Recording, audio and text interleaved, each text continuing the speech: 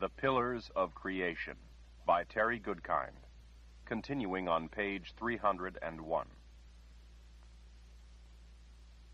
The morning brought a storm with wind and snow, but even worse, the snow was interspersed with a heavy, wet sleet that came in gales.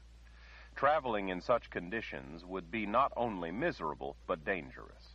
She was glad, especially for the horses, that it kept them at the stable an extra day and another night. The horses ate and rested, while Sebastian and Jensen told each other light-hearted stories from their youth. She loved to see the gleam in his eyes when he told her some of his misadventures of fishing as a boy. The next day dawned blue, but with a wind. Still, they dared not linger longer. They made their way along roads or trails, since people were few and far between. Sebastian was ever cautious, but quietly confident that they would be safe enough. With the ever-present comfort of the knife at her belt, Jensen, too, felt that it was better to risk the roads and trails rather than attempt to strike out across remote and unknown territory covered in a thick blanket of snow. Traveling cross-country was always difficult, from time to time dangerous, and with the barrier of towering mountains all about, frequently impossible. Winter only made such travel all the more difficult, but worse, hid perils lurking beneath the snow. They feared to have a horse break a leg attempting it needlessly. That night, as she started building them a shelter by loosely weaving together a dozen saplings and covering them with balsam boughs, Sebastian stumbled back to their camp, panting from effort. His hands were slick with blood. "Soldier," he said, trying to catch his breath. Jensen knew what soldiers he meant. "But how could they have followed us? How could they?"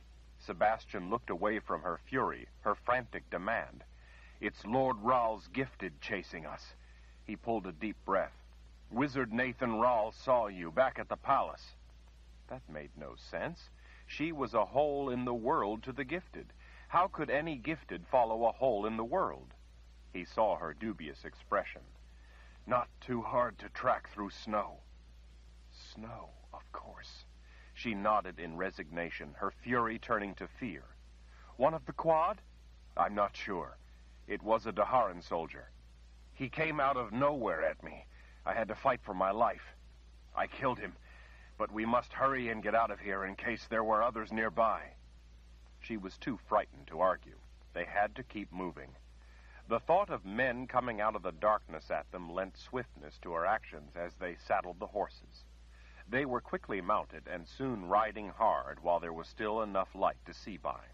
They had to dismount then and walk to let the horses rest.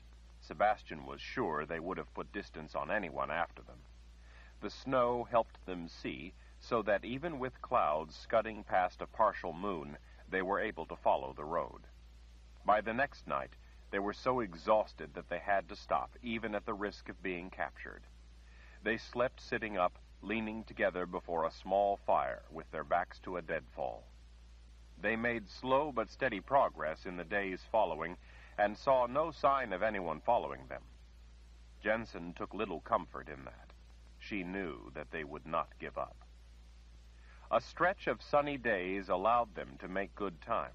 It was no comfort to her because they left clear tracks, and the soldiers pursuing them would be able to make equally good time. They stayed to roads that had been traveled, whenever they came across them, so as to throw off and delay anyone who followed. But then the storms returned. They pushed onward for 5 days despite near blizzard conditions. As long as they could see the paths and narrow roads and were able to put one foot in front of the other, they couldn't afford to stop, because the wind and snow covered their tracks almost as soon as they made them. Jensen had spent enough of her life outdoors to know that tracking them would be impossible in such conditions. It was their first real hope of slipping the noose from their necks. They selected roads or trails randomly. Each time they came to a crossroads or fork, Jensen was relieved to see it because it meant another chance for their pursuers to choose wrong. Several times they cut cross-country, the drifting snow making it impossible for anyone to know where they had gone. Despite how weary she was, Jensen began to breathe easier. It was exhausting traveling in such conditions, and it seemed like the foul weather would never relent, but then it did. Late in the afternoon, as the wind finally died, allowing the quiet of winter to settle back in, they came across a woman struggling along one of the roads. As they rode up behind her, Jensen saw that the woman was carrying something heavy. Even though the weather had begun to break, fat snowflakes still drifted in the air. Sun shone through an orange slash in the clouds, lending the gray day a peculiar gilding. The woman heard them coming and stepped aside. As they reached her, she held one arm up. "Help me, please." It looked to Jensen like the woman was carrying a small child all bundled up in blankets. By the look on Sebastian's face, Jensen feared that he intended to pass on by. He would say that they couldn't stop when they had killers, and maybe even Wizard Rawl at their heels. Jensen felt confident that for the time being, at least, they had succeeded in slipping away from their hunters. When Sebastian cast her a sidelong glance, she spoke softly before he had a chance to say anything. "Looks like the Creator has provided for this needy woman by sending us to help her." Whether Sebastian was convinced by her words or dared not challenge the Creator's intentions, Jensen didn't know, but he drew his horse around to a halt. As he dismounted and took the reins to both horses, Jensen slid down off Rusty. She struggled through heavy, knee-deep snow to reach the woman.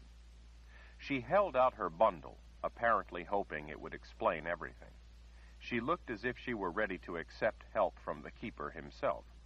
Jensen drew back the flap of bleached wool blanket and saw a boy, maybe 3 or 4, with a blotchy red face. He was still. His eyes were closed. He was burning up with fever. Jensen lifted the burden from the woman's arms. The woman, about Jensen's age, looked exhausted. She hovered close, worry creasing her face. "I don't know what's taken him," the woman said, on the verge of tears. "He just came down sick." "Why are you out here in the weather?" Sebastian asked. "My husband went off hunting 2 days ago. I don't expect him back for several days more. I couldn't just wait there with no help."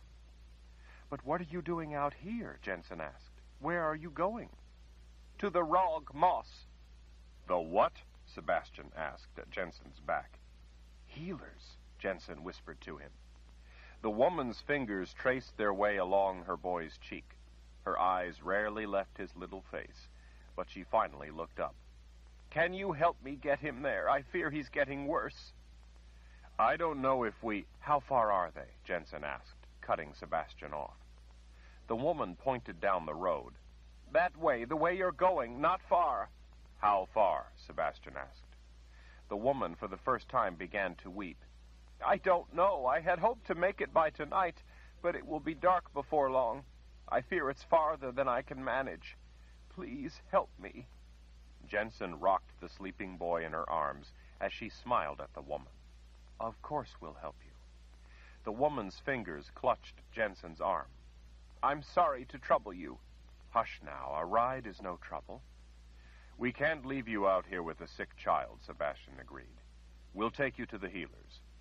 "Let me get up on my horse, and then hand your boy up to me," Jensen said, as she returned the child to his mother's arms. Once mounted, Jensen stretched her arms down.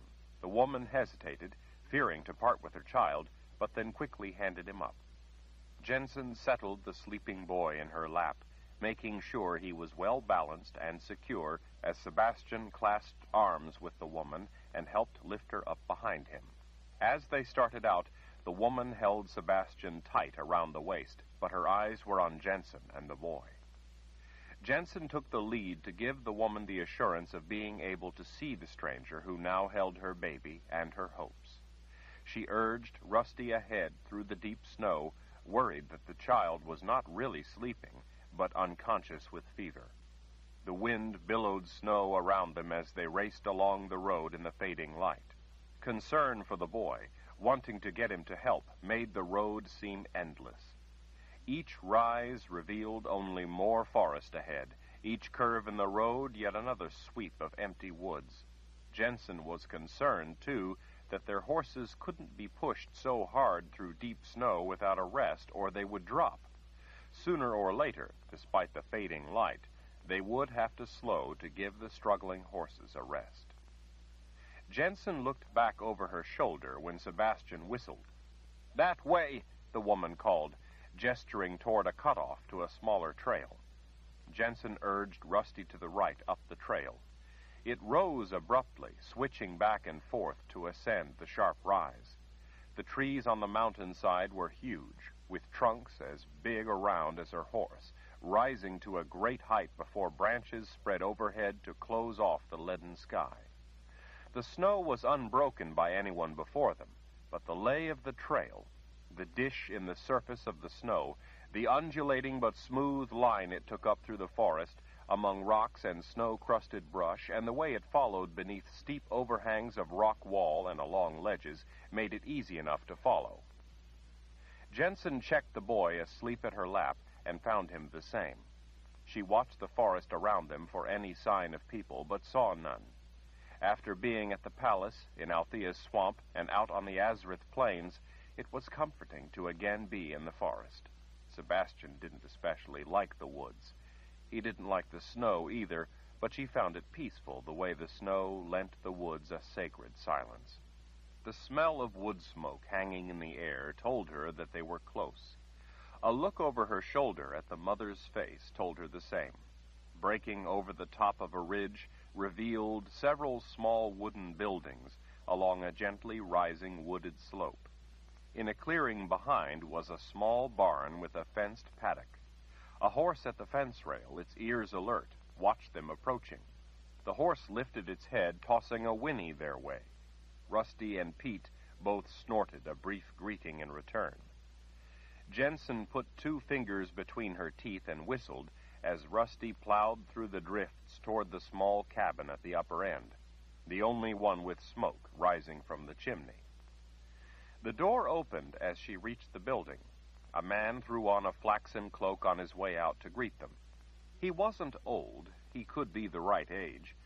He pulled up the cloak's broad hood against the cold before she could get a good look at his face. "We have a sick boy," Jensen said, as the man took hold of Rusty's reins. "Are you one of the healers known as the Rog Moss?" The man nodded. "Bring him inside." The mother had already slid down off Sebastian's horse and was standing beside Jensen to receive her boy into her waiting arms. "Thank the Creator you're here today." The healer, laying a reassuring hand on the woman's back, urging her toward the door, tilted his head in gesture to Sebastian. "You're welcome to put your horses in the back with mine and then come inside." Sebastian thanked him and led the horses away while Jensen followed the other 2 toward the door. In the failing light, she still hadn't been able to get a good look at the man's face. It was too much to hope she knew, but at the very least, this man was a Rog Moss and could answer her question. Chapter 33. Inside the cabin, a large hearth made of rounded rocks took up most of the wall to the right. Crude burlap curtains hung to the sides of the 2 doorways to rear rooms. A rough-hewn mantel held a lamp, as did the plank tabletop, neither lamp lit. Oak logs crackled and popped in the hearth, lending the room a smoky but inviting aroma, as well as the soft flicker of firelight. An iron arm, black with soot, held a lidded kettle off to the side of the fire. After so long out in the weather, Jensen felt it was almost too hot inside. The healer laid the boy on one of several pallets along the wall opposite the hearth. The mother knelt on one knee, watching as he drew back the folds of the blanket. Jensen left them to examine the child as she casually checked the place, making sure there were no surprises lurking. There hadn't been any chimney smoke coming from the other cabins, and she hadn't seen any tracks through the fresh snow, but that didn't mean there couldn't be people in those other cabins. Jensen moved across the room, past the trestle table in the center, to warm her hands at the hearth. It gave her the chance to cast a glance into the 2 rooms at the rear. Each was tiny, with a sleeping pallet and a few items of clothing hanging on pegs. There was no one else in the place. Between the doorways stood simple pine cabinets. As Jensen held her hands up before the heat of the fire, and the boy's mother sang him soft songs, the healer hurried to the cabinet and pulled out a number of clay jars. "Bring a flame for the lamp, please," he asked as he set his armload of items on the table. Jensen pried a long splinter from one of the logs stacked to the side, then held it in the wavering flames until it caught. While she lit the lamp and then replaced the tall glass chimney, he took pinches of fine powders from several of the jars and added them to a white cup. "How is the boy?" she asked in a whisper. He glanced around the room. "Not good." "What can I do to help?" Jensen asked, after she had adjusted the wick. He wiggled the stopper from a jar. "Well, if you wouldn't mind, bring over the mortar and pestle from the center cupboard." Jensen retrieved the heavy gray stone mortar and pestle for him and set it on the table beside the lamp. He was adding a mustard-colored powder to the cup. So intent was he on his task that he hadn't removed his cloak, but when he pushed the hood back out of his way, she could finally get a good look at him. His face didn't rivet her the way Wizard Rawls so unexpectedly had. She saw nothing in this man's round eyes, straight brow, or the pleasant enough line of his mouth that looked at all familiar to her. He gestured to a bottle made of wavy green glass. "If you would, could you please grind one of those for me?" While he hurried to the corner to lift a brown crockery pot down from a high shelf, Jensen unfastened the wire hold-down and removed the glass lid from the jar. She was astonished to see the strangest little things inside. It was the shape that so surprised her. She turned one over with a finger. It was dark, flat, and round. She could see by the light of the lamp that it was something that had been dried. She jiggled the jar. They all looked the same, like a jar full of little graces. Just like the magical symbol, these things had an outer circle, parts that suggested a square inside that, and a smaller circle inside the square. Overlaying it all, tying it together, was another structure rather like a fat star. While not exactly a grace the way she had always seen it drawn, it bore a remarkable resemblance. "What is this?" she asked. The healer cast off his cloak and pushed up the sleeves of his simple robes. "Part of a flower, the dried base of the filament from a mountain fever rose. Pretty little things they are. I'm sure you must have seen them before. They come in a variety of colors, depending on where they grow, but they're best known for the common blush color. Hasn't your husband ever brought you a nosegay of mountain fever roses?" Jensen felt her face flush. "He's not. We're just traveling together. We're friends is all." "Oh?" he said, sounding neither surprised nor curious. He pointed. "See there? The petals are attached to it here and here. When the petals and stamen are removed and this selected part of the head is dried, they end up looking like this." Jensen smiled. "It looks like a little grace." He nodded, returning her smile. "And like the grace, it can be beneficial, but it can also be deadly." "How is it possible to be both beneficial and deadly?" "One of those dried flower heads, ground up and added to this drink, will help the boy sleep deeply so he can fight off the fever, help drive it from him. More than one, though, actually causes fever." "Really?" Looking as if he had anticipated her question, he held up a finger as he leaned closer. "If you were to take 24, 30 for certain, there would be no cure. Such a fever is swiftly fatal. It's not for this effect that the plant is named." He showed her a sly smile. "In many ways an apt name for a flower so associated with love." "I suppose," she said, thinking it over. "But if you ate more than one, but less than a couple dozen, would you still die?" "If you were foolish enough to crush up 10 or 12 and add them to your tea, you would come down with a fever." "And then you would eventually die, just as if you ate more?" He smiled at the earnest concern on her face. "No, if you ate that many, it would cause a mild fever. In a day or two, you would be over it."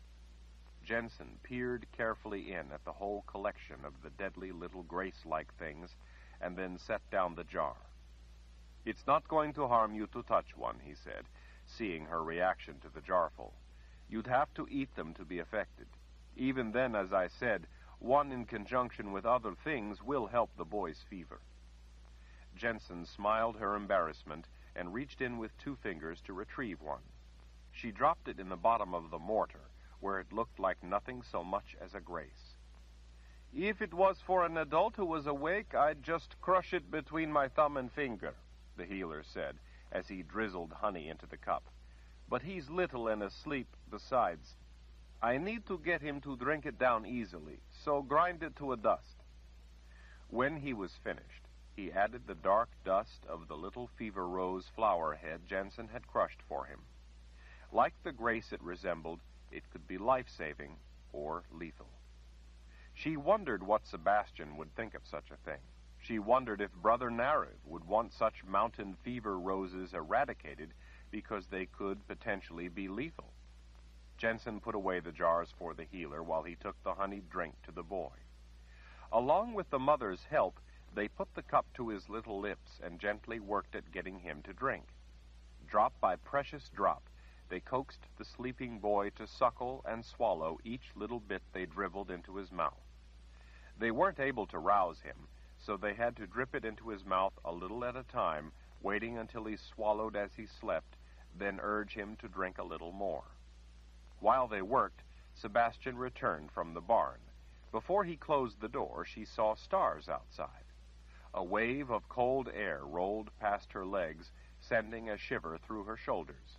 When the wind died like this as the sky cleared, it often meant a bone-chilling cold night. Sebastian made for the fire, eager to warm himself.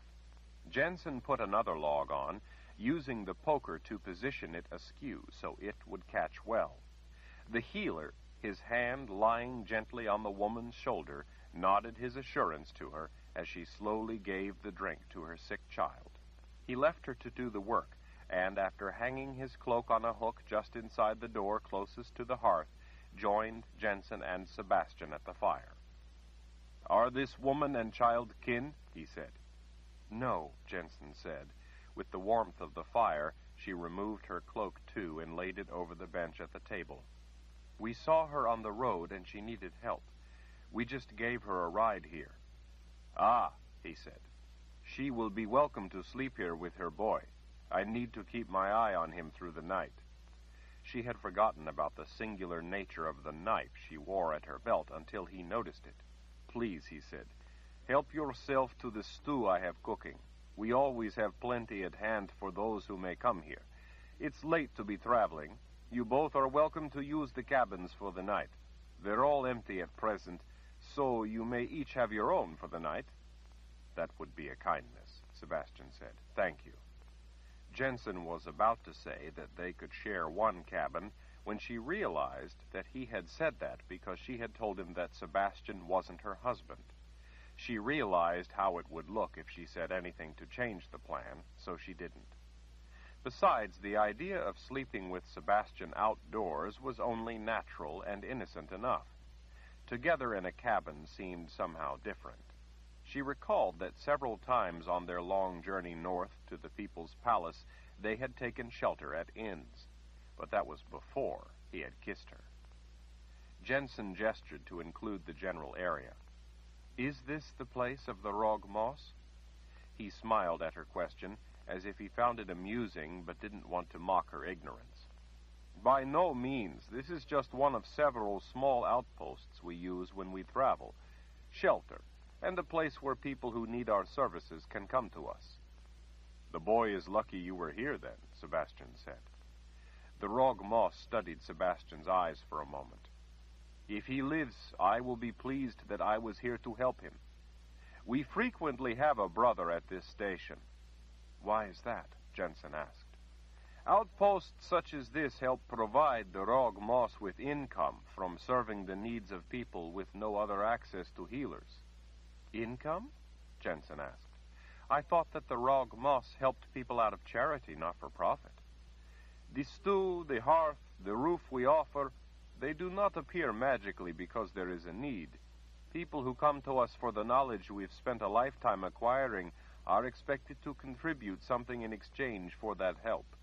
After all, if we starve to death, how can we then help anyone else? Charity, if you have the means, is a personal choice, but charity which is expected or compelled is simply a polite word for slavery.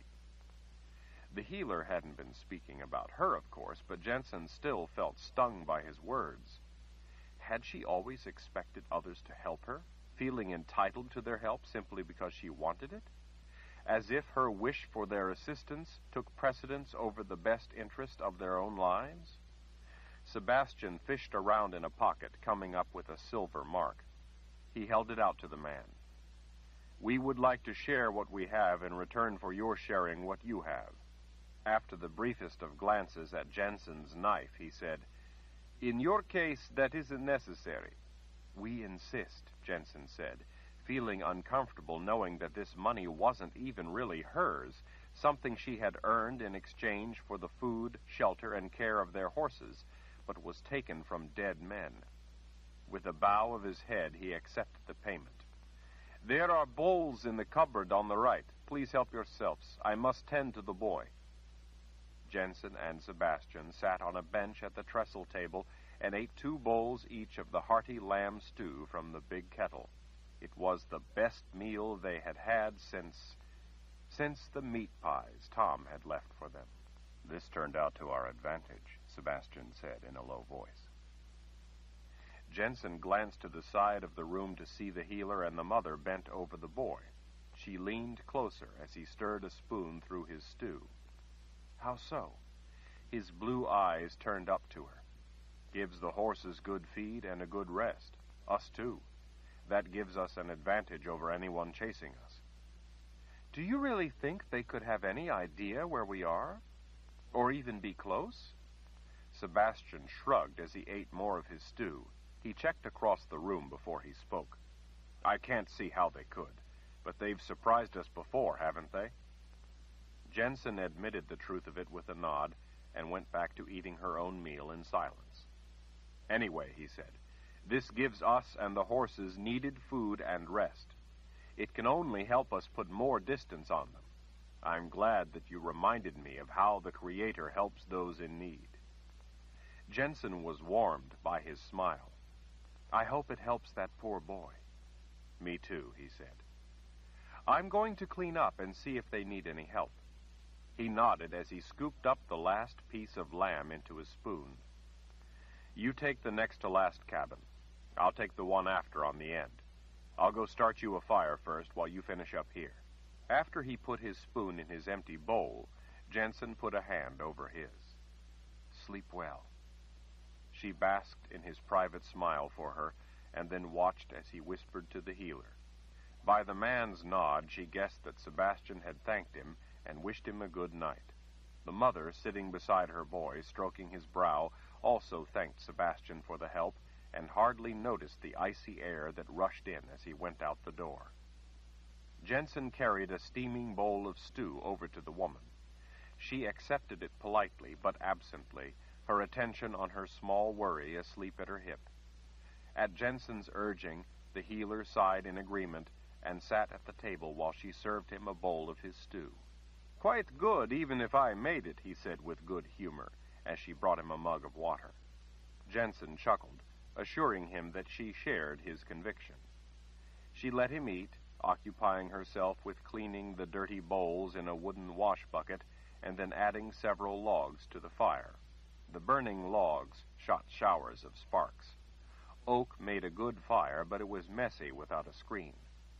As she arranged the logs, sparks anew swirled up the chimney amid billowing smoke. With a broom from the corner, she swept the dead ashes back into the hearth.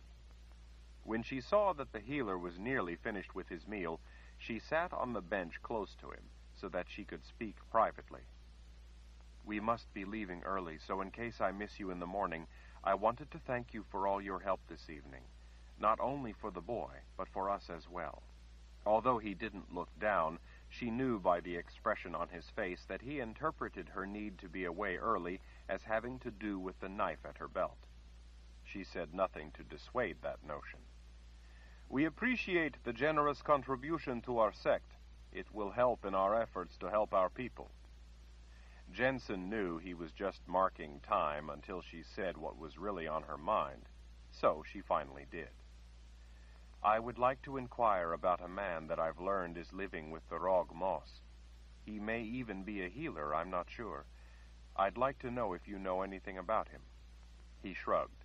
"Ask. I will tell you what I know." "His name is Dreffen." For the first time that night, the man's eyes revealed the fire of emotion. "Dreffen was the evil spawn of Darkenral." Jensen had to force herself not to show any reaction at the power of his words. She reminded herself that he had seen her knife with the symbol of the House of Rahl, and that might be coloring his words. Still, he sounded emphatic. "I know that much. I still need very much to find him." "You're too late." A satisfied smile ghosted across his face. "Master Rahl protect us," he quoted from the devotion. "I don't understand." "Lord Rahl, the new Lord Rahl, killed him. Spared us all from that bastard son of Darkenral." "Jensen." Jensen sat stunned, feeling almost as unseen talons were coming out of a dark sky toward her throat. "You're sure?" was all she could think to say. "I mean, you're sure that Lord Rahl was the one who did it?" "While there were polite words spoken about Dreffen's death, about how he had died in service of the people of Dahara, I believe, as do the rest of the Rog Moss, that Lord Rahl killed Dreffen." "Jensen." Polite words for murder. Jensen imagined that one did not just come right out and call it murder to Lord Rahl's face. Ordinary people were murdered. Lord Rahl's victims died in service to the people of Dahara. Jensen felt her chest tightening at the fright of Lord Rahl being one murder closer to her. Darkenral had not found Dreffen. Richard Rahl had. Richard Rahl would find her, too. She gripped her trembling hands together in her lap under the table. She hoped her face didn't show anything. This man was obviously loyal to the Lord Rahl. She dared not reveal her true revulsion, her true terror. "Surrender." Her true anger. "Surrender." That single word echoed around in her head behind the tumbling thoughts, her frustration, her hopeless gloom, her burgeoning anger. Chapter 34. Jensen sat alone on the floor before the robust fire Sebastian had made for her, staring into the flames, her unblinking gaze absently fixed on the glowing yellow-orange coals that now and again dropped from the checkering logs. She only dimly recalled the farewells to the healer and the boy's mother. She was hardly aware of the slow shuffle through the snow and cold that had gotten her to the empty cabin. She didn't know how long she sat there, staring at nothing, as somber thoughts glided unceasingly through her mind. In his unrelenting effort to get to her, Richard Rahl had taken Jensen's mother from her, leaving her with no sense of family or home. Jensen missed her mother to the marrow of her bones, missed her so much that the agony seemed unendurable, yet she had no choice but to endure it. There were no tears left. At times, even the pain of the loss seemed to grow distant. Ever since Althea had told her about Dreffen, Jensen had thought that if she could find this other child of Darkenral, her half-brother, a hole in the world like her, she might find strength through that connection. She thought that they might possibly have a sense of kinship, and, in their common struggle, together come up with a solution to their shared station in life. Whether or not any of that might have come to pass, she would never know now. It had been her hope that it would. That hope was dead. Richard Rahl had killed Dreffin. Richard Rahl would surely kill her when he found her. And he would find her. She knew that now. Really knew it. He would find her. Jensen. A mad torrent of thoughts cascaded through her mind, everything from hope to despair, terror to rage. Tu vas mischt, tu vask mischt, Grushdeva du kalt mischt. The voice, too, was there, beyond the churning thoughts, beyond the turmoil of emotions, beyond the jumble of disorder, whispering to her in those strangely seductive words. In the end, all other thoughts melted away in the glowing heat of her anger. Jensen, surrender. She had tried everything else. She had no options left. The Lord Rahl had cut her off from any other hope. She had no choice. She knew what she had to do now. Jensen rose up, feeling the strange sensation of inner peace at having made the decision. She threw her cloak around her shoulders and marched out into the still, frigid, quiet night. The air was so cold that it hurt to breathe it.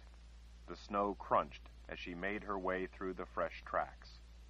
Shivering with the cold, or maybe the enormity of what she had decided, she knocked gently on the door to the last cabin.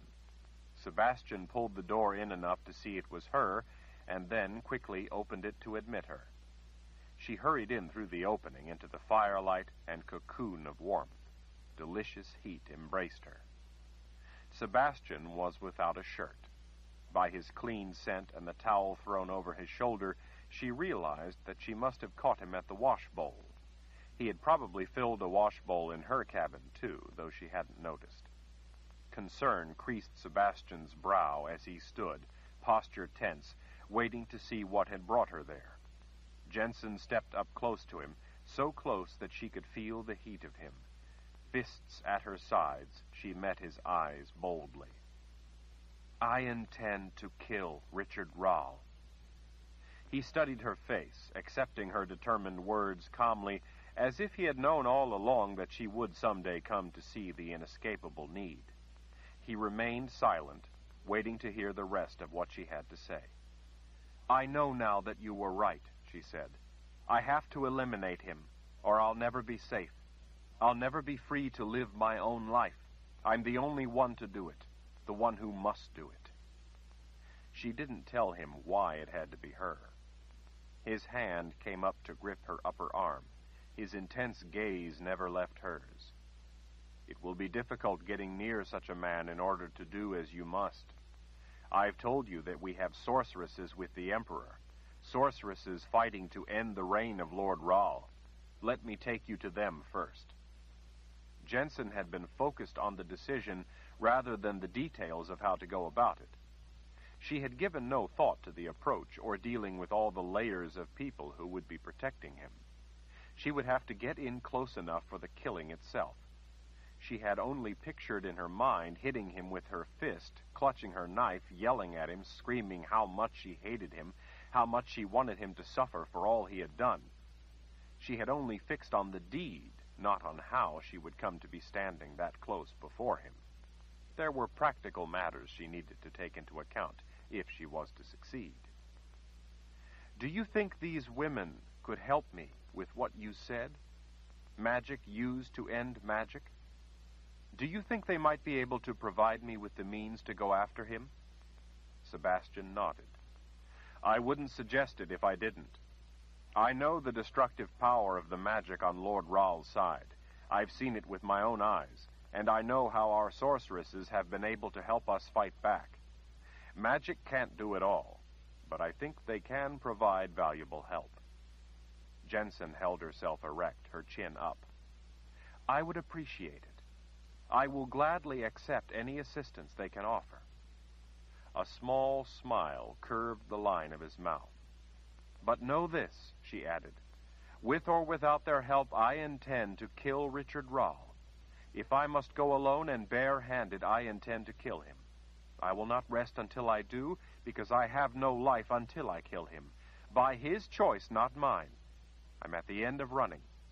I will run no more." "I understand. I will take you to our sorceresses, then." "How far do you think it is to the old world, until we can reach them?" "We won't be going to the old world for now. In the morning, we'll need to start looking for a pass to the west over the mountains. We have to begin looking for a way into the Midlands." Jensen pulled a ringlet of her hair back off her face when she noticed him looking at it. "But I thought that the Emperor and the Sisters of the Light were in the old world." Sebastian's expression twisted with a sly smile. "No, we cannot allow Lord Raoul to bring war to our people without answering his aggression, without making him pay a price. We intend to fight and win, the same as you have finally decided. Emperor Jagang is with our troops, laying siege to their seat of rule in the Midlands, the city of Aidendril. That's where the Confessor's palace is, Lord Raoul's wife's palace. We're cleaving the new world. When spring arrives, we will take Aidendril and break the back of the new world." "I had no idea. Have you known all along that Emperor Jagang would try something so bold?" Sebastian half laughed. "I'm his strategist." Jensen's jaw dropped. You? You thought of it?" He dismissed her wide-eyed astonishment.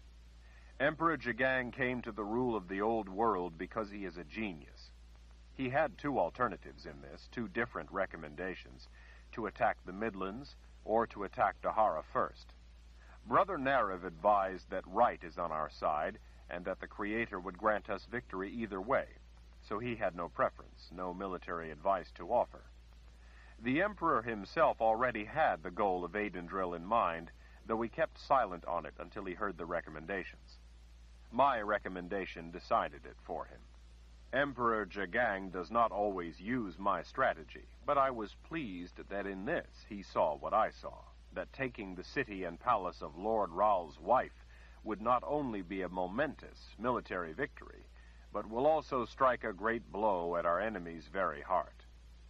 Jensen was seeing him again as she had at first, in awe at how important he truly was. This was a man who, in part, directed the very course of history. The fate of nations and countless lives hung on Sebastian's word. "You don't think the Emperor may have taken the Confessor's palace by now?" "No," he said with certainty. "We will not waste our brave men trying to take such an important objective until the weather is with us. We will seize Aidendril in the spring, when this wretched winter is over. I think we can yet reach them in time to be there for the great event." Jensen was enthralled by the very idea of seeing such a momentous event, the forces of a free people striking a mighty blow against Lord Raoul. At the same time, she knew it meant the beginning of the end of Dahara, but it really only meant the end of evil rule. In the crackling firelight, it seemed a remarkable night in more ways than one. The world was changing, and she was going to be a part of it. She had changed this night, too. The fire was warm on the side of her face. She realized that she had never seen Sebastian without a shirt. She liked the sight. His other hand came up to gently grasp her other arm. "Emperor Jagang will like to meet you." "Me? But I'm no one important." "Oh, yes, Jensen. Jagang the Just will be eager to meet you, I can promise you that, to meet the brave woman who wishes to strike such a blow for our courageous people, for the future of a free mankind, and finally bring 10. The Pillars of Creation by Terry Goodkind. Continuing on page 337. With deliberate care, gripping the thing behind the head with one hand, Oba pressed the blade upward with his other. The tough scales, like pale white armor, resisted penetration.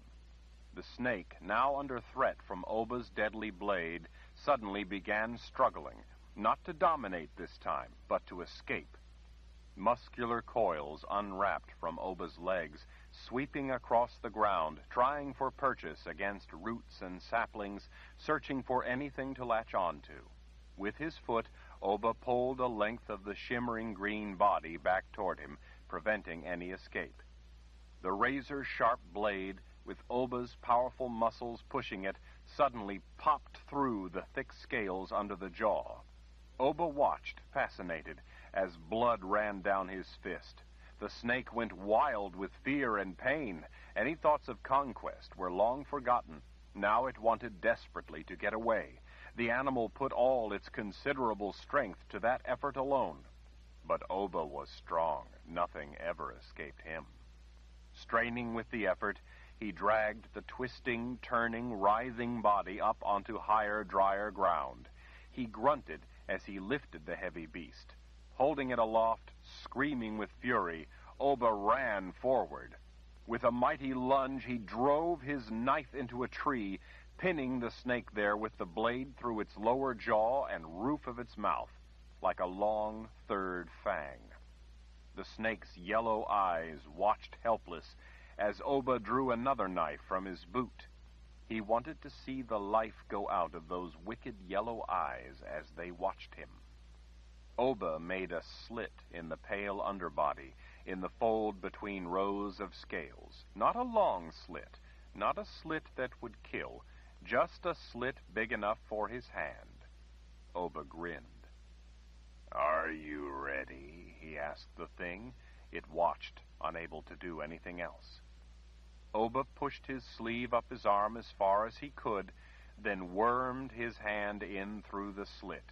It was a tight fit, but he wriggled his hand, then his wrist, then his arm into the living body farther and farther as the snake whipped side to side, not just in its futile effort to escape, but now in agony. With a knee, Oba pinned the body to the trunk of the tree, and with a foot held down the thrashing tail. For Oba, the world seemed to vanish around him as he felt what it was like to be a snake. He imagined he was becoming the animal in its living body, feeling its skin around his own as he pushed his arm in. He felt its warm, wet insides compressed around his flesh. He slithered his hand in deeper. He had to stand closer so that he could get his arm down in farther until his eyes were only inches from the snake's.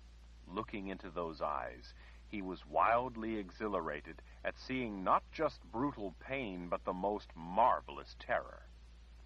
Oba felt his destination pulsing through the slippery viscera. Then he found it, the living heart. It beat furiously in his hand, throbbing and jumping. As they gazed deeply into each other's eyes, Oba squeezed with his powerful fingers. In a thick, warm, wet gush, the heart burst. The snake thrashed with the sudden, wild strength of death.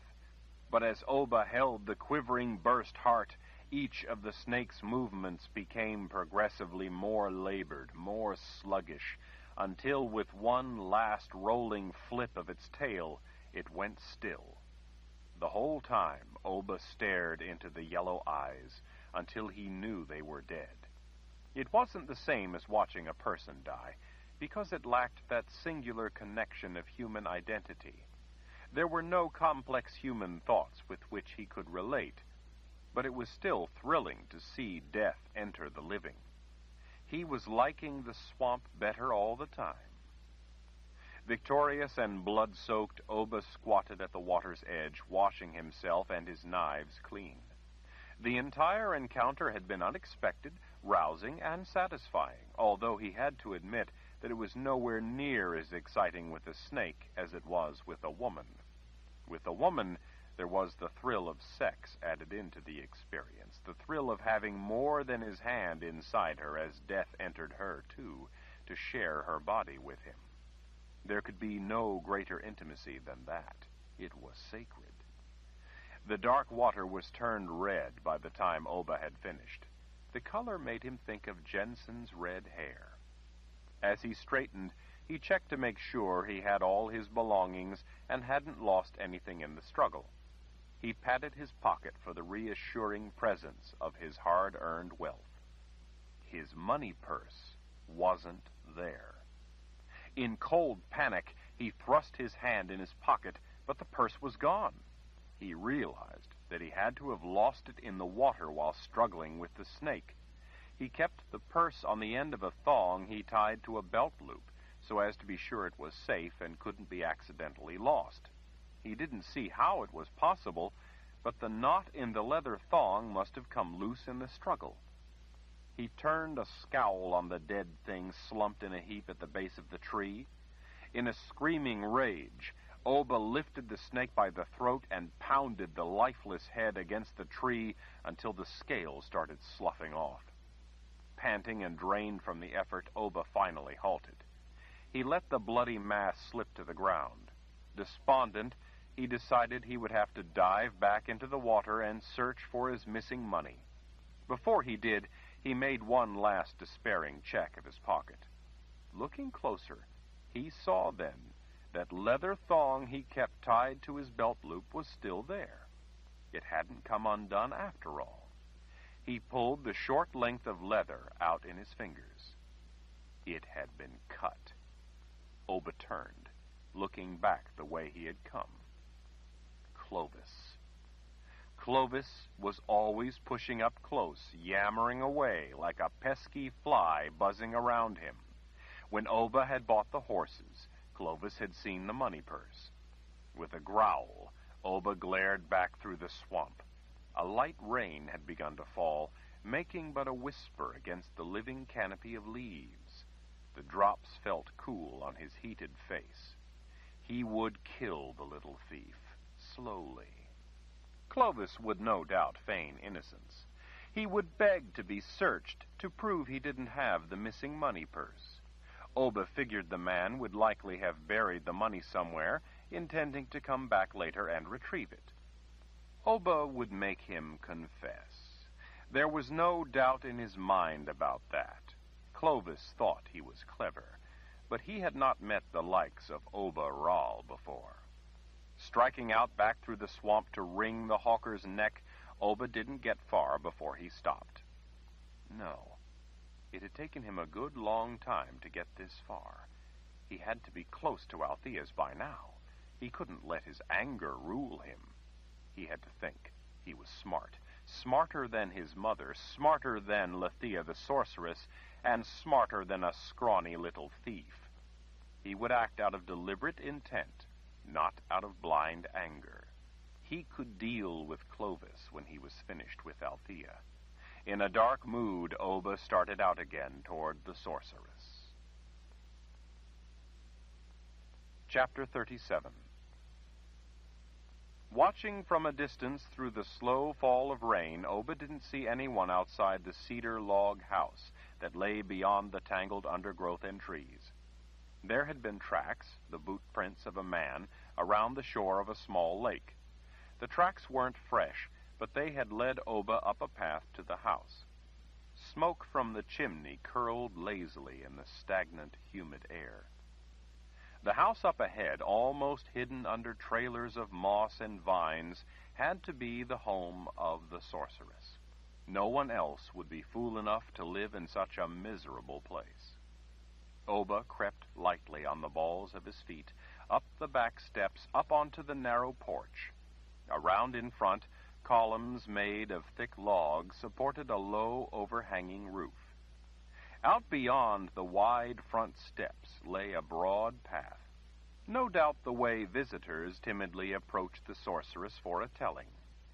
In the grip of rage and well beyond any pretense of being polite enough to knock, Oba threw open the door. A small fire burned in the hearth. With only the fire and two little windows, the place was rather dimly lit. The walls were covered with fussy carvings, mostly of animals, some plain, some painted, and some gilded. It was hardly the way Oba chose to carve animals. The furnishings were better than any he had ever grown up with, but not nearly as nice as he had become accustomed to. Near the hearth, a woman with big, dark eyes sat in an elaborately carved chair, the finest of the furnishings, like a queen on her throne, quietly watching him over the rim of a cup as she sipped. Even though her long golden hair was different, and she didn't have that hauntingly austere cast to her face, Oba still recognized her features. Looking into those eyes, there could be no doubt. It was Althea's sister. Eyes. That was something on one of the mental lists he kept. "I am Althea," she said, taking a cup away from her lips. Her voice wasn't at all like her sister's. It conveyed a sense of authority, as did Althea's voice, yet it didn't have the haughty ring that went with it. She didn't rise. "I'm afraid you've arrived much sooner than I expected." Seeking to quickly nullify any potential threat, Oba ignored her and hurried to the rooms at the rear, checking first the room where he saw a workbench. Clovis had told him that Althea had a husband, Friedrich, and, of course, there had been a man's boot prints outside. Chisels, knives, and mallets were laid out in an orderly fashion. Each could be a deadly weapon in the right hands. The place had the tidy look of work put up for a time. "My husband is gone to the palace," she called from her chair by the fire. "We're alone." He checked for himself anyway, looking in the bedroom and found it empty. She was telling the truth. But for the rain on the roof, the place was quiet. The two of them were indeed alone. Finally, confident that they would not be disturbed, he returned to the main room. Without a smile, without a frown, without worry, she watched him coming toward her. Oba thought that if she had any brains, she should at least be worried. If anything, she looked resigned, or maybe sleepy. A swamp with its heavy, humid air could certainly make a person drowsy. Not far from her chair on the floor off to the side rested a square board with an elaborate gilded symbol on it. It reminded him of something on one of his lists of things. A pile of small, smooth, dark stones sat to the side on the board. A large red and gold pillow lay near her feet. Oba paused, suddenly realizing the connection between one of the things on his lists and the gilded symbol on the board. The symbol reminded him of the dried base of a mountain fever rose, one of the herbs Althea used to put in his cures. Most of Althea's herbs were already ground up, but that one never was. She would crush a single one of the dried flowers only just before she added it to his cure. Such an ominous conjunction could only be a warning sign of danger. He had been right. This sorceress was the threat he had been concerned she might be. Fists flexing at his side, Oba towered over the woman as he glared down at her. "Dear spirits," she whispered to herself, "I thought that I would never again have to stare up into those eyes." "What eyes?" "Darken Ral's eyes," she said. Her voice carried a thread of some distant quality, maybe regret, maybe hopelessness, maybe even terror. "Darken Ral's eyes." A grin stole onto Oba's face. "That's very generous of you to mention." Not a trace of a smile visited her. It was not a compliment. Oba's smile curdled. He was only mildly surprised that she knew he was the Darken Ral's son. She was a sorceress, after all. She was also Althea's sister. Who knew what that troublesome woman might have tattled from her eternal place in the world of the dead? "You're the one who killed Althea." Her words were not so much question as condemnation. While Oba felt confident, because he was invincible, he remained wary. Though he had feared the sorceress Althea his whole life, she had, in the end, turned out to be less formidable than he had reckoned. But Althea was not the equal of this woman, not by any means. Rather than answer her accusation, Oba asked a question of his own. "What's a hole in the world?" She smiled a private smile, then held a hand out. "Won't you sit and have some tea with me?" Oba guessed that he had the time. He would have his way with this woman, he was sure of that. There was no rush to be done with it. In a way, he regretted having rushed right into it with Althea, before he'd thought to get answers to everything first. Done was done, he always said. Althea, though, would answer all his questions. He would take his time and be sure of it. She would teach him many new things before they were finished. Such long-anticipated gratification should be savored, not rushed. He cautiously sank into the chair. A pot sat on the simple little table between the two chairs, but there was no second cup. "Oh, I'm sorry," she said, when she noticed his eyes searching and realized the omission. "Please go to the cupboard over there and get a cup." "You're the hostess of this tea party. Why don't you go get it for me?" The woman's slender fingers traced the spiral curves at the ends of the chair's arms. "I'm afraid that I'm a cripple. I can't walk. I'm only able to drag my useless legs around the house and do a few simple things for myself." Oba stared at her, not knowing if he believed her. She was sweating profusely, a sure sign of something. She was sure to be terrified in the presence of the man powerful enough to do away with her sorceress sister. Maybe she was trying to distract him, hoping to make a run for it as soon as he turned his back. Althea took her skirt between forefingers and thumbs and lifted the hem in a dainty manner, allowing him to see her knees and a little bit higher. He leaned over for a look. Her legs were mangled and withered. They looked like they had died ages ago and not been buried. Oba found the sight fascinating. Althea lifted an eyebrow. "Crippled, as I said." "How?" "Your father's work." Well, wasn't that just something? For the first time, Oba felt a very tangible connection to his father. He had had a difficult and trying morning, and was entitled to a leisurely cup of tea. In fact, he found the notion provocative. What he had in mind for her would be thirsty work. Oba crossed the room and retrieved the biggest cup from among the collection he found on a shelf. When he set the cup down, she poured it full of a dark, thick tea. "Special tea," she explained when she noticed the frown on his face. "It can be terribly uncomfortable here in the swamp, what with the heat and humidity. This helps clear the head, too, after the onus of a morning's difficult tasks. Among other things, it will sweat the weariness from tired muscles, such as from a long walk." His head was pounding after his tough morning. Although his clothes were finally dry after his swim and the blood had all been washed off, he wondered if she could somehow sense the difficult time he'd had. There was no telling what this woman could do, but he wasn't worried. He was invincible, as Althea's end had proved. "Your tea will help all that." "Oh, yes, it's a very powerful tonic. It will cure many problems. You'll see for yourself." Oba saw that she was drinking the same thick tea.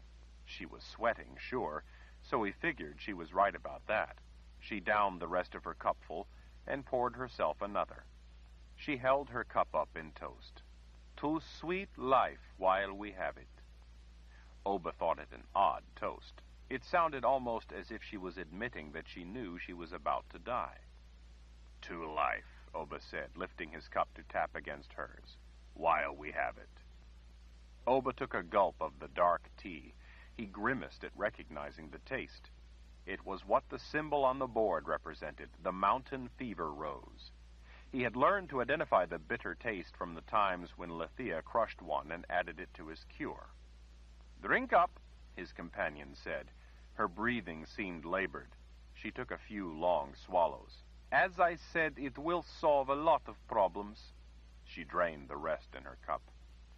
He knew that Althea, despite her mean streak, sometimes mixed up cures to help sick people. While he'd waited on her to make cures for him and his mother, he had seen her crush up a mountain fever rose in many a concoction she mixed for others. Now Althea was downing it by the cupful, so she obviously had faith in the distasteful herb, too. Such heavy humidity always gave Oba a headache. Despite the bitter taste, he took another sip, hoping it would help his sore muscles in addition to clearing his head. "I have some questions." "You mentioned that," Althea said, peering at him from over the rim of her cup. "And you expect me to provide answers." "That's right." Oba took another swallow of the heavy tea. He grimaced again. He didn't know why the woman called it tea. There was no tea about it. It was just ground, dried mountain fever rose in a little hot water. Her dark-eyed gaze followed as he set the big cup on the table. The wind had picked up, beating the rain in against the window. Oba guessed he'd made it to her house just in time. Foul swamp. He turned his attention back to the sorceress. I want to know what a hole in the world is. Your sister said that you could see holes in the world. Did she now? I don't know why she would say such a thing. Oh, I had to convince her, Oba said. Am I going to have to convince you too? He hoped so. He tingled with the anticipation of getting to the blade work, but he was in no rush. He had time. He enjoyed playing games with the living. It helped him understand how they thought, so that when the time came and he looked into their eyes, he was better able to imagine what they were thinking as death hovered close. Althea tilted her head in gesture to the table between them. The tea won't help if you don't have enough. Drink up. Oba waved off her concern and leaned closer on an elbow. I've traveled a long way. Answer my question. Althea finally looked away from his glare and used her arms to lower her weight from her chair down onto the floor. It was quite a struggle. Oba didn't offer to help. It fascinated him to watch people struggle. The sorceress pulled herself to the red and gold pillow, dragging her useless legs behind. She worked herself into a sitting position and folded her dead legs up before herself. It was difficult, but she managed with precise and efficient moves that looked well practiced. All the effort puzzled him. Why don't you use your magic? She peered up at him with those big dark eyes so filled with silent condemnation. Your father did the same to my magic as he did to my legs. Oba was stunned. He wondered if his father had been invincible too. Perhaps Oba had always been meant to be his father's true heir. Perhaps fate had finally stepped in and rescued Oba for better things. You mean you're a sorceress, but you can't do magic? As distant thunder rumbled through the swamp, she gestured to a place on the floor. While Oba sat down before her, she dragged over the board with the gilded symbol and placed it between them. I was left with only a partial ability to foretell things, she said, nothing else. If you wished to, you could strangle me with one hand while finishing your tea with the other. I could do nothing to stop you. Oba thought that might take some of the fun out of it. Struggle was part of any genuinely satisfying encounter. How much could a crippled old woman struggle? At least there was still the terror, the agony, and witnessing death's arrival to look forward to. But you can still do prophecy. That was how you knew I was coming. In a way.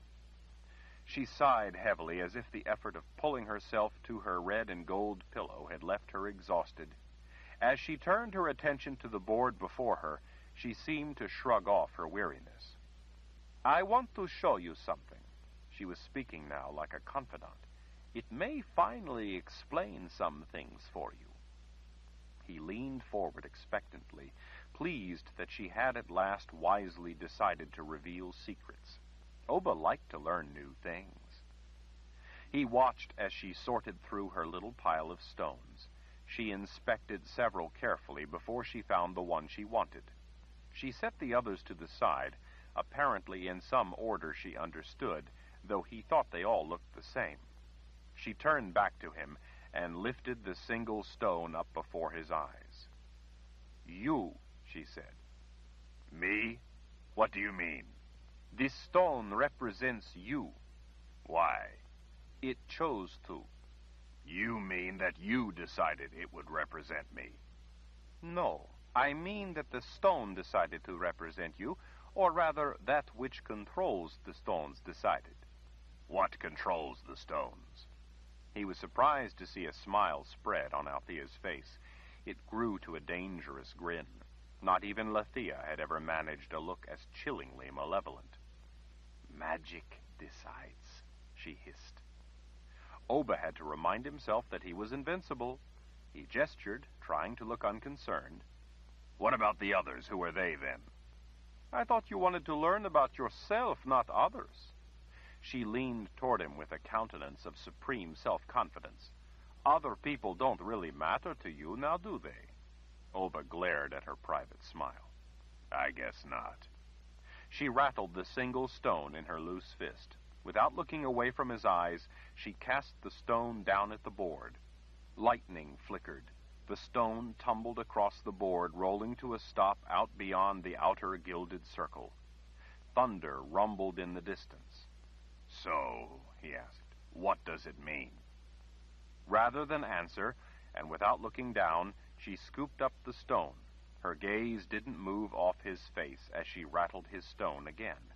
Again, and without a word, she cast it at the board. Lightning flashed. Amazingly, the stone came to rest in the same place as it had the first time. Not just close to the same place, but in the exact same place. Rain drummed against the roof as a stutter of thunder crackled through the swamp. Althea quickly swept up the stone and cast it a third time, again accompanied by a flash of lightning, only this time the lightning was closer. Oba licked his lips as he waited for the fall of the stone that represented him. Goosebumps ran up his arms as he saw the dark little stone roll to a stop in the same place on the board as it had the 2 previous times. The instant it had halted, thunder boomed. Oba put his hands on his knees and leaned back. Some trick. Not a trick, she said. Magic. I thought you couldn't do magic. I can't. Then how are you doing that? I told you I'm not doing it. The stones are doing it themselves. Well, then, what's it supposed to mean about me when it stops there in that place? He realized that somewhere during the stone rolling, her smile had gone away. One graceful finger, lit by the firelight, pointed down to where his stone lay. That place represents the underworld, she said in a grim voice. The world of the dead. Oba tried to look only mildly interested. What does that have to do with me? Her big dark eyes wouldn't stop boring into his soul. That's where the voice comes from, Oba. Goosebumps flitted up his arms. How do you know my name? She cocked her head, casting half her face in deep shadow. I made a mistake once long ago. What mistake? I helped save your life, helped your mother get you away from the palace before Dark and Thrall could find out that you existed and kill you. Liar! Oba snatched up the stone from the board. I'm his son. Why would he want to kill me? She hadn't taken her penetrating gaze from him. Maybe because he knew you would listen to the voices, Oba. Oba wanted to cut out her terrible eyes. He would cut them out. He thought it best, though, if he found out more first, if he gathered his courage first. You were a friend of my mother. No, I didn't really know her. Althea knew her better. Your mother was but one young woman among several who were in trouble and a great deal of danger. I helped them, that's all. For that, Dark and Thrall crippled me. If you choose not to believe the truth about his intentions toward you, then I leave it to you to please yourself with a different answer of your own devising. Oba considered her words, checking them for any connection they might have to anything on his lists. He didn't find any links right off. You and Althea helped the children of Dark and Thrall. My sister Althea and I were at one time very close. We were both committed, each in our own way, to helping those in need. But she came to resent those like you, offspring of Lord Thrall, because of the agony it caused me to have tried to help. She could not bring herself to witness my punishment and pain. She left. It was a weakness on her part, but I knew she could not help having such feelings. I loved her, so I would not beg her to visit me here, like this, despite how terribly I missed her. I never saw her again. It was the only kindness I could do her, let her run away. I would imagine she did not look kindly upon you. She had her reasons, even if they were misdirected. Oba was not about to be talked into any sympathy for that hateful woman. He inspected the dark stone for a time, and then gave it back to Althea. "Those 3 were just luck. Do it again." "You wouldn't believe me if I did it 100 times. She handed the stone back. "You do it. Cast it yourself." Oba defiantly rattled the stone in his loose fist, as he had seen her do. She leaned back against her chair as she watched him. Her eyes were getting droopy. Oba threw the stone down at the board with enough force to be certain that it would roll well beyond the board and prove her wrong. As the stone left his hand, lightning flashed so hard that he flinched and looked up, fearing it was blasting through the roof. Thunder crashed on its heels, shaking the house. The strike felt like it rattled his bones, but then it was over, and the only sound was the rain drumming against the undamaged roof and windows. Oba grinned in relief and looked down only to see the cursed stone sitting in the exact same place it had come to rest the 3 times before. He jumped up as if he'd been bitten by a snake. He rubbed his sweating palms against his thighs. "A trick," he said. "It's just a trick. You're a sorceress, and you're just doing magic tricks." "You are the one who has done the trick, Oba. You are the one who invited his darkness into your soul." "And what if I have?" She smiled at his admission. "You may listen to the voice, Oba, but you are not the one. You are merely his servant, no more. He must choose another if he is to bring darkness upon the world." "You don't know what you're talking about." "Oh, but I do. You may be a hole in the world, but you are missing a necessary ingredient." "And what would that be?" "Grushdeva." Oba felt the hair at the back of his neck stiffen. While he didn't recognize the specific word, the source was indisputable. The idiosyncratic nature of the word belonged solely to the voice. "A senseless word. It means nothing." She regarded him for a time with a look that he feared, because it seemed to hold a world of forbidden knowledge. By the cast of iron resolve in her eyes, he knew that no mere blade would gain that knowledge for him. "A long time ago in a faraway place," she said in her quiet voice, "another sorceress revealed to me a bit of the keeper's tongue. That is one of his words in his primordial language. You would not have heard it unless you were the right one. Grushdeva, it means vengeance. You are not the one he has chosen." Oba thought she might be taunting him. "You don't know what words I've heard or anything about it. I'm the son of Darkenral, a rightful heir. You don't know anything about what I hear. I will have power you can only imagine." "Free will is forfeit when dealing with the keeper. You have sold what is yours alone and priceless for nothing but ashes. You have sold yourself into the worst kind of slavery, Oba, in return for nothing more than the illusion of self-worth. You have no say in what is to be. You are not the one. It is another." She wiped the sweat from her brow. "And that much of it is yet to be decided." "Now you presume to think you can alter the course of what I have wrought, dictate what shall be?" Oba's own words surprised him. They'd seemed to come out before he thought to say them. "Such things are not amenable to the likes of me," she admitted. "I learned at the Palace of the Prophets not to meddle in that which is above me and ungovernable. The grand scheme of life and death are the rightful province of the Creator and the Keeper." She seemed contented behind a sly expression. "But I am not above exercising my free will." He'd heard enough. She was only trying to stall, to confuse him. For some reason, he couldn't make his racing heart slow. "What are holes in the world?" "They are the end of the likes of me," she said. "They are the end of everything I know." It was just like a sorceress to answer with a senseless riddle. "Who are the other stones?" he demanded. At last, she turned her formidable eyes from him to look down at the other stones. Her movements seemed oddly jerky. Her slender fingers selected one of the stones. As she lifted it, she paused to put her other hand across her middle. Oba realized that she was in pain. She was trying her best to cover it, but she couldn't cover it now. The sweat beading her brow was from pain. The agony came out in a low moan. Oba watched with fascination. Then it seemed to ebb some. With great effort, she straightened her posture and returned her attention to what she had been doing. She held out her hand, palm up, with the stone sitting in the center. "This one," she said, her breathing labored now, "is me." "You? That stone is you?"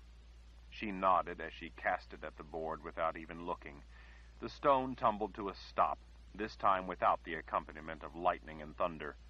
Oba felt relieved, even a little foolish, that he had been so rattled by that before. He smiled now. It was just a silly board game, and he was invincible. The stone had come to rest at one corner of the square that lay within the two circles. He gestured. "So what does that mean?" "Protector," she managed through a shallow pant. Her trembling fingers gathered up the stone. She lifted her hand up before him and opened her slender fingers. The stone, her stone, rested in the center of her palm. Her eyes were fixed on his. As Oba watched, the stone crumbled to ash in her palm. "Why did it do that?" he whispered, his eyes going wide. Althea didn't answer. Instead, she slumped and then toppled over. Her arms sprawled out before her, her legs to the side, the ash that had been a stone scattered in a dark smear across the floor. Oba leaped to his feet. His goosebumps were back. He had seen enough people die to know that Althea was dead.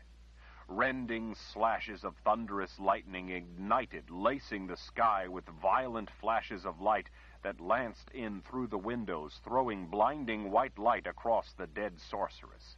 Sweat trickled down his temple and over his cheek. Oba stood staring at the body for a long moment, and then he ran. Chapter 38. Panting and nearly spent from the effort, Oba stumbled out of the thick vegetation into the meadow. He squinted around in the sudden bright light. He was spooked, hungry, thirsty, weary, and in a mood to tear the little thief limb from limb. The meadow was empty. "Clovis!" His roar came back to him in an empty echo. "Clovis, where are you?" Only the moan of the wind between the towering rock walls answered. Oba wondered if the thief might be nervous, might be reluctant to come out, worried that Oba might have discovered his fortune missing and suspect the truth of what happened. "Clovis, come here. We need to leave. I must get back to the palace at once. Clovis!" Oba waited, his chest heaving, listening for an answer. With fists at his sides, he again bellowed the little thief's name into the cold afternoon air. When no answer came, he fell to his knees beside the fire Clovis had started that morning. He thrust his fingers into the powdery gray ash. It hadn't rained up in the meadow, but the ashes were ice cold. Oba stood, staring up the narrow defile through which they had ridden in early that morning. The cold breeze blowing across the empty meadow ruffled his hair. With both hands, Oba ran his fingers back through his hair, almost as if to keep his head from bursting as the awful truth settled in. He realized that Clovis had not buried the money purse he'd stolen.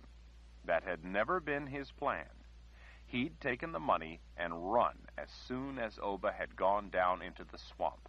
He'd run with Oba's fortune, not buried it.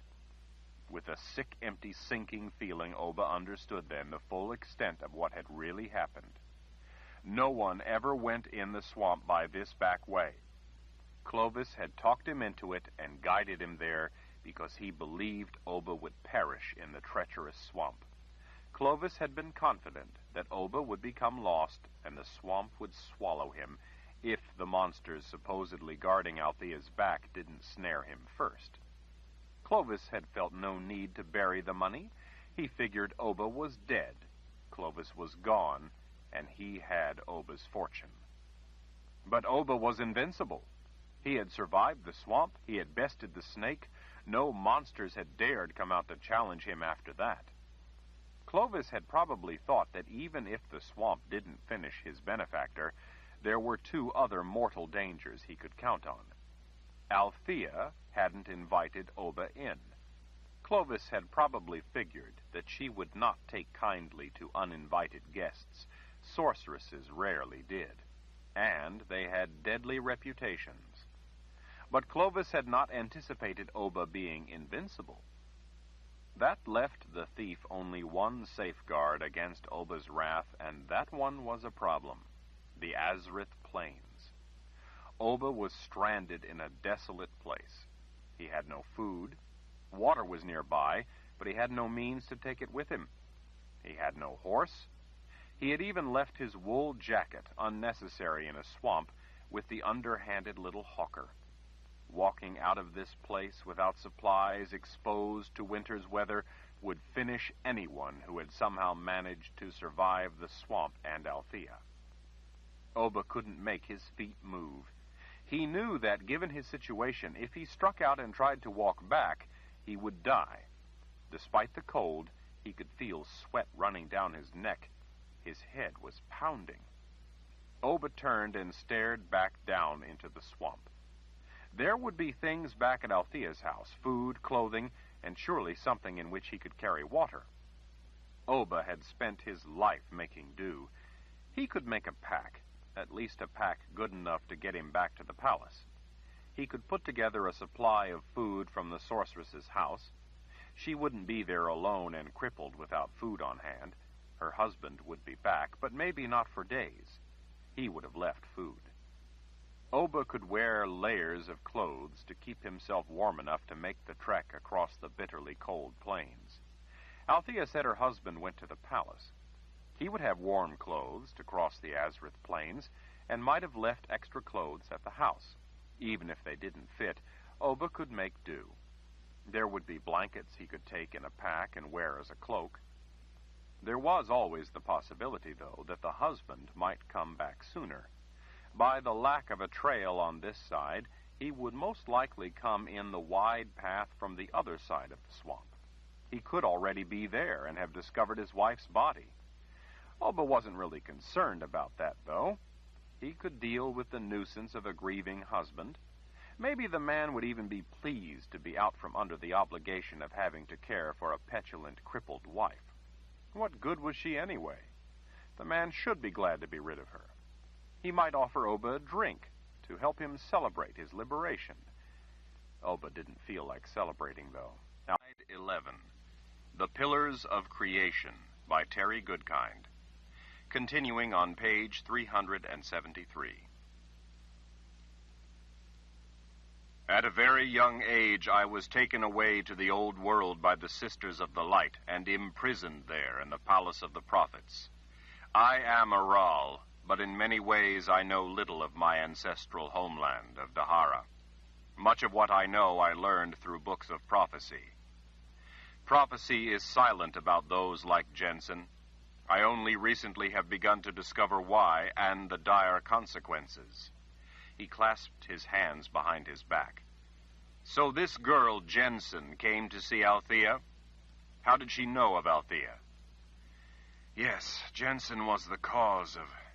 Friedrich's gaze fell away from the man watching him, not knowing how he would feel about his kinsman, but then he decided to say it, even if it brought the man's wrath.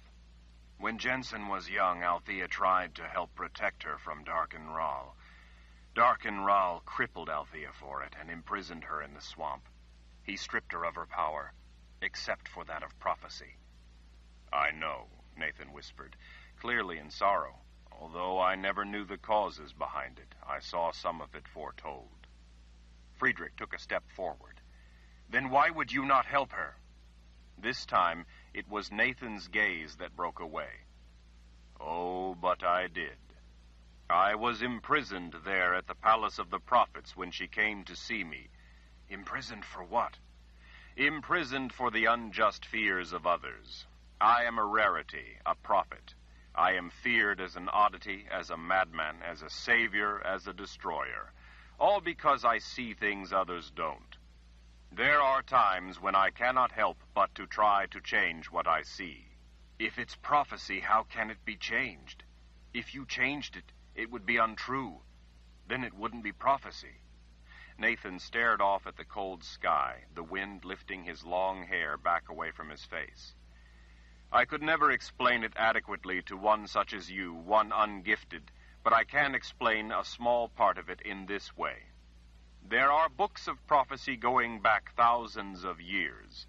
Those books contain events that have not yet happened. In order for free will to exist, there must be questions left open. This is done partly through forked prophecies. Forked prophecies? You mean that events could go one of two ways? Nathan nodded. At the least, often many ways. Key events, anyway. The books will often contain a line of prophecy for several outcomes that could result from free will. When a particular fork proves to be the one that actually takes place, one line of prophecy will be true while others at that moment become invalid. Up until then, they were all viable. Had another choice been made, that fork would have turned out to be the valid prophecy. Instead, that branch of prophecy withers and dies, even though the book with that line of prophecy remains. Prophecy is thus tangled with the deadwood of ages past, with all the choices not made, the things that never came to be. Friedrich's anger rose again. And so you knew what would happen to Althea? You mean you could have warned her? When she came to me, I told her of a fork. I didn't know when she would reach it, but I knew that death waited down both paths. With the information I gave her, she would be able to know when the time was at hand. I had hoped that somehow she could find a way around what I saw. Sometimes there are shrouded forks that we are unaware of. I was hoping that was the case this time, and she might find it, if it existed. Friedrich was incredulous. You could have done something. You might have prevented what happened. Nathan lifted a hand toward the grave. This is the result of trying to change what will be. It does not work. But maybe if... Nathan's hawk-like glare rose in warning. For your own peace of mind, I will tell you this, but no more. Down the other path was a murder so torturous, so bloody, so painful, so violent, that when you discovered what was left of her, you would have ended your own life rather than continue to live with what you had seen. Be thankful that did not happen. It did not happen not because she feared that death more, but in part because she loved you and didn't want you to suffer that. Nathan gestured to the grave again. She chose this path. This was that fork you told her of, then? Nathan's glare softened. Not exactly. The fork she took was that she would die. She chose how. You mean she might have chosen another fork, a path in which she would live? Nathan nodded. For a time. But had she chosen that path, we would all soon be in the Keeper's clutches. Because of those involved, I know only that down that path, everything ended. The choice she made was that there would still be a chance. A chance? A chance for what? Nathan sighed. Friedrich suspected that the sigh reflected things more grave, more sweeping than anything Althea had ever seen. Althea bought us all time, that others might make the right choices when the time comes for them to act of their free will. This knot of forks in prophecy is obscured unlike any other, but most of the threads lead to nothing. To nothing? I don't understand. What could that mean? Existence is at stake. Nathan's eyebrow lifted. Most of those prophecies end in a void, in the world of the dead, for everything. But you can see the way through? The tangle ahead is a mystery to me. In this I feel helpless. In this I know what it feels like to be ungifted and blind. In this I might as well be. I can't even see all of those who are making the critical choices. It must be Jensen. Maybe if you found her... But Althea said the gifted are blind to the ungifted offspring of Dark and Rahl. Of any Rahl. The gift is of no use in locating such truly ungifted offspring. There is no telling where they are. Unless you could gather all the people in the entire world and parade them before the gifted, there would be no practical way to detect them with the gift. Physical proximity is the only means for the gift to tell you who they are, because your eyes and your gift don't agree, like when I saw Jensen by accident. You think, then, that Jensen is somehow involved in this? Nathan threw his cape closed against the bitter wind. As far as the prophecies are concerned, those like Jensen don't even exist. I have no way of telling if there are others, and if there are, how many there might be. I have no idea what part any of them play in this. I know only that they somehow play a pivotal role. I know some of what is involved and some of those who will stand at critical forks in prophecy. As I said, though, many of those forks in prophecy are obscured. But you're a prophet, a true prophet, according to Althea. How could you not know what prophecy says if the prophecy exists? Nathan gauged him from behind intent azure eyes. Try to understand what I will tell you. It's a concept that few people can grasp. Perhaps it can help you in your grief, for it is the point at which Althea found herself. Friedrich nodded. Tell me then. Prophecy and free will exist in tension. They exist in opposition, yet they interact. Prophecy is magic, and all magic needs balance. The balance to prophecy. The balance that allows prophecy to exist is free will. That makes no sense. They would cancel each other. Ah, but they don't, the prophet said with a sly, knowing smile. They are interdependent, and yet they are antithetical. Just as additive and subtractive magic are opposite forces, they both exist. They each serve to balance the other, creation and destruction, life and death. Magic must have balance to function. Prophecy functions by the presence of its counter, free will.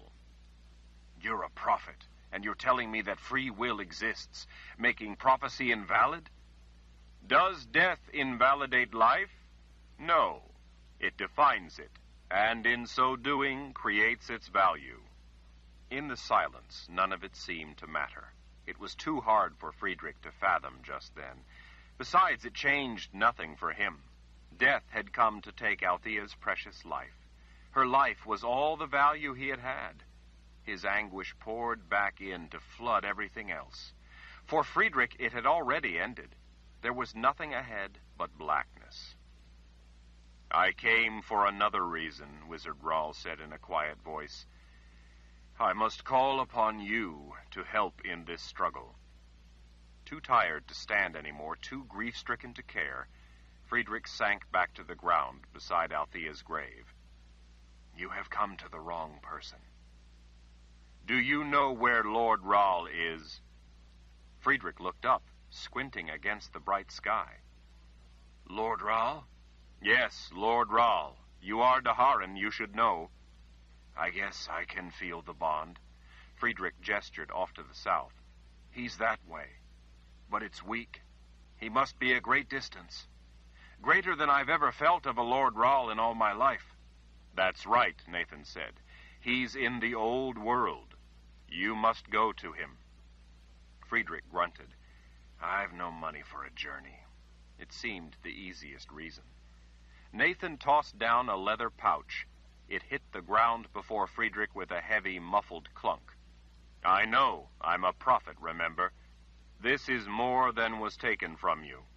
Friedrich tested the weight of the bag. It was indeed heavy. Where did all this come from? The palace. This is official business, so Dahara will supply you with the money you will need. Friedrich shook his head. I thank you for coming and offering your sympathy, but I'm the wrong man. Send another. You are the man who is to go. Althea would have known it. She would have left you a letter telling you that you are needed in this struggle. She would have asked you to accept when called upon. Lord Rahl needs you. I am calling upon you. You know of the letter? Friedrich asked as he rose to his feet once more. It's one of the precious few things I know about in this matter. From prophecy, I know you are the one to go. But you must do so of your own free will. I am calling upon you to do so. Friedrich shook his head, this time with more conviction. I'm not the one to do this. You don't understand. I'm afraid that I just don't care anymore. Nathan drew something out from under his cloak. He held it out. Friedrich saw then that it was a small book. Take it, the wizard commanded, his voice suddenly full and rich with authority. Friedrich did so, letting his fingers roam the ancient leather cover as he inspected words embossed with gold leaf. There were 4 words on the cover, but Friedrich had never seen the language before. This book is from the time of a great war thousands of years ago, Nathan said. I only just discovered it in the people's palace after a frantic search among the thousands of tomes there. As soon as I located it, I rushed here. I haven't had time to translate it, so I don't even know what's written in it. It's all written in a different language. Nathan nodded. High Daharan, a language I helped teach Richard. It's vitally important he get this book. Richard? Lord Rahl. The way he said those 2 words gave Friedrich a chill. If you've not read it, how do you know it's the right book? By the title there on the front. Friedrich ran his fingers lightly over the mysterious words. The gilding was still good after all this time. May I ask the book's title? The Pillars of Creation. Chapter 41. Oba opened his eyes, but for some reason that didn't seem to help. He couldn't see. Dismay stiffened him. He was lying on his back on something like rough, cold stone. It was a complete mystery to him as to where he could be or how he had gotten there, but his first and most important concern was that he had somehow gone blind. Trembling from head to foot, Oba blinked, trying to clear his vision, but still he could not see. A thought worse by far was what really ignited his panic. He wondered if he was back in the pen. He feared to move and prove the suspicion true.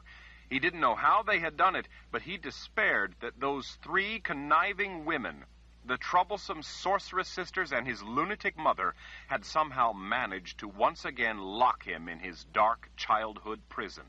They had probably been plotting from beyond the grave, and in his sleep they had pounced. Paralyzed by his plight, Oba couldn't gather his wits. But then he heard a noise. He turned his eyes toward the sound and saw movement. He realized as things came into focus that it was only some dark room and not his pen after all. Relief washed through him, followed by chagrin. What had he been thinking? He was Oba Rahl. He was invincible. It would serve him well to remember that. Though he was relieved to know it wasn't what he had at first feared, prudence kept him cautious. The place felt strange and dangerous. He concentrated, trying to recall what had taken place and how he could have come to be in such a cold, dark place. But it wouldn't come to him. His memory was all foggy, just a collection of random impressions, dizzying illness, pounding headache, profound weakness and nausea, being carried, hands everywhere on him, lights hurting his eyes, darkness. He felt battered and bruised. Someone nearby coughed. From another direction, a man grumbled at him to shut up. Oba lay still as a mountain lion, his muscles tensed. He worked at gathering his senses, letting his gaze carefully roam the dark room. It wasn't completely dark, as he had feared at first. On the wall opposite him, a weak light, possibly wavering candlelight, came in through a square opening. There were 2 dark vertical lines in the opening. Oba's head still pounded, but it was much better than it had been before. He remembered then how sick he had been. Looking back on it, he realized that he hadn't even grasped at the time how truly ill he had been. As a youngster, he'd had a fever once. This had been like that, he supposed, a fever. He had probably gotten it visiting Althea, the awful swamp witch. Oba sat up, but that made him feel lightheaded. So he leaned back against the wall. It was rough stone, like the floor. He rubbed his cold, stiff legs and then stretched his back. He wiped his knuckles across his eyes, trying to banish the lingering haze in his head. He saw rats, whiskers twitching, nosing along the edge of the wall. Oba was starving, despite the rank stench of the place. It smelled of sweat and urine and worse. "Look, the big ox is awake," someone across the room said. The voice was deep and mocking. Oba peered up and saw men looking at him. Altogether, there were 5 others in the room with him. They looked a scruffy lot. The man who had spoken off in the corner to the right was the only other man beside Oba sitting. He leaned back into the corner as if he owned it. His humorless grin showed that what teeth weren't missing were crooked as could be. Oba looked around at the other 4 men standing, watching him. "You all look like criminals," he said. Laughter echoed around the room. "We're all being wrongly persecuted," the man in the corner said. "Yeah," someone else agreed. "We were minding our own business when those guards snatched us up and threw us in here for nothing at all. They locked us up like we was common criminals." More laughter rang out. Oba didn't think he liked being in a room with criminals. He knew he didn't like being locked in a room. That felt too much like his pen. A cursory inspection proved his suspicion true. His money was gone. From across the room, under the crack of the door, a rat watched with beady little rat eyes. Oba looked up from the rat to the opening with the light. He saw then that the 2 lines were bars. "Where are we?" "In the palace prison, you big ox," Crooked Teeth said. "Does it look like a proper whorehouse to you?"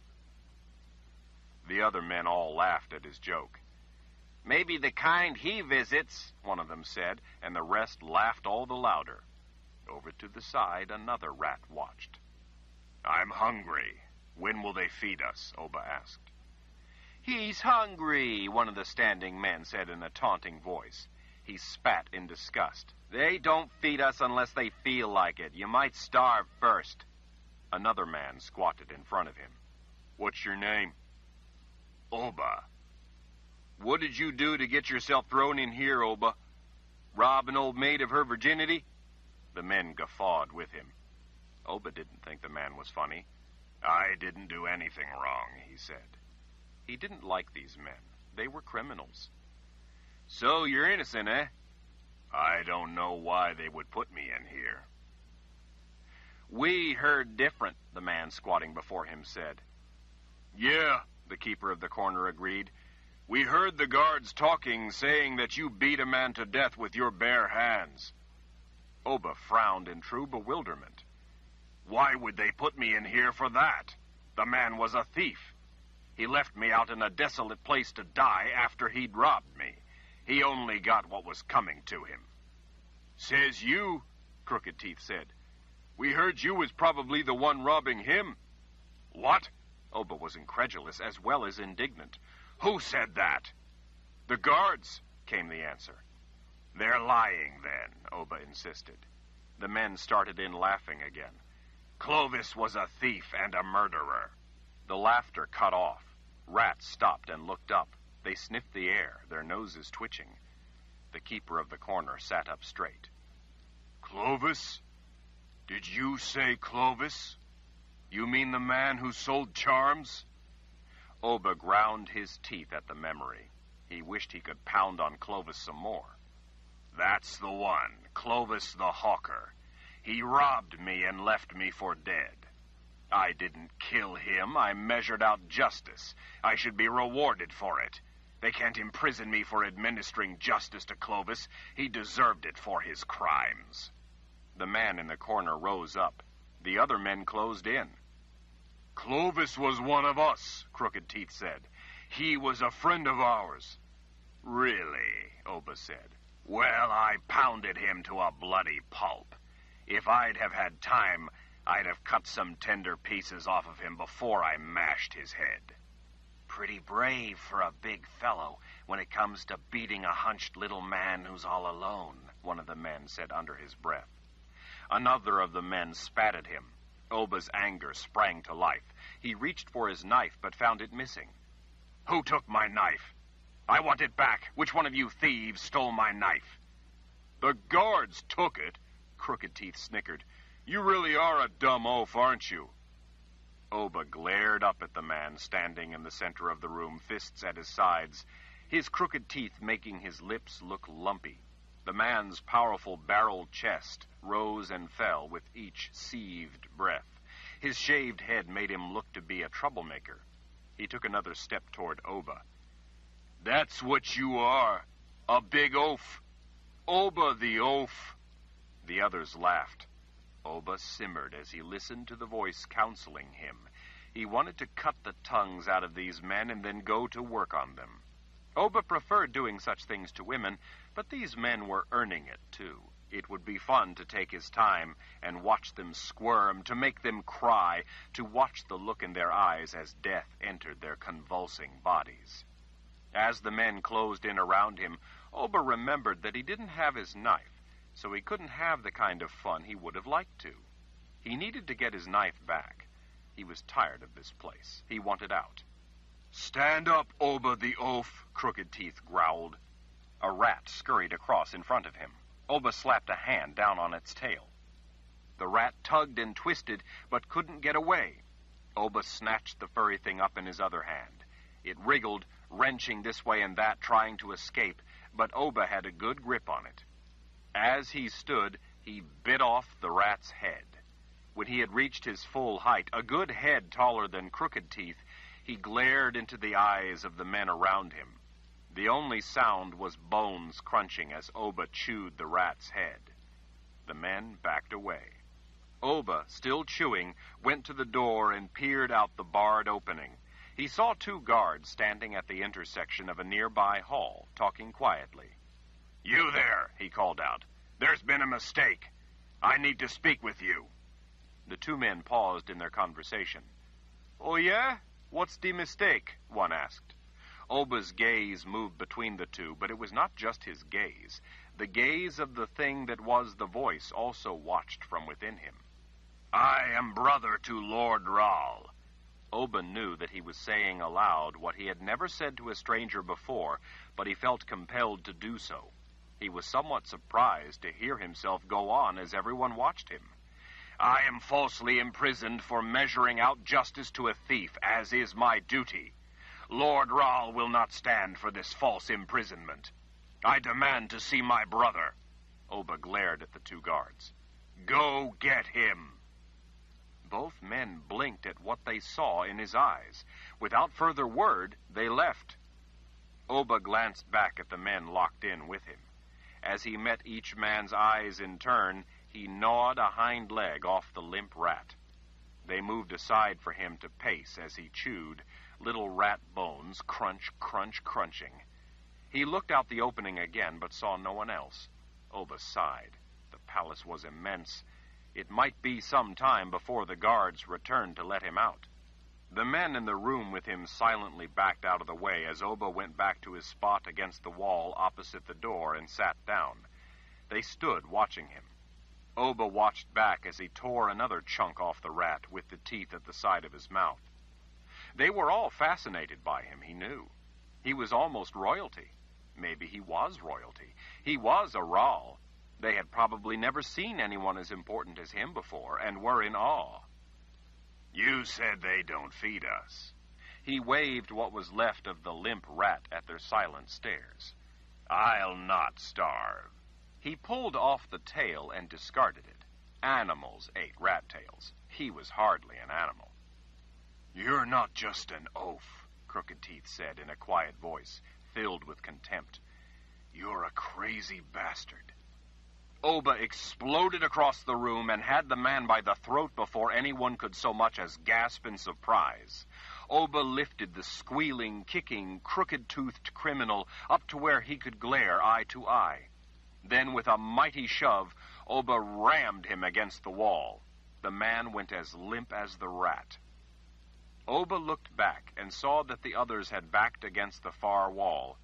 He let the man slip to the floor, where he moaned as he comforted the back of his shaved head. Oba lost interest. He had more important things to think about than bashing this man's brains out, even if he was a criminal. He went back to his place and lay down on the cold stone. He had been ill and might not be fully recovered. He had to take care of himself. He needed his rest. Oba lifted his head. "When they come for me, wake me up," he told the 4 men still silently watching him. It amused him to see how fascinated they were by having nobility in their midst. Still, they were common criminals. He would have them executed. "There's 5 of us and only 1 of you," one of the men said. "What makes you think you'll ever wake up again after you close your eyes?" There was no mistaking the threat in his voice. Oba grinned up at him. The voice grinned with him. The man's eyes widened. He swallowed and backed away until his shoulders smacked the wall. Then he shuffled sideways. When he reached the far corner, he slid down and pulled his knees up close to himself. Whimpering, tears running down his cheeks, he turned his face away and hid his eyes behind a trembling shoulder. Oba laid his head down on his outstretched arm and went to sleep. Chapter 42. Faint footsteps coming from beyond the door woke Oba from his nap. He opened his eyes, but he didn't move or make a sound. The men were peeking out the opening in the door. When the distant footsteps sounded like they began coming closer, all but 1 man moved back. The single man remained at the door, standing watch. He stretched up on his toes, gripped the bars, and pressed his face close, trying to get a better look down the hall. Off in the distance, Oba could hear the metallic clangs and echoing squeals of doors being unlocked and pulled open. The man at the door remained motionless for a time as he watched. Then he suddenly stepped back. "They turned this way. They're coming this way," he whispered to the others. All 5 of the men huddled closer on the far side of the room. Whispers passed among them. "But what if a Mord Sith comes in instead?" one of the men whispered. "Makes no difference to us," another man said. "I know some about their kind. Their magic works to capture those with the gift. It makes them safe from magic, not muscle." "But their weapon will still work on us," the first said. "Not if we all overpower her and take it away from her," came the insistent whisper in answer. "There are 5 of us. We're stronger, and we outnumber her." "But what if—" "What do you think they're going to do with us?" one of the others whispered in a heated voice. "If we don't take this chance, we're as good as dead in here." "I don't see what other chance we have. I say we do it and get away." There were nods in turn from each man. Satisfied, they straightened and moved off to different parts of the room, making it appear as if they wanted nothing to do with one another. Oba knew they were up to something. One man took a quick check out the opening again, then moved away from the door. One of the other men came closer and jostled Oba with the side of his foot. "They're back. Wake up. You hear?" Oba moaned, feigning sleep. The man nudged with his foot again. "You wanted us to tell you when they came back. Wake up now." He stepped away when Oba stirred, yawning and stretching to pretend he was just then waking. The men, all except the one who had already seen more than he wanted to see in Oba's eyes, glanced his way before they settled on a spot to stand. While they waited, they struck slouching poses, trying hard to appear detached and disinterested. Down the passageway, 2 people spoke in words Oba couldn't quite make out, but he could hear their voices well enough to tell that their brief conversation was no more than businesslike. The footsteps finally stopped just outside the door. A key turned in the lock. The clang from the bolt as it snapped back echoed through the hall. The men cast quick glances to the door. Outside, a man grunted with the effort of a strong tug. The door grated as it yielded, admitting more light. Oba was astonished to see a woman silhouetted in the doorway. Outside in the hall, the big guard with her used the candle from a holder on the wall to light his lamp. While the woman stood just inside the door, casually appraising the men to each side, the guard brought the lamp into the room and hung it on the wall to the side. The lamp threw harsh light across the men's faces and revealed the grim, impenetrable reality of the confines of the rough-hewn stone room. Oba saw then, too, what a truly mean and nasty-looking lot the men were. With cunning animal eyes glinting out from the shadows, they all watched the woman. In the bleak lamplight, Oba saw that she was wearing the strangest outfit he had ever seen, skin-tight red leather. Tall and shapely, she wore her long blonde hair in a single braid. Something dangled from a thin chain around her right wrist as her hand rested on her hip. Though she was not taller than the men, her commanding presence alone made her seem to tower like some austere fury come to judge the living in their last hours. Her scowl was as dark with displeasure as any Oba's mother had ever worn. But Oba was even more astonished to see her signal with a casual flip of her hand, dismissing the guard who had unlocked the door. If it surprised Oba, it didn't faze the guard. After a last glance around at the men, he pulled the heavy door closed behind himself and locked it. Oba could hear the guard's boots against the stone floor as he departed back down the hall. The woman's cool scrutiny swept over the men around her, appraising each, dismissing each, until at last her glare descended on Oba. Her piercing stare carefully studied his face. "Dear spirits," she whispered to herself at what she saw in his eyes. Eyes. Oba grinned.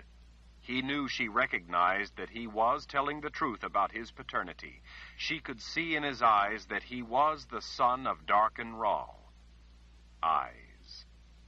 Understanding suddenly clicked into place for him like a knife into its sheath.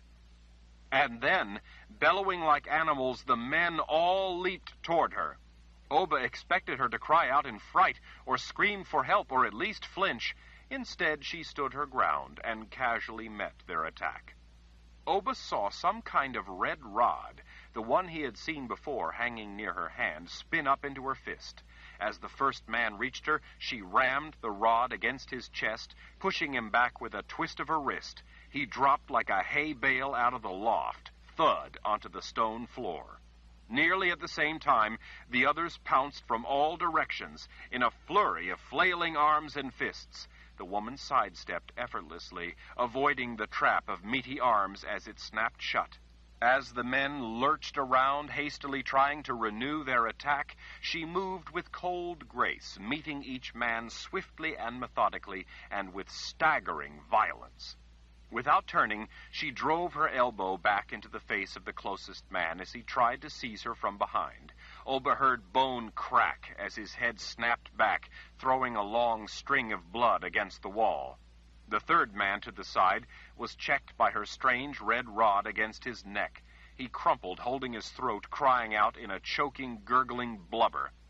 Blood frothed at his mouth as he twisted on the floor, reminding Oba of nothing so much as the way the snake in the swamp had wriggled in death. Eluding another lunge, the woman spun away, past and over the man on the floor. As she did so, she hammered the heel of her boot down, smashing his face to finish him. As she swung around, she delivered 3 rapid strikes to the neck of the fourth man. His eyes rolled back in his head before he slowly started corkscrewing down. Her legs swept his feet from under him, pitching him face forward. His forehead smacked the stone floor with a sickening crack. Her economy of motion, the easy-flowing evasion followed by a swift and brutal counterattack, was fascinating to watch. The last man flew at her with his full weight behind the lunge. She wheeled around, backhanding him across the face so hard that it spun him around like a top. She snatched him by the hair at the back of his head, jerked him from his feet, and with a thrust of that strange red rod into his back, drove him to his knees. It was Crooked Teeth. He shrieked louder than Oba had ever been able to get anyone to shriek. Oba was amazed by her ability to inflict pain. She held Crooked Teeth by the hair, on his knees before her, as he screamed in desperate agony, begging for release as he tried without effect to twist away from her. With the knee in his back, along with the red rod, she bent his head back to control him as easily as if he were a child. And then, as she looked up very deliberately into Oba's eyes, she pressed the red rod against the base of the man's skull. His arms thrashed out in a crazy fashion as his entire body convulsed as violently as if he'd been struck by lightning. He went limp, blood running from his ears. Finished with him, the woman released her fist from his hair and let him pitch forward to the stone floor. It was clear to Oba by the boneless way he fell that he was already dead and didn't feel the heavy impact against the unyielding stone. It was all over in what seemed like no more than 5 heartbeats, one for each man killed. Blood everywhere glistened in the light from the lamp. All 5 men lay sprawled in awkward positions around the room. The woman in red leather wasn't even breathing hard. She stepped closer. "Sorry to disappoint you, but you won't escape that easily." Oba grinned. She wanted him. He reached out and grabbed her left breast. With a grimace of rage, she lashed her strange red rod down on the top of his shoulder beside his neck. Oba reached out with his other hand and grabbed her other breast. He gave them both a firm squeeze as he grinned at her. "How could you not?" She fell silent as some profound inner understanding suddenly filled her expression. Oba liked her breasts. They were as nice as any he had ever held. Still, she was quite the unusual woman. He had a feeling that he would learn many new things with her. Her fist came out of nowhere with deadly speed. Oba caught it in the palm of his hand. He closed his fingers tight around her fist, squeezing as he twisted it back, turning her around so that her back was arched and her shoulders pressed against him.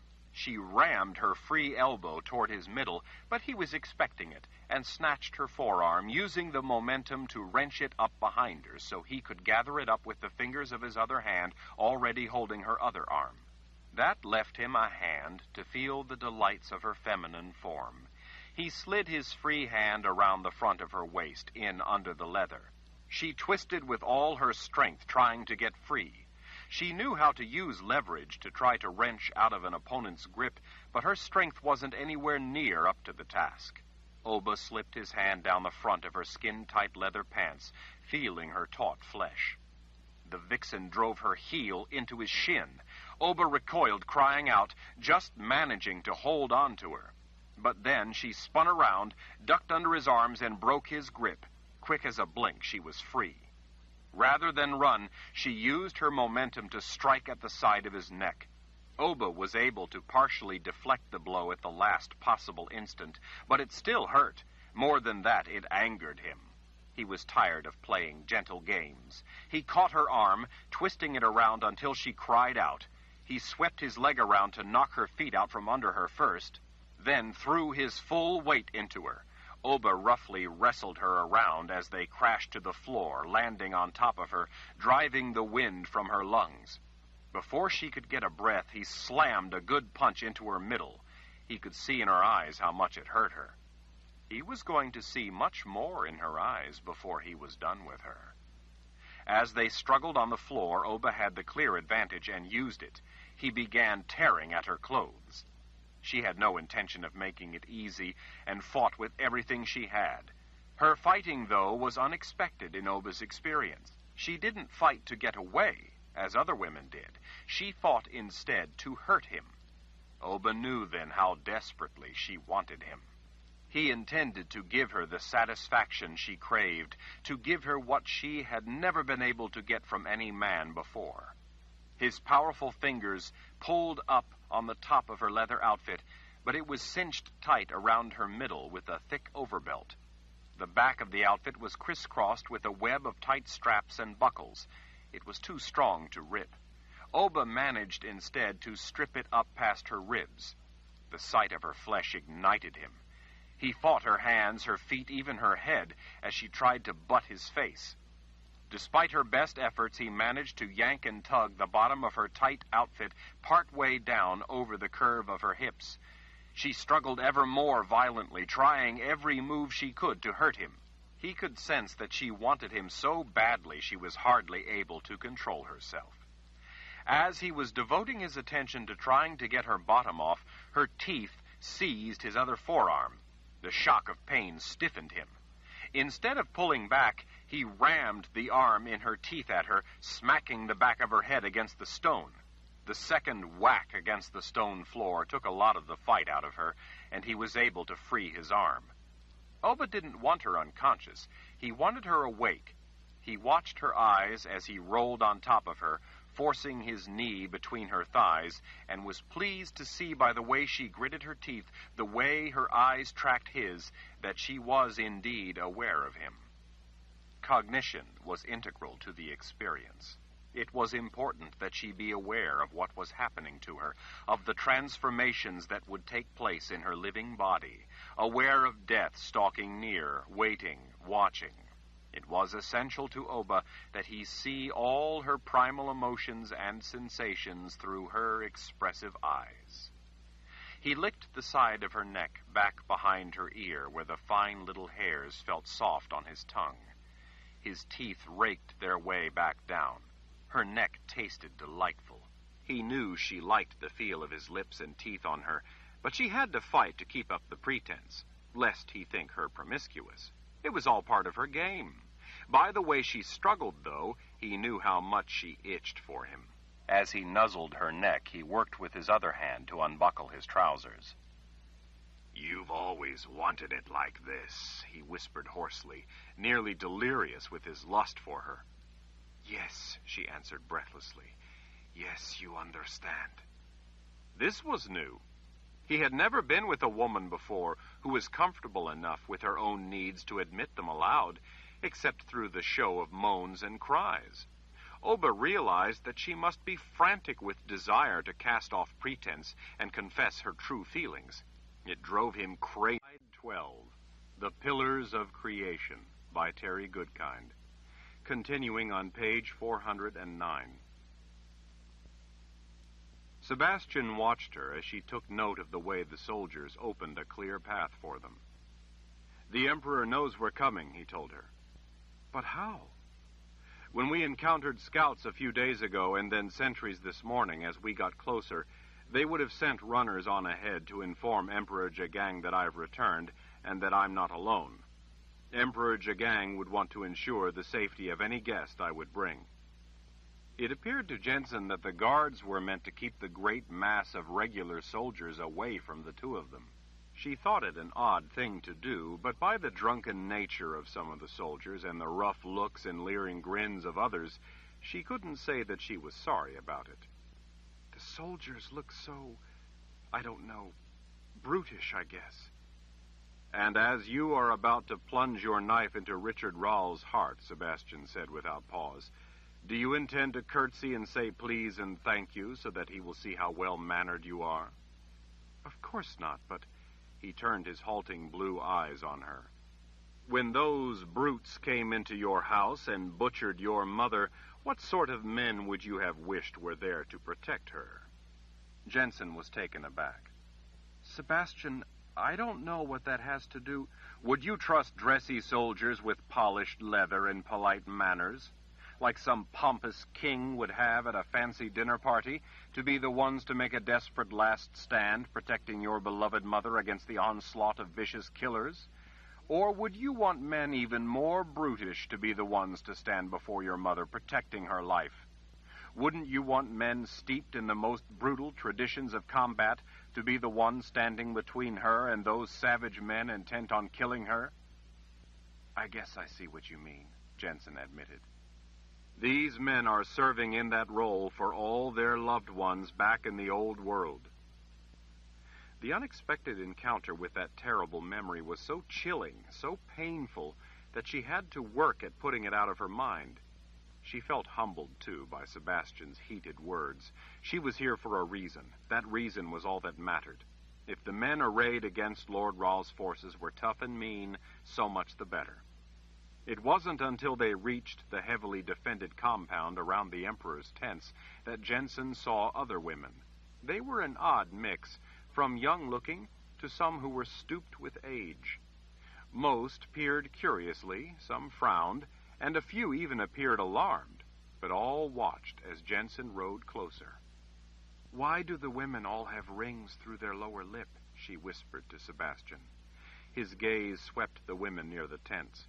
"As a sign of loyalty to the Imperial Order, to Emperor Jagang."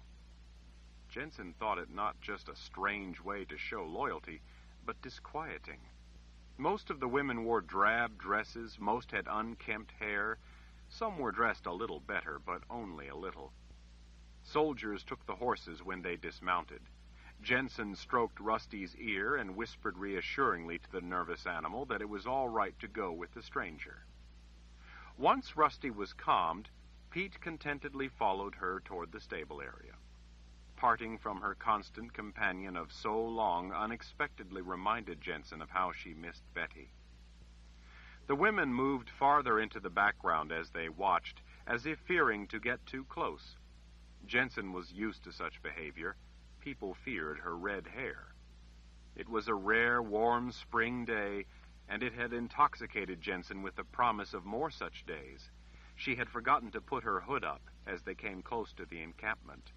She started then to put it up, but Sebastian's hand stayed her arm. "It's not necessary." With a tilt of his head, he indicated the women. "Many of them are Sisters of the Light. They don't fear magic, only strangers entering the Emperor's compound." Jensen realized then the reason for the strange looks from a number of the women.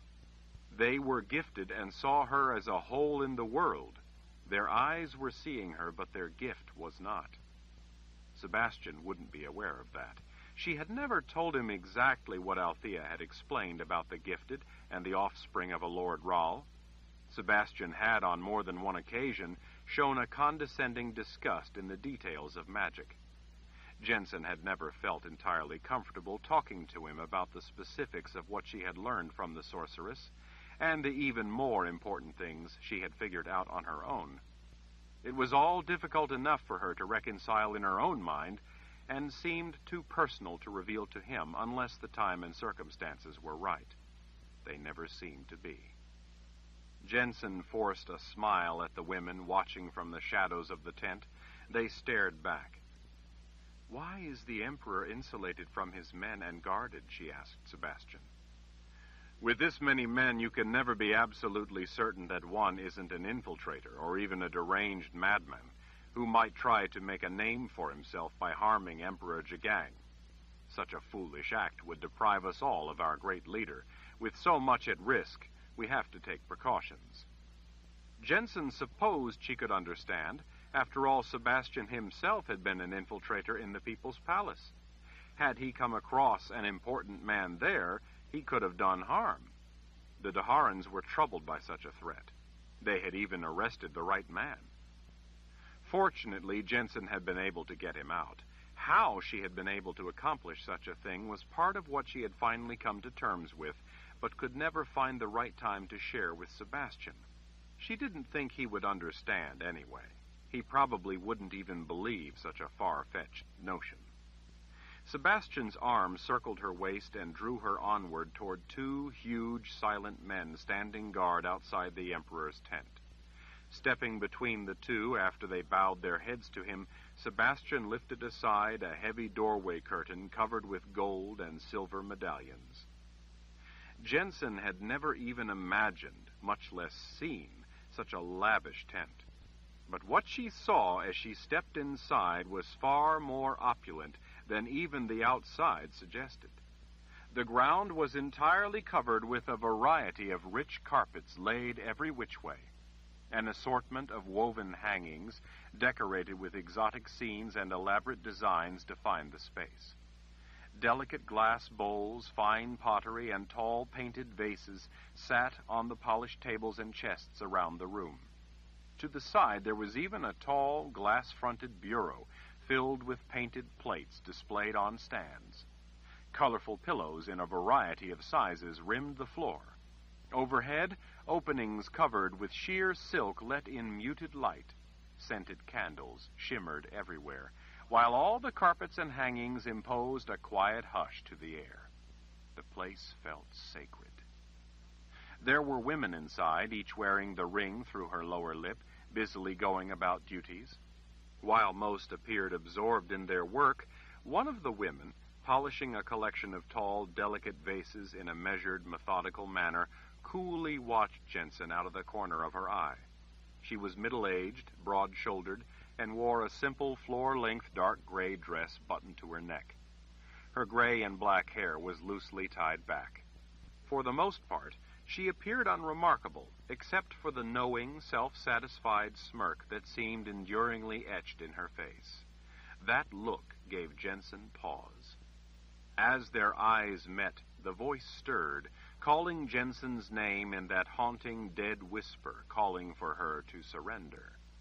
For some reason, Jensen was momentarily suffused with the icy sense that the woman knew that the voice had spoken. Jensen dismissed the odd notion, deciding that it was merely due to the woman's expression, which exuded a demeanor of stark superiority. Another woman busied herself brushing at the carpets with a small hand broom. Yet another was replacing candles that had guttered. Other women, some sure to be sisters of the light, hurried in and out of rooms beyond, tending to the collection of pillows, lamps, and even flowers in vases. One thin young man wearing only baggy cotton trousers worked with a comb ordering the fringe of the carpet set before openings into back rooms. Except for the brown-eyed woman polishing the tall vases, they were focused on their work, and none paid any particular notice that visitors had entered the Emperor's tent. Sebastian's arm held her securely as he guided her deeper into the dimly lit room. The walls and ceiling moved and billowed slightly in the wind. Jensen's heart could have pounded no harder were she being led to her own execution. When she realized that her fingers were tightening around the hilt of her knife to check if it was clear in its scabbard, she forced herself to let her hand drop away from it. Near the back of the room sat an ornately carved and gilded chair draped with streamers of red silks. Jensen swallowed when she finally made herself look at the man sitting there, his elbow on the arm of the chair, his chin held by his thumb, his forefinger resting along the side of his face. He was a thick-necked bull of a man. Flickering candlelight reflecting off his shaved head lent the illusion that he wore a crown of tiny flames. 2 long, thin braids of mustache grew down from the corners of his mouth, and another braid grew from the center of his chin. Fine gold chain connected the gold rings through his left nostril and ear, while a collection of much heavier jeweled chains rested in the cleft of muscles on his powerful chest. Each meaty finger was studded with a large ring. The lamb's wool vest he wore had no sleeves, revealing his hefty shoulders and brawny arms. While he didn't appear tall, his muscled mass was nonetheless imposing. But it was his eyes that, despite Sebastian's cautionary description, had her holding her breath. No words could have prepared her for being in the presence of the real thing. His inky eyes had no whites, no irises, no pupils, leaving only glistening dark voids. Yet somber shapes shifted across those dark voids like thunder clouds at midnight. Despite his having no irises or pupils, she was certain beyond any doubt that he was looking directly and intently at her. Jensen thought her knees might buckle. When he smiled at her, she was sure of it. Sebastian's arm tightened, helping hold her up. He bowed slightly from the waist. "Emperor, I am thankful that the Creator has watched over you and kept you safe." The smile widened. "And you, Sebastian." Jagang's voice matched the look of him, husky, powerful, menacing. He sounded as if he were a man who brooked no weakness or excuses. "It has been a long time, far too long. I'm glad to have you back with me. Sebastian bowed his head toward Jensen. Excellency, I have brought an important guest. This is Jensen. Despite Sebastian's arm around her waist holding her, she slipped free and went to her knees of her own accord, and before trepidation imposed it, she used the occasion to bow forward until her head nearly touched the floor. Sebastian hadn't told her that she was supposed to do so, but she felt an overwhelming fear that it was what she must do. If nothing else, it momentarily relieved her of the obligation of looking into those nightmare eyes. She supposed that a man like this, a warrior who hoped to prevail against the invading force from Dahara, had to be a man of brute strength, iron command, and grim tenacity. Being the emperor of a people hoping to be saved from the threatening shadow of enslavement was a job for a man no less than the one she knelt before. "Your Excellency," she said in a trembling voice toward the floor, "I am at your service." She heard a booming laugh. Come now, Jensen. No need for that. Jensen felt her face going scarlet as she rose with Sebastian's jovial insistence and help. Neither the Emperor nor Sebastian took note of her embarrassment. Sebastian, where did you ever find such a lovely young woman?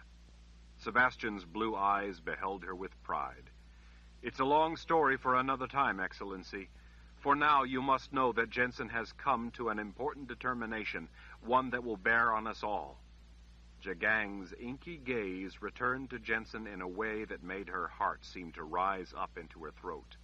He wore the slightest smile, the smirk of an emperor looking down indulgently on a nobody. "And what would that determination be, young lady?" "Jensen."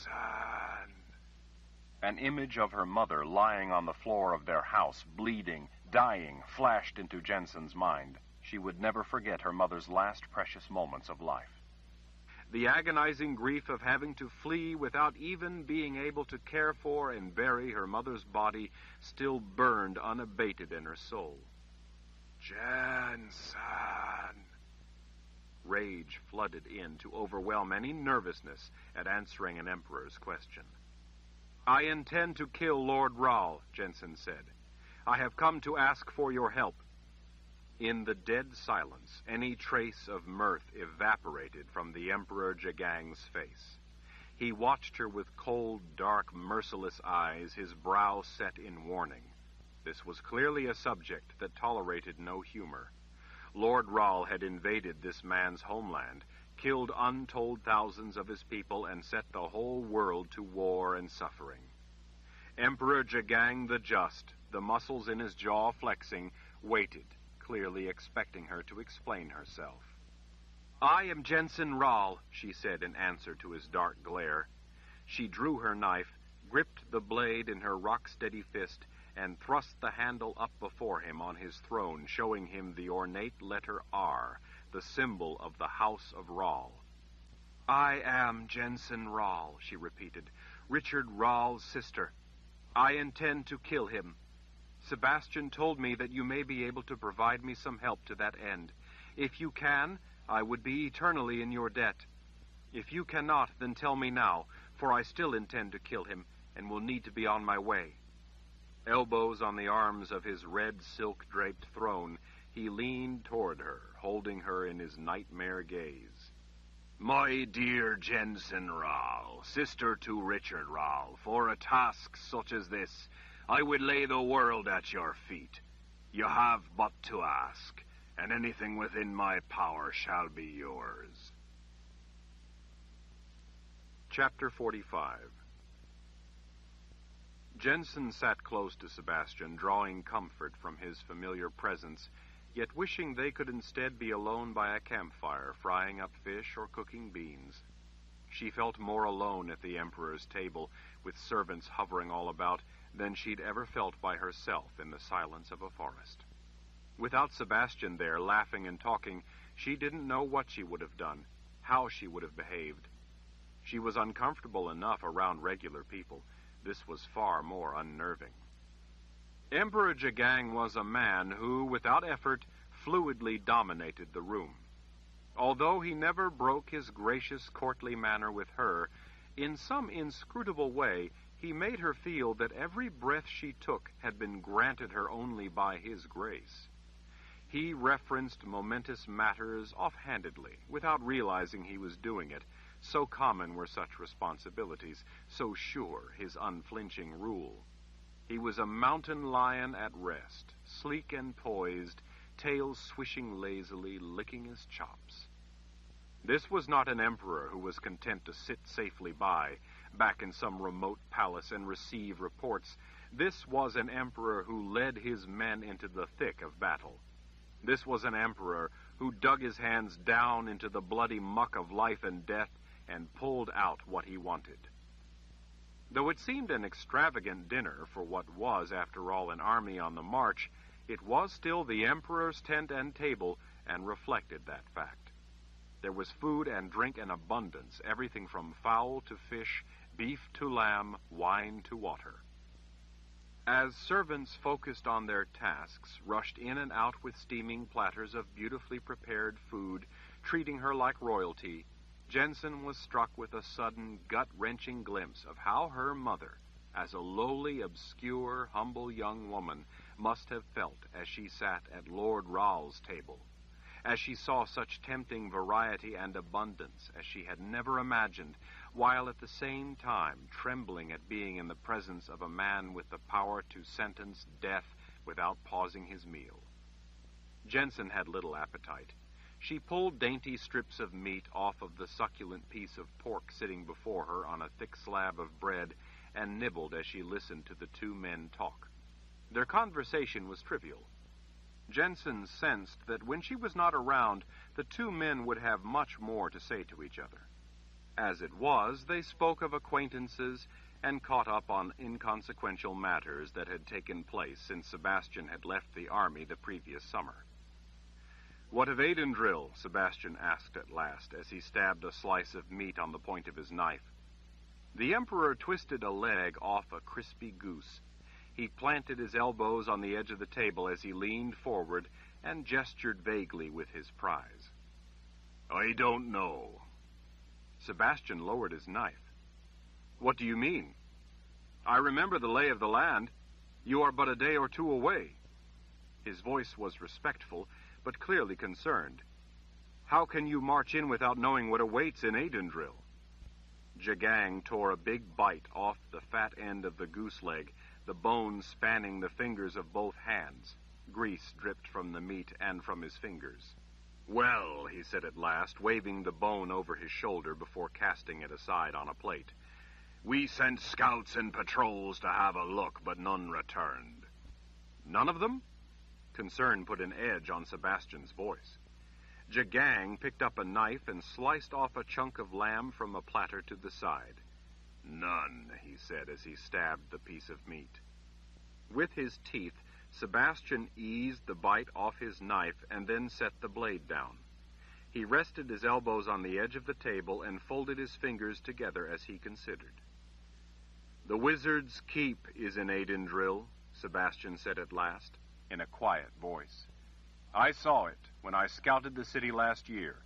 It sits on the side of a mountain overlooking the city." "I remember your report," Jagang answered. Jensen wanted to ask what a wizard's keep was, but not enough to break her silence while the men talked.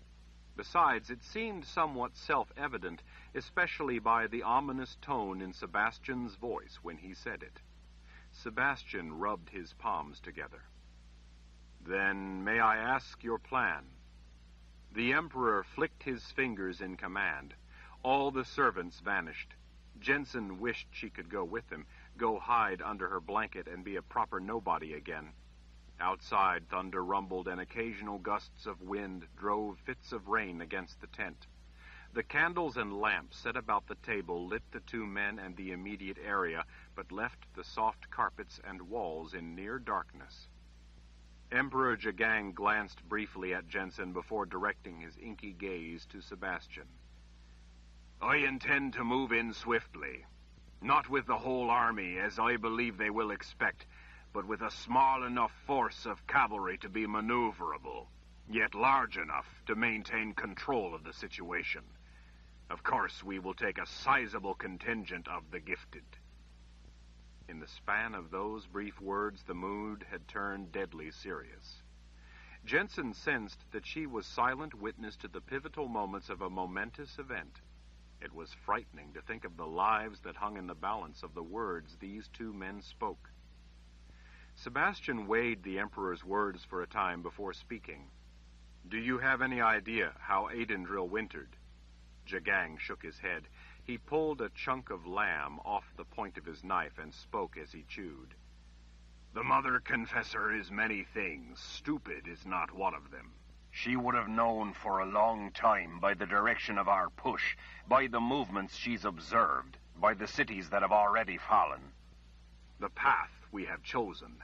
By all the reports and information she would have gathered that with spring I will move on Adendril. I've given them a good long time to sweat as they ponder their fate. I suspect that by now they're all shaken in their boots, but I don't think she has the heart to flee. "You think that Lord Ral's wife is there?" Jensen blurted out in astonishment. "In the city? The Mother Confessor herself?" Both men paused and gazed at her. The tent was silent. Jensen shrank. "Forgive me for speaking." The Emperor grinned. "Why should I forgive you? You've just stuck a knife in the prize goose and called it true." With his blade, he gestured toward Sebastian. "You brought a special woman, a woman with a good head on her shoulders." Sebastian rubbed Jensen's back, and a pretty head at that. Jagang's black eyes gleamed as he watched her. "Yes, indeed." His fingers blindly scooped olives from a glass bowl to the side. "So, Jensen Ral, what is your thinking about all this?" Since she had already spoken, she couldn't now decline to answer. She gathered herself and considered the question. "Whenever I was hiding from Lord Ral, I would try not to do anything that would let him know where I was. I tried to do everything I could to keep him blind. Maybe that's what they are doing too, trying to keep you blind." "That's what I was thinking," Sebastian said. "If they're terrified, they might try to eliminate any scout or patrol in order to make us think that they're more powerful than they are and to conceal any defensive plans. And keep at least some element of surprise on their side," Jensen added. "My thought, too," Jagang said. He grinned at Sebastian. "Small wonder you would bring me such a woman. She is a strategist, too." Jagang winked at Jensen, then rang a bell to the side. A woman, the one in the gray dress and tied back gray and black hair, appeared at a distant opening. "Yes, Excellency." "Bring the young lady some fruits and sweetmeats." As she bowed and left, the Emperor turned serious again. "That's why I believe it best to take a smaller force than they are sure to expect, one able to maneuver quickly in response to what defenses they try to catch us up in. They may be able to overpower our small patrols, but not a sizable force of cavalry and gifted. If need be, we can always pour men into the city. After a winter of sitting on their behinds, they would be more than happy to be unleashed. But I'm reluctant to start out with what those in Adendril are expecting." Sebastian was idly poking a thick slab of roast beef with his knife as he considered. "She might be in the Confessor's palace." He redirected his gaze to the Emperor. "The Mother Confessor very well might have decided to make her stand at long last."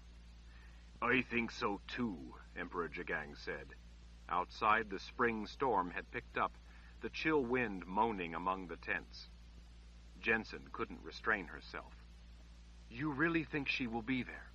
she asked both men. "You honestly think she would remain there when she knows you're coming with an enormous army?" Jagang shrugged. "I can't be sure, of course, but I've battled her all the way up through the Midlands. In the past, she had options, choices, tough though they sometimes were." "We drove her army into Adendril just before winter, then sat at her doorstep. Now she and her army have run out of choices. and with the mountains all around, places to flee. Even she knows that a time comes when the choice you're given must be faced. I think this may be where she chooses to at last stand and fight." Sebastian stabbed a portion of meat. "It sounds too simple." "Of course it does," Jagang said. "That's why I must consider that she may have decided to do it." Sebastian gestured north with the red piece of meat on the point of his blade. "She may have pulled back into the mountains and left only enough men to take out scouts and patrols to keep you blind, as Jensen suggested." Jagang shrugged. "Possibly. She is a woman who is impossible to predict. But she's running out of places to pull back to. Sooner or later there will be no ground left. This may not be her plan, but then again, it might be so." Jensen hadn't realized that the old world had made such progress at throwing back the enemy. Sebastian, too, had been away a long time. Matters for the old world were not nearly so bleak as she had thought. Still, it sounded a great risk to take based on such thin conjecture. "And so you're willing to gamble your men on such a battle, hoping she will be there?" "Gamble?" Jagang sounded amused by the suggestion. "Don't you see, it isn't really a gamble at all. Either way, we have nothing to lose. Either way, we will have Adendril. In so doing, we finally cleave the Midlands, thus cleaving the entire new world in two. Cleave and conquer is the path to victory." Sebastian licked the blood from his knife. "You know her tactics better than I, and are better able to predict what her next will be. But as you say, whether she decides to stand with her people or leaves them to their fate, we will have the city of Adendril and the seat of power in the Midlands." The Emperor stared off. "That bitch has killed hundreds of thousands of my men. She has always managed to stay one step ahead of me, to stay out of my grip, but all the while she was backing toward the wall. This wall." He looked up in cold rage. "May the Creator grant that I have her at last." His knuckles were white around the handle of his knife, his voice a deadly oath. "I will have her, and I will settle the score, personally." Sebastian measured the look in the Emperor's dark eyes. "Then perhaps we are near to the final victory, in the Midlands at least. With the Midlands won, the fate of Dahara will be sealed." He held his knife up. "And if the Mother Confessor is there, then Lord Rahl very well might be too." Jensen, thoughts tumbling through her mind, looked from Sebastian to the Emperor. "You mean you think that her husband, Lord Rahl, is there too?" Jagang's nightmare gaze turned toward her as he grinned wickedly. "Exactly, darling." Jensen felt a chill run up her spine at the murderous look in his eyes. She was grateful to the good spirits that she was on this man's side and not his enemy. Still, she had to voice the vital information Tom had told her. She felt a stab of anguish, wishing it had been someone other than Tom who had confirmed it for her, but it was Sebastian who was really the first one to have told her about it. "Lord Rahl can't be there in Adendril." Both men stared at her. "Lord Rahl is far to the south." Jagang frowned. "To the south? What do you mean?" "He's in the old world." "Are you sure?" Sebastian asked. Jensen puzzled at him. "You told me so yourself, that he led his army of invasion into the old world." A look of recollection came over Sebastian's face. "Yes, of course, Jen, but that was long before I even met you. Way back before I left our troops that I had heard those reports. That was a long time ago. But I know he was in the old world after that." "What do you mean?" Jagang asked in a gravelly growl. Jensen cleared her throat. "The bond. The Daharan people feel a bond to the Lord Rahl." "And do you feel the bond?" Jagang asked. "Well, no, it just isn't strong enough in me. But when Sebastian and I were at the People's Palace, I met people there who said that Lord Rahl was far to the south in the old world." The Emperor considered her words as he glanced over at a woman who had come in with platters of dried fruits, sweetmeats, and nuts. She worked at a distant side table, apparently not wanting to come any closer and disturb the Emperor and his guests. "But, Jen, you heard that last winter when we were at the palace. Have you heard anyone with the bond confirm it since then?" Jensen shook her head. "I guess not." "If the Mother Confessor intends to make her stand in Aidendrill," Sebastian said thoughtfully, "then it's possible, since we last had this report of him to the south, that he's come north to stand by the Mother Confessor." Jagang leaned in low over the bloody meat before him. "Those two are like that, evil to the end. I've dealt with them both for a long time now. I know from experience that if there's any way for them to be together, they will be, even if it's in death." The implications were staggering. "Then we might have him," Jensen whispered, almost to herself. "We might have Richard Rahl, too. The nightmare might be close to over. We could be on the eve of victory for all of us." Jagang leaned back, drumming his fingers on the table, looking from one to the other. "While I find it hard to believe Richard Rahl would also be there, from what I know about him, he could well decide to stand and lose with her, rather than live to see it all slip away from him bit by bloody bit." Jensen felt an unexpected pang at the thought of the two of them standing together as the end came. It was completely out of character for Lord Rahl to care for any woman, much less to stand by one as she was about to lose the war for her homeland, and her life as well. Lord Rahl would be more concerned about preserving his own life and land. Still, the thought of him being this close was too tantalizing to dismiss, and had her pulse racing. "If he is this close, then I wouldn't need the help of the Sisters of the Light. I wouldn't need a spell. I would only have to get a little closer, to be with you when you make your drive into the city." Jagang's grim, humorless smile was back. "You will ride with me. I will deliver you to the Confessor's palace." His knuckles were white around his knife again. "I want them both dead. I will see to the Mother Confessor personally. I grant you permission to be the one to plunge your knife into Richard Rahl." Jensen felt a wild swing of emotion, from giddy elation that the deed was close at hand to sickening horror. For an instant, she doubted she could really carry out such a grisly, cold-blooded act. "Jensen." But then she remembered her mother lying in a pool of blood on the floor of their home, bleeding to death from those awful, ripping stab wounds, her severed arm not far away, a house full of Lord Rahl's brutes standing over her. Jensen remembered her mother's eyes as she lay dying. She remembered how helpless she felt as her mother's life slipped away. The horror of it was as fresh as ever. The rage was as white-hot as ever. Jensen lusted to plunge her knife into her bastard brother's heart. That was all she wanted.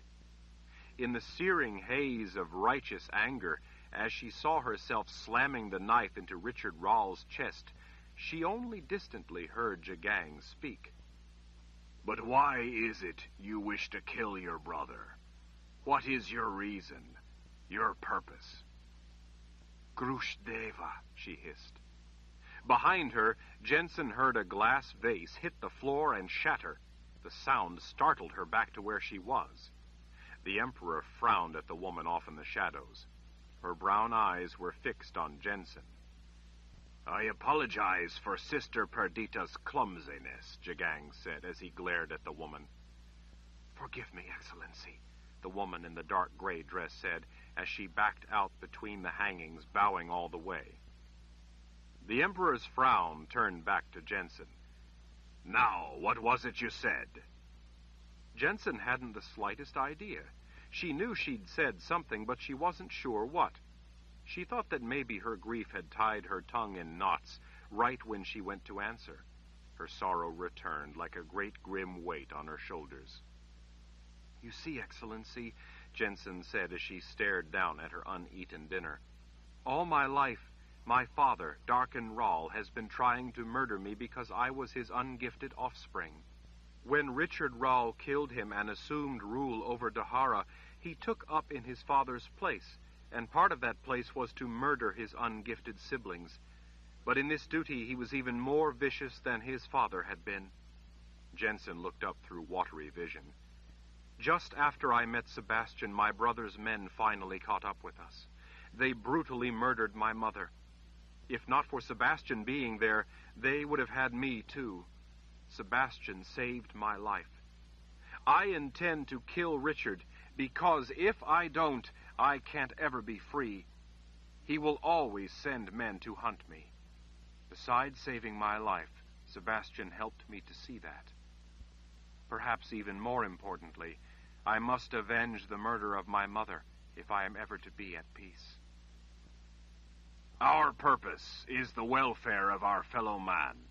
Your story saddens me, and is the very reason we fight to eradicate the blight of magic. The Emperor finally shifted his gaze to Sebastian.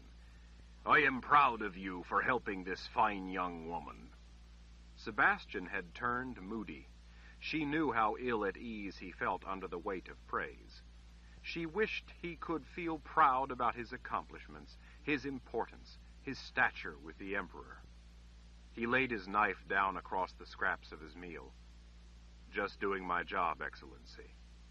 Well, Jagang said with an encouraging smile, I'm glad you've returned in time to see the culmination of your strategy. Sebastian leaned back, nursing a mug of ale. Don't you want to wait for Brother Nariv? Shouldn't he be here to witness it, if this turns out to be the blow that ends it? With a thick finger, Jagang pushed an olive around in a little circle on the table. It was a time before he spoke quietly without looking up. I've not heard from Brother Nariv since Althea fell. Sebastian came up against the table. What? Althea fell? What do you mean? How? When? Jensen knew that Althea was the Emperor's homeland, the city he came from.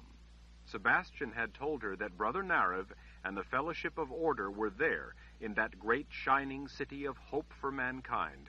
A great palace would be built there in homage to the Creator, and as a symbol to solidify the unity of the old world. I received reports not long ago that enemy forces overran the city. Althea is very distant, and it was cut off. Partly because of winter, the reports were a very long time in reaching me. I await news. Given this inauspicious turn of fate, I don't think it wise to wait for Brother Nariv to make it up here. He will be busy throwing the invaders back. If the Mother Confessor and Richard Rall are in Aidendril, we must not wait. We must strike back swiftly and with withering force. Jensen laid a sympathetic hand on Sebastian's forearm. That must have been what you told me about. When I first met you, and you told me that Lord Rall was invading your homeland, that must have been what he was after, Althea. Sebastian stared at her. It may be that he isn't in Aidendril. It may turn out that he's still to the south, Jen, in the old world. You have to keep that in mind. I don't want you to invest all your hopes only to have them dashed. I hope he is here, and it could finally be ended. But as His Excellency said about moving on Aidendril, there is nothing to lose. I didn't expect to find him here.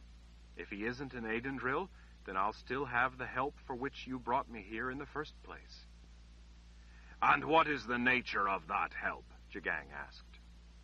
Sebastian answered for her. I told her that the sisters might be able to help with a spell, so that she can get past all of Lord Rall's protection and get close enough to him to act. One way or another, then. If he is in Aidendril, you shall have him. Jagang plucked up the olive he had been rolling around and popped it in his mouth. If not, then you shall have the sorceress at your disposal. Whatever help you need from the sisters is yours. You have but to ask, and they will provide it. My word on that. His raven eyes were deadly serious. Outside, thunder rumbled. The rain had picked up. Lightning flickered, lighting the tent from the outside with eerie light that made the candlelight seem all the darker when each flash of lightning ended, leaving them again in near darkness, waiting for the roll of thunder. I just need them to cast me a spell to divert those protecting him, so I can get close enough to him, Jensen said after the thunder had died out. She drew her knife from its sheath and held it up to look at the ornate letter R engraved in the silver handle. Then I can put my knife through his evil heart. This knife, his own knife. Sebastian explained how important it is to use what is closest to an enemy to strike back at them. Sebastian has spoken wisely. That is our way. And why, with the Creator's guidance, we will prevail. Let us pray that we at last have them both, and it can finally be ended, that the scourge of magic will finally be ended, and that mankind will at last be allowed to live in peace as the Creator intended. Jensen and Sebastian both nodded at the invocation. If we catch them in Aidendrill, Jagang said, looking her in the eyes, I promise that you will be the one to put your blade through his heart, so that your mother may finally rest in peace. Thank you, Jensen whispered in gratitude. He didn't ask how she could accomplish such a task. Maybe the conviction in her voice had betrayed the fact that there was more to this than he knew, that she had some special advantage that would enable her to accomplish such a thing. And there was more to this than he knew, or Sebastian knew. Jensen had been thinking long and hard about it, putting all the various elements together. Her whole life had been devoted to thinking about this problem, but in the past her thoughts always revolved around how insoluble it was, how it was only a matter of time until Lord Rahl caught her and the nightmare began in earnest. She had always been focused on the problem. Now, since meeting 13, The Pillars of Creation, by Terry Goodkind. Continuing on page 444. Sebastian, racing right along with her, had his sword out. A dozen of the big brutes were in front of her, led by Emperor Jagang himself. Behind were hundreds more of the grim assault force, all determined to deliver merciless violence to the enemy. Between her and those charging soldiers behind, Sisters of the Light ran up the steps, without weapons but for their gift. At the top of the flight of stairs, they all bunched to a halt on a slick oak floor. Emperor Jagang looked both ways down the hall. One of the panting sisters pushed through the men. "Excellency, this makes no sense." His only answer was a glare as he caught his breath before his gaze moved, searching for his prey. "Excellency," the sister insisted, if more quietly, "why would two people so important to their cause be alone here in the palace? Alone without even a guard at the door? It doesn't make sense. They would not be here alone." Jensen, as much as she wanted Lord Rahl under her knife, had to agree. It made no sense. "Who says they're alone?" Jagang asked. "Do you sense any conjuring of magic?" He was right, of course. They might go through a door and encounter a surprise of 1,000 swords waiting for them. But that chance seemed remote. It seemed more logical that a protecting force, if there was one here, would not have wanted to allow them to all get inside. "No," the sister answered. "I sense no magic, but that doesn't mean it can't be called in an instant. Excellency, you are endangering yourself needlessly. This is dangerous, to go chasing after such people when there are so many things about it that make no sense." She stopped short of calling it foolish. Jagang, seeming to pay minimal attention to the sister as she spoke, signaled to his men, sending a dozen racing off in each direction down the hall. A snap of his fingers and a quick gesture sent a sister with each group. "You're thinking like a Green Army officer," Jagang said to the sister. "The Mother Confessor is far more sly and 10 times as cunning as you give her credit for. She is smarter than to think in such simple terms. You've seen some of the things she's pulled off. I'll not let her get away with this one." "Then why would she and Lord Rahl be here alone?" Jensen asked, when she saw that the sisters feared to speak up further. "Why would they allow themselves to be so vulnerable?" "Where better to hide than in an empty city?" Jagang asked. An empty palace. Any guards would tip us to their presence. But why would they even hide here, of all places? Because they know that their cause is in jeopardy. They're cowards and want to evade capture. When people are desperate and in a panic, they often run for their home to hide in a place they know. Jagang hooked a thumb behind his belt as he analyzed the layout of halls around him. This is her home. In the end, it's only their own hides that they think of, not that of their fellow man. Jensen couldn't help herself from pressing, even as Sebastian was pulling her back, urging her to be quiet. She threw her arm out toward the expanse of windows. Why would they allow themselves to be seen, then? If they're trying to hide, as you suggest, then why would they let themselves be spotted? They're evil. He leveled his terrible eyes at her. They wanted to watch me find Brother Narev's remains. They wanted to see me discover their profane and heinous butchery of a great man. They simply couldn't resist such sick delight. But, let's go, he called to his men. As the Emperor charged off, Jensen seized Sebastian's arm in exasperation, holding him back. Do you really think it could be them? You're a strategist. Do you honestly think that any of this makes sense? He noted which way the Emperor went, followed by a flood of men charging after him, then turned a heated glare on her. Jensen, you wanted Lord Rahl. This may be your chance. But I don't see why... Don't argue with me. Who are you to think you know better? Sebastian, I don't have all the answers. That's why we're in here. Jensen swallowed past the lump in her throat. I'm only worried for you, Sebastian, and Emperor Jagang. I don't want your heads to end up on the end of a pike, too. In war, you must act, not only by careful plan, but when you see an opening. This is what war is like. In war, people sometimes do stupid or even seemingly crazy things. Maybe she and Lord Rahl have simply done something stupid. You have to take advantage of an enemy's mistakes. In war, the winner is often the one who attacks no matter what and presses any advantage. There isn't always time to figure everything out. Jensen could only stare up into his eyes. Who was she, a nobody, to try to tell an emperor's strategist how to fight a war? Sebastian, I was only...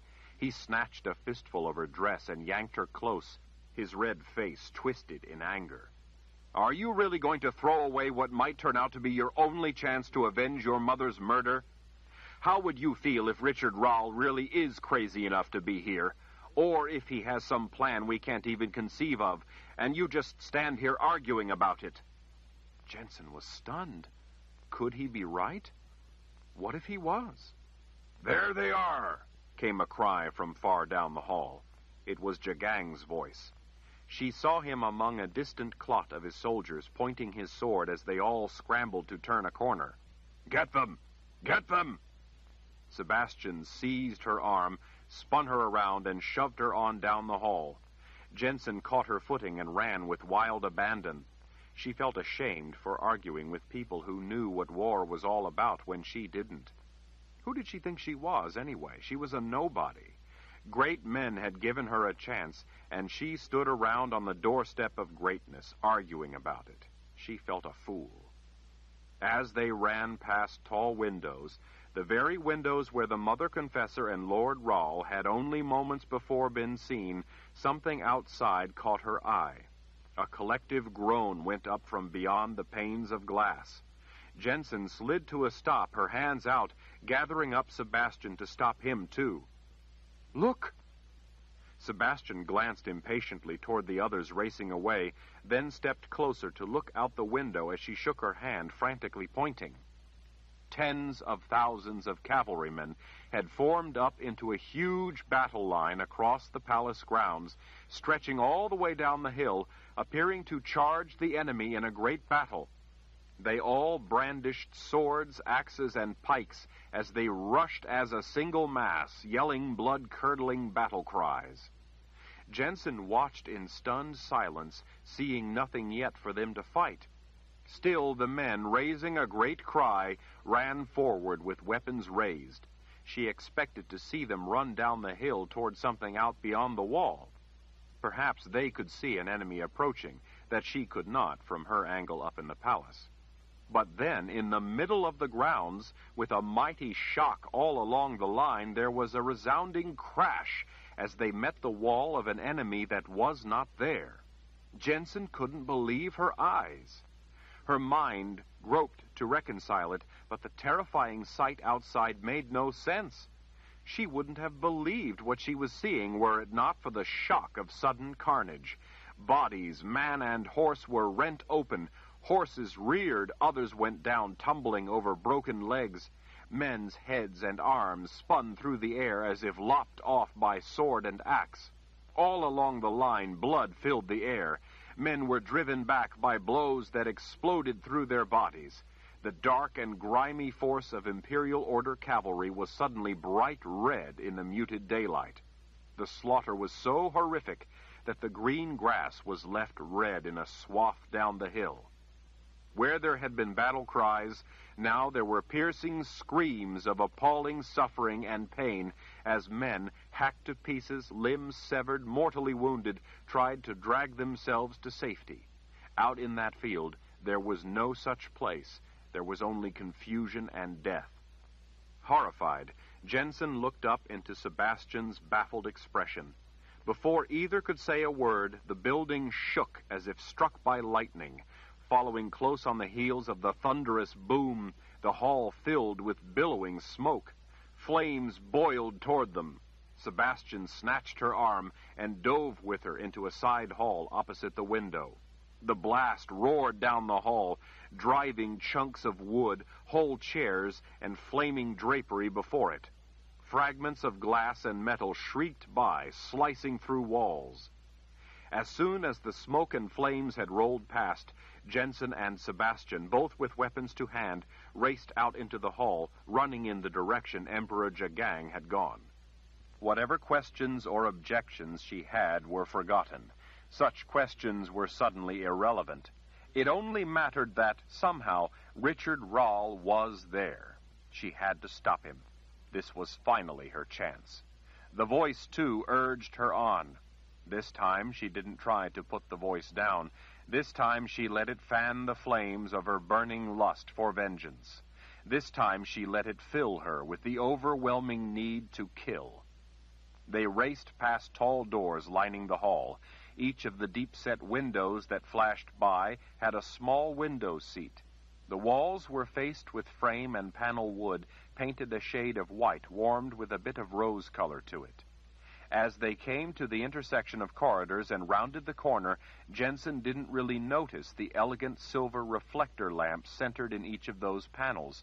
She saw only the bloody handprints smeared along the walls, the long splashes of blood on the polished oak floor, the disorderly tangle of still bodies. There were at least 50 of the burly assault soldiers scattered haphazardly down the hall, each burned, many ripped open by flying glass and splintered wood. Most of the faces weren't even unrecognizable as such. Shattered rib bones protruded from blood-soaked chainmail or leather. Along with the weapons that lay scattered, the hall was awash with gore and loose intestines, making it look like someone had spilled baskets of bloody dead eels. Among the bodies was a woman, one of the sisters. She had been nearly torn in two, as had been a number of the men, her slashed face set in death with a fixed look of surprise. Jensen gagged on the stench of blood, hardly able to draw a breath. As she followed Sebastian, jumping from one clear space to another, trying not to slip and fall on the human viscera. The horror of what Jensen was seeing was so profound that it didn't register in her mind. At least, it didn't register emotionally. She simply acted as if in a dream, not really able to consider what she was seeing. Once past the bodies, they followed a trail of blood down a maze of grand halls. The distant sound of men shouting drifted back to them. Jensen was at least relieved to hear the Emperor's voice among them. They sounded like hounds locked on the scent of a fox, baying insistently, refusing to lose their prey. "Sir," a man called from far back through a doorway to the side. "Sir, this way!" Sebastian paused to look at the man and his frantic hand signals, then pulled Jensen into a resplendent room. Across a floor covered with an elegant carpet of gold and rust-colored diamond designs, past windows hung with gorgeous green draperies, a soldier stood at a doorway into another hall. There were couches like none Jensen had ever seen, and tables and chairs with beautifully carved legs. While the room was elegant, it was not imposingly so, making it seem like a place where people might gather for casual conversations. She followed Sebastian as he ran for the soldier at the door on the opposite side of the room. "It's her," the man called to Sebastian. "Hurry, it's her! I just saw her pass by." The hulking soldier, still trying to catch his breath, sword hanging in his fist, peeked out the doorway again. Just before they reached him, as he peered down the hall, Jensen heard a dull thump. The soldier dropped his sword and clutched at his chest, his eyes going wide, his mouth opening. He fell dead at their feet, no sign of any wound. Jensen pushed Sebastian up against the wall before he could go through the doorway. She didn't want him encountering whatever had just dropped the soldier. Almost at the same time, from the way they had come, she heard the snapping hiss of something otherworldly. Jensen dropped to the floor, stretching out over Sebastian, holding him against the edge of floor and wall as if he were a child to be protected. She closed her eyes tight, crying out with fright at the thunderous blast behind her that shook the floor. A barrage of rubble shrieked through the room. When it finally went still and she opened her eyes, dust drifted through the destruction. The wall around them was peppered with holes. Somehow, she and Sebastian were not hurt. It only served to confirm what she already believed. It was him! Sebastian's arm shot out from under her to point across the room. It was him! Jensen turned but saw no one. What? Sebastian pointed again. It was Lord Rahl. I saw him. As he ran past the door, he cast in a spell of some kind, a pinch of sparkling dust, just as you pushed me against the wall. Then it exploded. I don't know how we survived in a room filled with such flying debris. I guess it all missed us, Jensen said.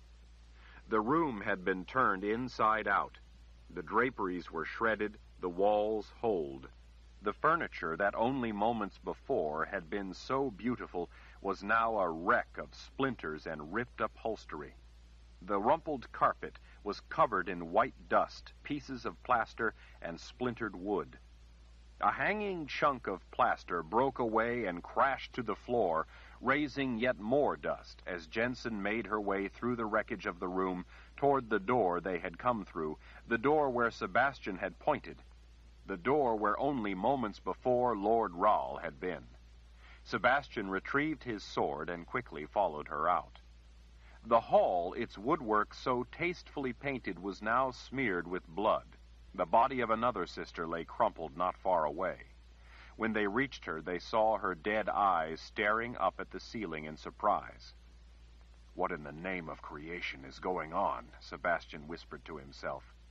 Jensen thought by the look on the dead sister's face that she must have wondered the same thing in the last instant of her life.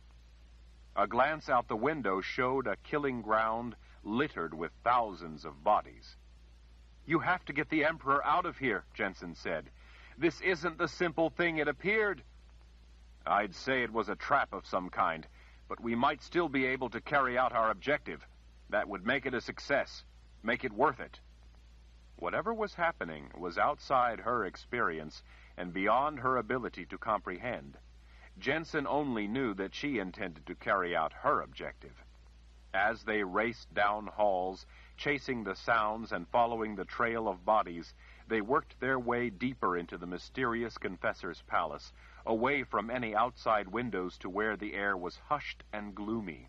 The deep shadows in the halls and rooms, where little light penetrated, added a frightening new dimension to the terrifying events. Jensen was well past shock, horror, or even fear. She felt as if she were watching herself act. Even her own voice sounded remote to her. In some distant way, she marveled at the things she did, at her ability to carry on. As they cautiously rounded an intersection, they encountered a few dozen soldiers hunched in the shadows just inside a small room, bloodied but alive. 4 sisters were there, too. Jensen spotted Emperor Jagang leaning against a wall as he panted, his sword gripped tightly in a bloody fist. As she rushed up, he met her gaze, his black eyes filled not with the fear or sorrow she expected, but with rage and determination. "We're close, girl. Keep that knife out and you'll get your chance." Sebastian moved off to check other doorways, securing the immediate area, several men moving at his direction when he gave them silent hand signals. She could hardly believe what she was hearing or seeing. "Emperor, you have to get out of here." He frowned at her. "Are you out of your mind?" "We're being cut to pieces. There are dead soldiers everywhere. I saw sisters back there ripped open by something." "Magic," he said with a wicked grin.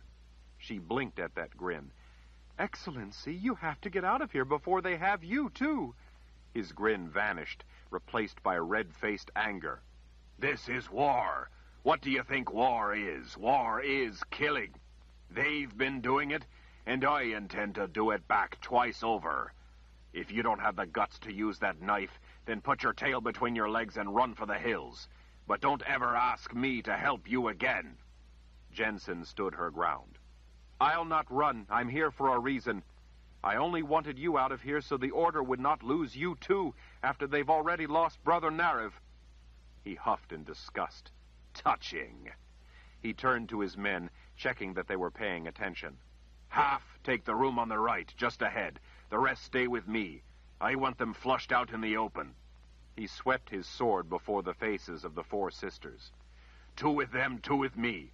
Don't disappoint me now."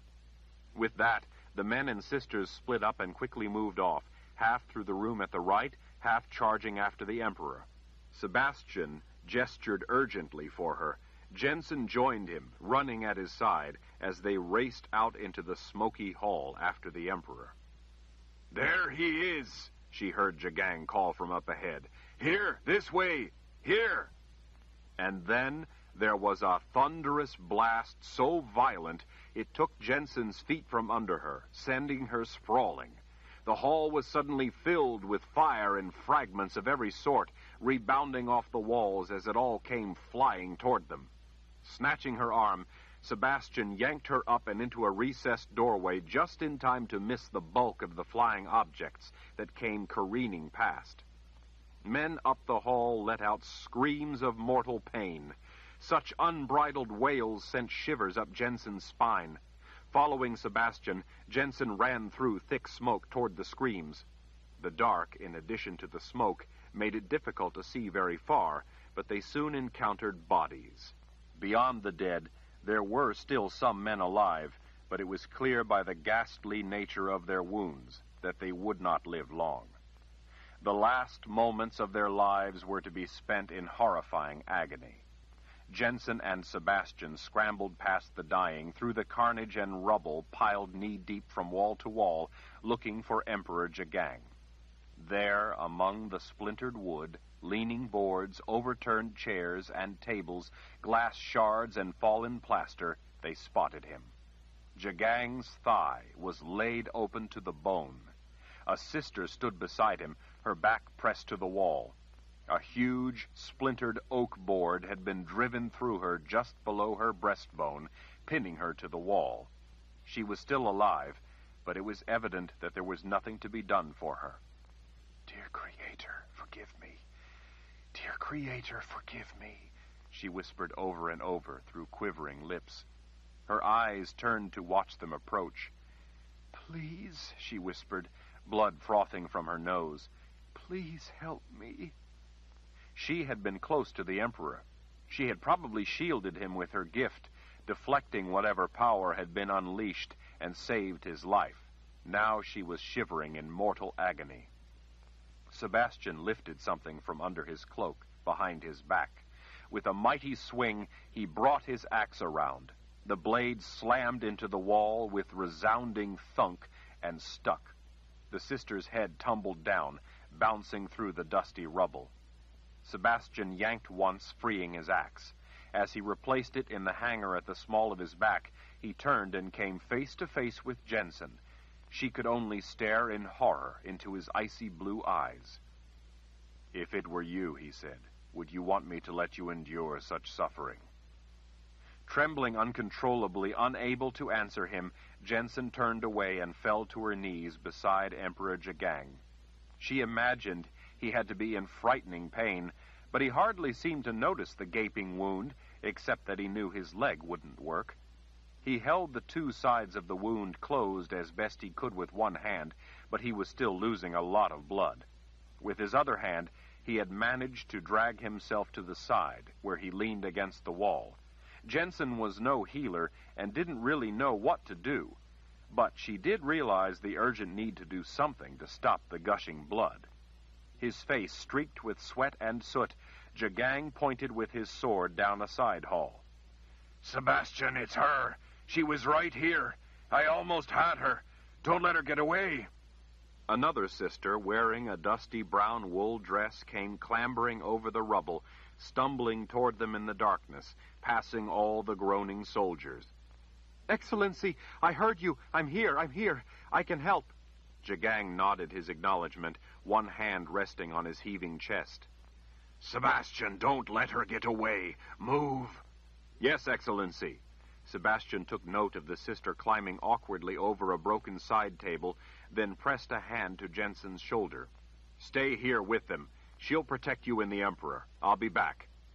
Jensen snatched for his sleeve, but he had already dashed away, collecting all the remaining men on his way past. He led them off down the hall, disappearing into the darkness. Jensen was suddenly alone with the wounded Emperor, a sister of the light, and the voice. She snatched up the end of a strip of a sheer curtain and pulled it out from under the rubble. "You're losing a lot of blood. I need to close this as best I can." She looked up into Emperor Jagang's nightmare eyes. "Can you help hold it closed while I wrap it?" He grinned. Sweat coursed down his face, leaving streaks through the dusty grime. "It doesn't hurt, girl. Do it. I've had worse than this. Be quick about it." Jensen started threading the filthy curtain under his leg, wrapping it around and under again as Jagang held the gaping wound closed as best he could. The fine fabric almost immediately turned from white to red, with all the thick blood flowing across it. The sister put a hand to Jensen's shoulder as she knelt down to help. As Jensen continued wrapping, the sister laid her hands flat on each side of the massive gash in the meat of his thigh. Jagang cried out in pain. "I'm sorry, Excellency," the sister said. "I have to stop the bleeding or you'll bleed to death." "Do it then, you stupid bitch. Don't talk me to death." The sister nodded tearfully, clearly terrified by what she was doing, yet knowing she had no choice but to do it. She closed her eyes and once more pressed trembling hands to Jagang's hairy, blood-soaked leg. Jensen pulled back to give her room to work, watching in the dim light as the woman apparently wove magic into the Emperor's wound. There was nothing to see at first. Jagang gritted his teeth, grunting in pain as the sister's magic began to do its work. Jensen watched, spellbound, as the gift was actually being used to help someone instead of cause suffering. She wondered briefly if the Imperial Order believed that even this magic, used to save the life of the Emperor, was evil. In the murky light, Jensen saw the blood pumping copiously from the wound abruptly slow to an oozing trickle. Jensen leaned closer, frowning, trying to see in the shadows, as the sister, now that the bleeding was nearly stopped, moved her hands, probably to start the work of closing the Emperor's terrible wound. Leaning close as she watched, Jensen heard Jagang suddenly whisper, "There he is." Jensen looked up. He was staring off down the hall. "Richard Rahl. Jensen, there he is. It's him." Jensen followed Emperor Jagang's gaze, her knife gripped in her fist. It was dark in the hallway, but there was smoky light down at the far end, silhouetting the figure standing in the distance, watching them. He lifted his arms. Between his outstretched hands, fire sprang to life. It wasn't fire like real fire, like the fire in a hearth, but fire like that out of a dream. It was there, but somehow not there. Real, but at the same time unreal. Jensen felt as if she were standing in a borderland between two worlds, the world that existed and the world of the fantastic. Yet the lethal danger that the wavering flame represented was all too clear. Frozen in dread, squatted down beside Emperor Jagang, Jensen could only stare as the figure at the end of the hall lifted his hands, lifted the slowly turning ball of blue and yellow flame. Between those steady hands, the rotating flame expanded to look frighteningly purposeful. Jensen knew that she was seeing the manifestation of deadly intent. And then he cast that implacable inferno out toward them. Jagang had said that it was Richard Rahl down at the end of the hall. She could see only a silhouetted figure casting out from his hands that awful fire. Oddly enough, even though the flame illuminated the walls, it left its creator in shadow. The sphere of seething flame expanded as it flew toward them with ever-gathering speed. The liquid blue and yellow flame looked as if it burned with living intent. Yet it was, in some strange way, nothing, too. "Wizard's fire!" the sister shrieked as she sprang up. "Dear Creator, no!" The sister ran down the dark hall toward the approaching flame. With wild abandon, she threw her arms up, palms toward the approaching fire, as if she were casting some magic shield to protect them. Yet Jensen could see nothing. The fire grew as it shot toward them, illuminating the walls, ceiling, and debris as it wailed past. The sister cast out her hands again. The fire struck the woman with a jarring thud, silhouetting her against a flare of intense yellow light so bright that Jensen threw an arm up before her face. In a heartbeat, the flame enveloped the woman, smothering her scream, consuming her in a blinding instant. Blue heat wavered as the fire swirled a moment in midair, then winked out, leaving behind only a wisp of smoke to hang in the hall, along with the smell of burnt flesh. Jensen stared, thunderstruck by what she had just seen, by a life so cruelly snuffed out. Off down at the end of the hall, Lord Rahl again conjured a ball of the terrible wizard's fire, nursing it between his hands, urging it to grow and expand.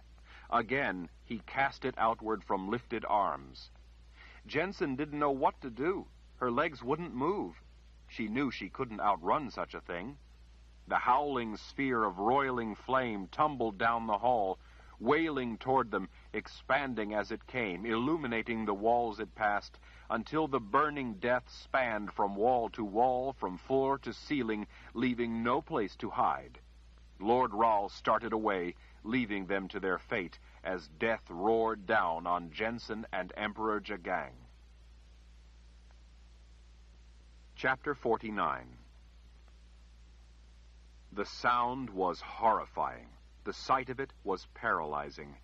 This was a weapon conjured for no reason but to kill. This was deadly magic, Lord Rahl's magic. This time there was no Sister of the Light to intercept it.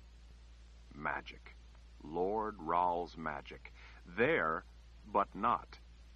In the last instant before it was on her, Jensen knew what she had to do. She threw herself over Emperor Jagang. In that fraction of a second before the fire was upon her, she covered him with her body where he lay at the edge of the floor against the wall, protecting him as she would a child. Even through her tightly closed eyes, she could see the brilliant light. She could hear the terrible wail of the tumbling flames howling around her. But Jensen felt nothing. She heard it roaring past her, thundering off down the hall. She opened one eye to peek out. At the end of the corridor, the orb of living fire exploded through the wall, coming apart in a shower of liquid flame, sending a hail of blazing wood out onto the lawn far below. With the wall gone, the hall was better lit. Jensen pushed herself up.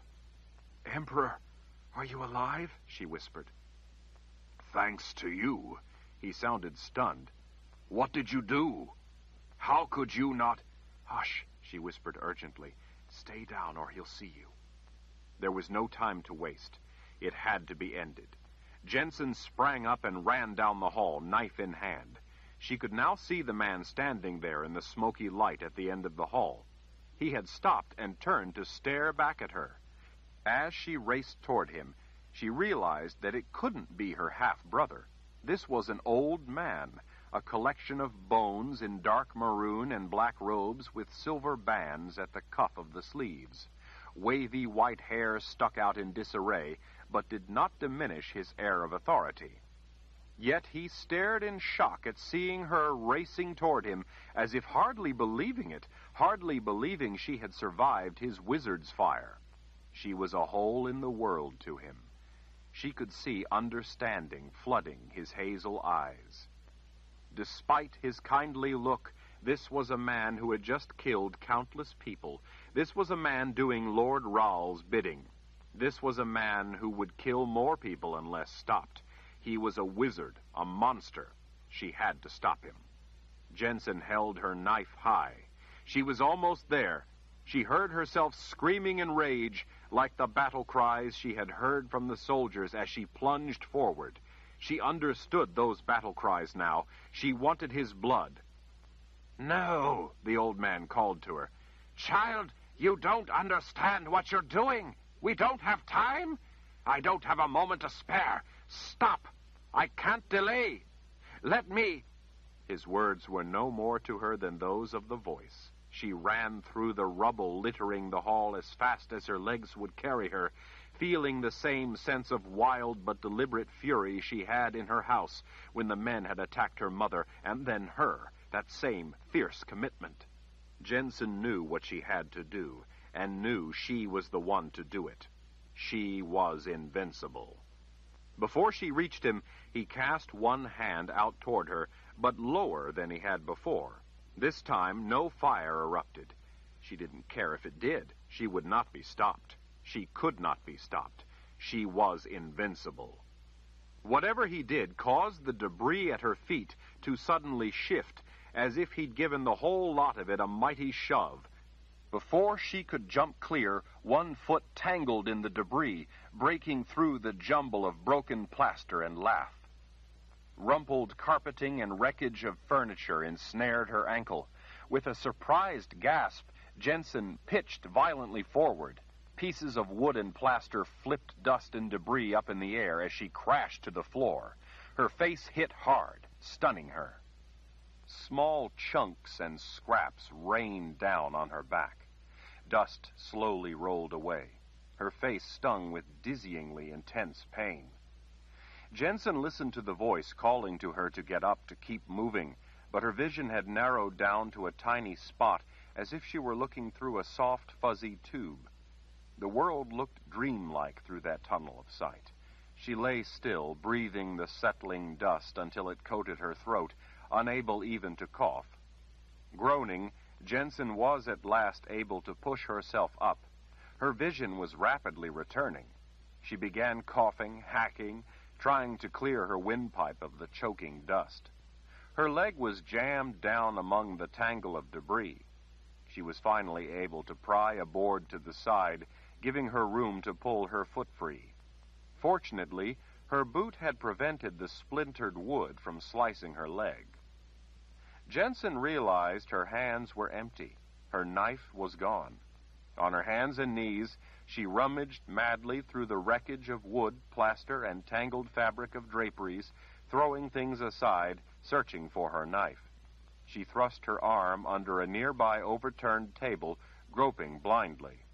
With the tips of her fingers, she felt something smooth. She groped along it until she touched the ornately engraved letter R. Grunting with the effort, she shouldered the leg of the overturned table until the whole mess grated as it moved a little.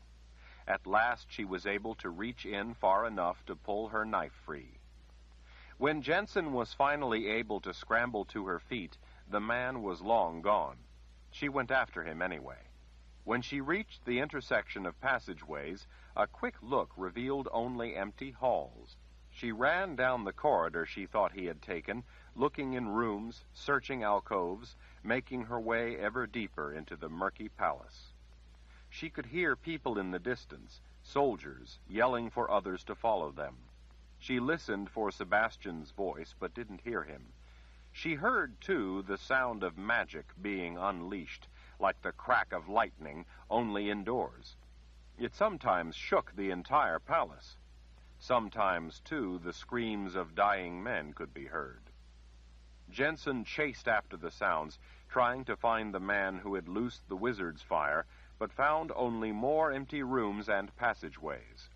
Some places were littered with dead soldiers. She couldn't tell if they had been there from the first or had been left in the wake of the fleeing wizard. Jensen heard the sound of running soldiers, their boots rumbling through corridors, and then she heard Sebastian's voice call out, "That way! It's her!" Jensen raced for an intersection and turned down a hall, running off in the direction she had heard Sebastian's voice. Her footfalls were muted by a long green carpet with gold fringe running the length of a grand corridor. It was all the more startlingly beautiful after coming out of ruined areas.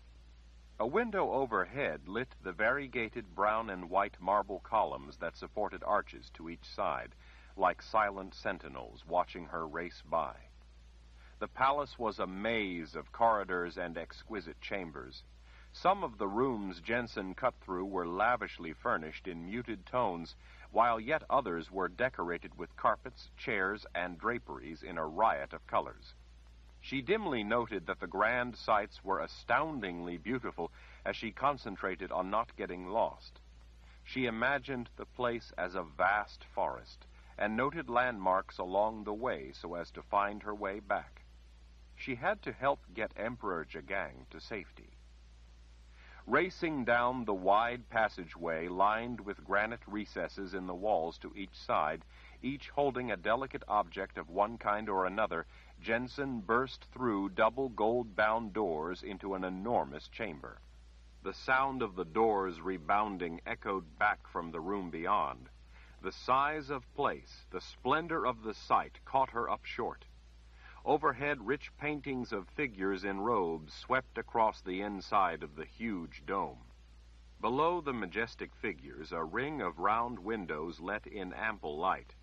A semicircular dais sat off to the side, along with chairs behind an imposing carved desk. Arched openings around the room covered stairways up to curving balconies edged with sinuous, polished mahogany railings. Jensen knew by the imposing architecture that this must be the place from where the Mother Confessor ruled the Midlands. All the seating up in the balconies must have provided visitors or dignitaries a view of the proceedings. Jensen saw someone making their way among the columns on the other side of the chamber. Just then, Sebastian burst through another door not far to Jensen's right. A company of soldiers funneled through the doors after him. Sebastian lifted his sword, pointing. "There she is!" He was nearly out of breath. Rage flashed in his blue eyes. "Sebastian!" Jensen ran to his side. "We have to get out of here. We need to get the Emperor to safety. A wizard came and the sister was killed. He's alone. Hurry!" The men were fanning out, a jangling dark mass clad in chainmail and armor and gleaming weapons, spreading around the edge of the vast chamber like wolves stalking a fawn. Sebastian heatedly pointed his sword across the room. "Not until I have her. Jagang will at last have the Mother Confessor." Jensen peered off to where he pointed and saw then the tall woman across the room. She wore simple, coarsely woven flaxen robes, decorated at the neck with a bit of red and yellow. Her black and gray hair was parted in the middle and cut square with her strong jaw. "The Mother Confessor," Sebastian whispered, transfixed by the sight of her. Jensen frowned back at him. "Mother Confessor?" Jensen couldn't envision the Lord Rahl wedding a woman as old as his great-grandmother. "Sebastian, what do you see?" He flashed a smug look. "The Mother Confessor." "What does she look like? What's she wearing?" "She's wearing that white dress of hers." His heated expression was back. "How can you miss her?" She's a beautiful bitch, a soldier on the other side of Sebastian said with a grin, unable to take his eyes from the woman across the room. But the Emperor will be the one to have her. The rest of the men, too, started across the room with that same disturbing, lecherous look. Jensen seized Sebastian by the arm and yanked him around. "No," she whispered harshly. "Sebastian, it's not her." "Are you out of your mind?" he asked as he glared at her. "Do you think I don't know what the Mother Confessor looks like?" "I've seen her before," the soldier beside him said. "That's her, all right." "No, it's not," Jensen whispered insistently, all the while tugging at Sebastian's arm, trying to get him to pull back. "It must be a spell or something. Sebastian, it's an old woman. This whole thing is going terribly wrong. We have to get out." The soldier on the other side of Sebastian grunted. His sword clattered to the marble floor as he clutched his chest. He toppled like a tree that had been felled and crashed to the floor. Another soldier, then another fell. Thump, thump, thump, they hit the floor. Jensen put herself in front of Sebastian, throwing her arms around him to protect him. The room exploded with a blinding flash of lightning. The sizzling arc twisted through the air, yet it unfailingly found its mark, raking down the line of men running out around the edge of the room, cutting them down in an instant. Jensen looked over her shoulder and saw the old woman 14. The Pillars of Creation by Terry Goodkind. Continuing on page 479. Sister Perdita's gaze shifted to the sister who had just replaced the book. "Sister, you are needed by the others. Please go help them." "But His Excellency told me to guard." "His Excellency is the one who needs the help. The healing is not going well. Go and help the sisters." At that, the woman nodded and rushed off to the back. "Why isn't the healing going well?" Jensen asked after the sister had vanished behind the heavy curtain. "A healing that is started and then interrupted, as Emperor Jagang's was, creates unique problems, especially since the sister who started it is dead. Each person brings unique ability to the task, so to go in later and try to unravel exactly how it was started, much less build on it, makes the healing much more difficult and delicate." She offered a small smile. "But we're confident that His Excellency will be fine. It's just a matter of some concentrated work by the Sisters of the Light. I imagine they will be at it most of the night. By morning, I'm sure everything will be under control, and the Emperor will be as strong as ever." Jensen swallowed. "What about Sebastian?" Sister Perdita appraised her with a cool, unreadable look. "I would say that depends on you." "On me? What do you mean? What do I have to do with healing him?" "Everything." "But what is it you could possibly need from me? You have but to ask. I'll do anything. Please, you must save Sebastian." The sister pursed her lips as she clasped her hands. "His recovery hinges on your commitment to eliminating Richard Rahl." Jensen was baffled. "Well, yes, of course, I want to eliminate Richard." "I said commitment, not words. I need more than mere words." Jensen stared a moment. "I don't understand. I've traveled a long and difficult journey to come here, so that I might secure the help of the Sisters of the Light, so that I can get close enough to Lord Rahl to put my knife in his heart." Sister Perdita smiled that terrible smile of hers. "Well, then, if that's true, then Sebastian should have nothing to worry about." "Please, sister, just tell me what it is you want." "I want Richard Rahl dead." "Then we share the same goal, if anything. I'd venture that I feel more strongly about it than you ever could." One of the sisters' eyebrows lifted. "Really? Emperor Jagang said that the sister who was trying to heal him up in the palace was killed by wizard's fire." "That's right." "And did you see the man who did it?" Jensen thought it strange that Sister Perdita didn't ask how it was that she wasn't also killed by the wizard's fire. "He was an old man, skinny, with wavy white hair sticking out in disarray." "First wizard Zedekus Zul Zorander," the sister said in a venomous hiss. "Yes," Jensen said. "I heard someone call him Wizard Zorander. I don't know him. Sister Perdita glared. Wizard Zorander is Richard Rawle's grandfather. Jensen's jaw dropped. I didn't know. Yet here was a wizard doing all this damage, nearly killing Emperor Jagang, and you, who claimed to be so committed, failed to kill him. Jensen held her hands out in frustration. But I tried. I did. He got away. There was so much going on. And you think it will be easier to kill Richard Rawle? Words are easy. When it comes to true commitment, you couldn't even stop the threat from his doddering old grandfather. Jensen refused to allow herself to fall to tears. It was a struggle. She felt foolish and shamed. But you came here for the help of the sisters. You said you wanted to kill Richard Rawle. I do, but what does that have to do with Sebastian? Sister Perdita held up a finger, commanding silence. Sebastian is in grave danger of dying. He was struck by a dangerous form of magic cast by a very powerful sorceress. Those shards of magic are still in him. Left alone, they will shortly kill him. Please, you must hurry then. An incensed expression silenced Jensen. That magic is also dangerous to us, to those trying to heal him. For us sisters to attempt to remove those embedded shards of magic endangers our lives as well as his. If we are to risk the lives of sisters, then I want in return your commitment to kill Richard Rawle. How could you place a condition on the life of a man? The sisters straightened with contempt. We will have to let many others die in order to devote the necessary numbers and time to healing this one man. How dare you ask that of us? How dare you ask us to let others die so that your lover might live? Jensen had no answer to such a terrible question. If we are to do this, then it must be for something worth more than those lives that will be lost without our help. Helping this one man must count for something.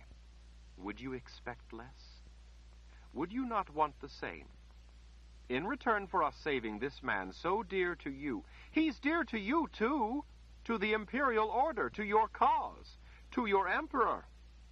Sister Perdita waited to see if Jensen would now be silent. When Jensen's angry gaze faltered and finally sank, the sister continued. No one individual is important except for what value he can contribute to others. Only you can provide that value for him.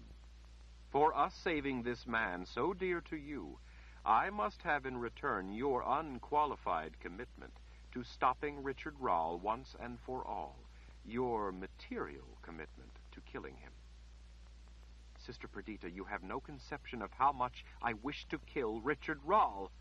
Jensen's hands fisted at her sides. He ordered the murder of my mother. She died in my arms. His rule resulted in Emperor Jagang nearly being killed.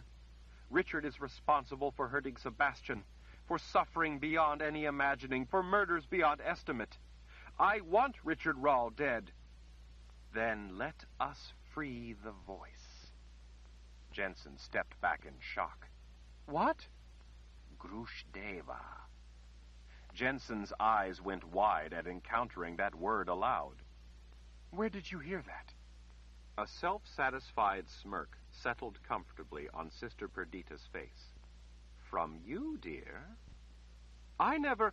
At dinner with His Excellency, he asked you why it was you wished to kill your brother. What was your reason, your purpose? You said Grushdeva. I never said any such thing. The smirk soured to condescension. Oh, but you did. Are you going to lie to me? To deny that word has been whispered in your mind? When Jensen stood silent, Sister Perdita went on. Do you know what it means, that word, Grushdeva? No, Jensen said in a very small voice. Vengeance. How do you know? I know that tongue. Jensen stood rigid, her shoulders drawn up. What is it exactly you are proposing? Why, I'm proposing to save Sebastian's life. But what else? Sister Perdita shrugged. Some of us sisters will take you out to a quiet place where we can be alone, while some of us stay here and save Sebastian's life like you want. In the morning, he will be better, and then you and he can be on your way to kill Richard Rall. You came here for our help. I am proposing to give you that help. With what we do for you, you will be able to accomplish your task." Jensen swallowed. The voice was strangely silent, not a word. It was somehow more awful that it was silent right then. "Sebastian is dying. He has only moments before it will be too late for us to save him. Yes or no, Jensen Rall?" "But what if..." "Yes or no, your time has run out. If you want to kill Richard Rall, if you want to save Sebastian, then utter but one word. Do it now, or forever wish you had." Chapter 52. After they picketed their horses, Jensen gave Rusty a rub on the forehead. With trembling fingers, she smoothed her other hand along the underside of the jaw as she pressed the side of her face against the horse's nose. "Be a good girl until I get back," she whispered. Rusty neighed softly in response to the gentle words. Jensen liked to imagine that the horse could understand her words. From the way her goat, Betty, had always cocked her head and stilled her little upright tail as Jensen confided her innermost fears, she had firmly believed that her hairy, four-legged friend could understand every word. Jensen peered overhead at the claw-like branches swaying in the muted light of a full moon, occulted by a milky veil of ethereal clouds drifting across the sky, as if gathering to bear silent witness. "Are you coming?" "Yes, Sister Perdita." "Hurry then, the others will be waiting." Jensen followed the woman up the side of a bank. The mossy ground was littered with leathery dried oak leaves and a layer of small branches. Roots emerging here and there from the loose loam provided enough footing to climb the steep rise. At the top, the ground leveled out. The sister's dark gray dress made her nearly vanish as she moved into the thick brush. For a woman with such big bones, Jensen noticed that the sister moved with disturbing grace. The voice remained silent. In tense times like this, the voice always whispered to her. Now it was silent. Jensen had always wanted the voice to leave her be. She had come to understand just how frightening such silence could be. The full moon, being only thinly obscured, provided enough light to make her way. Jensen could see her breath in the cold air as she followed the sister into the thick of the woods back between the low, spreading boughs of balsams and spruce. She had always felt at home in the woods, but somehow following a sister into the woods didn't give her the same comforting feeling. She would rather be alone than in the company of the stern woman. Ever since Jensen had given her the only word that would save Sebastian's life, Sister Perdita had settled into a demeanor of blunt superiority devoid of any tolerance. She was now firmly in command, and was certain that Jensen knew it. At least she had kept her word. As soon as Jensen had given hers, Sister Perdita had urgently set other sisters to saving Sebastian's life. While other sisters were sent on ahead to prepare whatever it was they had to prepare, Jensen was allowed to briefly look in on Sebastian to reassure her that everything possible to save him was being done. Before she had left his side, Jensen had bent and softly kissed his beautiful lips, run her hand tenderly back over his white spikes of hair, and gently brushed her lips across both his closed sky-blue eyes. She had whispered a prayer for her mother, with the good spirits, to watch over him. Sister Perdita had not stopped her or hurried her until at the end, when she pulled Jensen back and whispered that the sisters, huddled all around him, had to be left to do their work.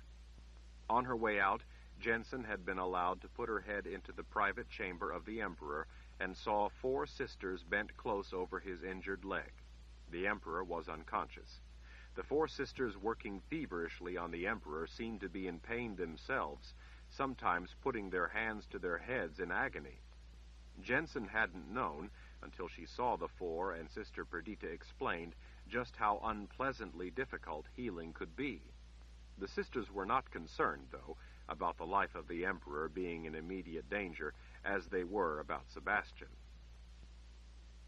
Jensen held a balsam bough back out of her way as she followed the sister deeper into the forbidding wood. "Why do we have to go so far from the camp?" Jensen whispered. The horseback ride had taken what seemed hours. Sister Perdita's tail of hair fell forward over her shoulder when she looked back, as if it were a particularly inane question. "So we can be alone to do what must be done." Jensen wanted to ask what must be done, but she knew the sister wouldn't tell her. The woman had turned away all questions with answers that were no more than general. She said that Jensen had given her word, and now it was her duty to uphold her end of the bargain, to do as she was told until it was finished. Jensen tried not to think about what might be ahead. She put her mind instead to thinking about leaving in the morning with a healthy Sebastian, about being back out on the trails, out in the countryside, away from all the people, away from the grim-looking soldiers of the Imperial Order. She knew that the soldiers were doing an invaluable job fighting against Lord Rahl, but still, she just couldn't help the way those men made her skin crawl. She felt as nervous as a fawn being watched by a pack of drooling wolves. Sebastian just didn't understand, whenever she'd tried to put it into words for him. He was a man. She supposed he couldn't understand what it felt like to be leered at. How could she make him understand that it was especially daunting to be watched by men such as those, men with such lecherous grins and savage eyes? If she just did as Sister Perdita said, then, by morning, she and Sebastian could leave. With whatever help the sisters were planning, they had at least assured her that she would be better able to kill Richard Rahl. That was all Jensen cared about now. If she could at last kill Lord Rahl, then she would be free. Her life would be her own. And if that much never came to be for herself, at least the rest of the world would be safe from a butcher of momentous proportions. They had left the horses among trees with bare branches, oaks mostly. Since the trees had yet to leaf out, the forest had at first been open, but they moved steadily into thicker woods of balsam, spruce, and pine, many with thick boughs skirting their trunks all the way to the ground. Although the soaring pines had no lower branches, their spreading crowns sealed off the weak moonlight.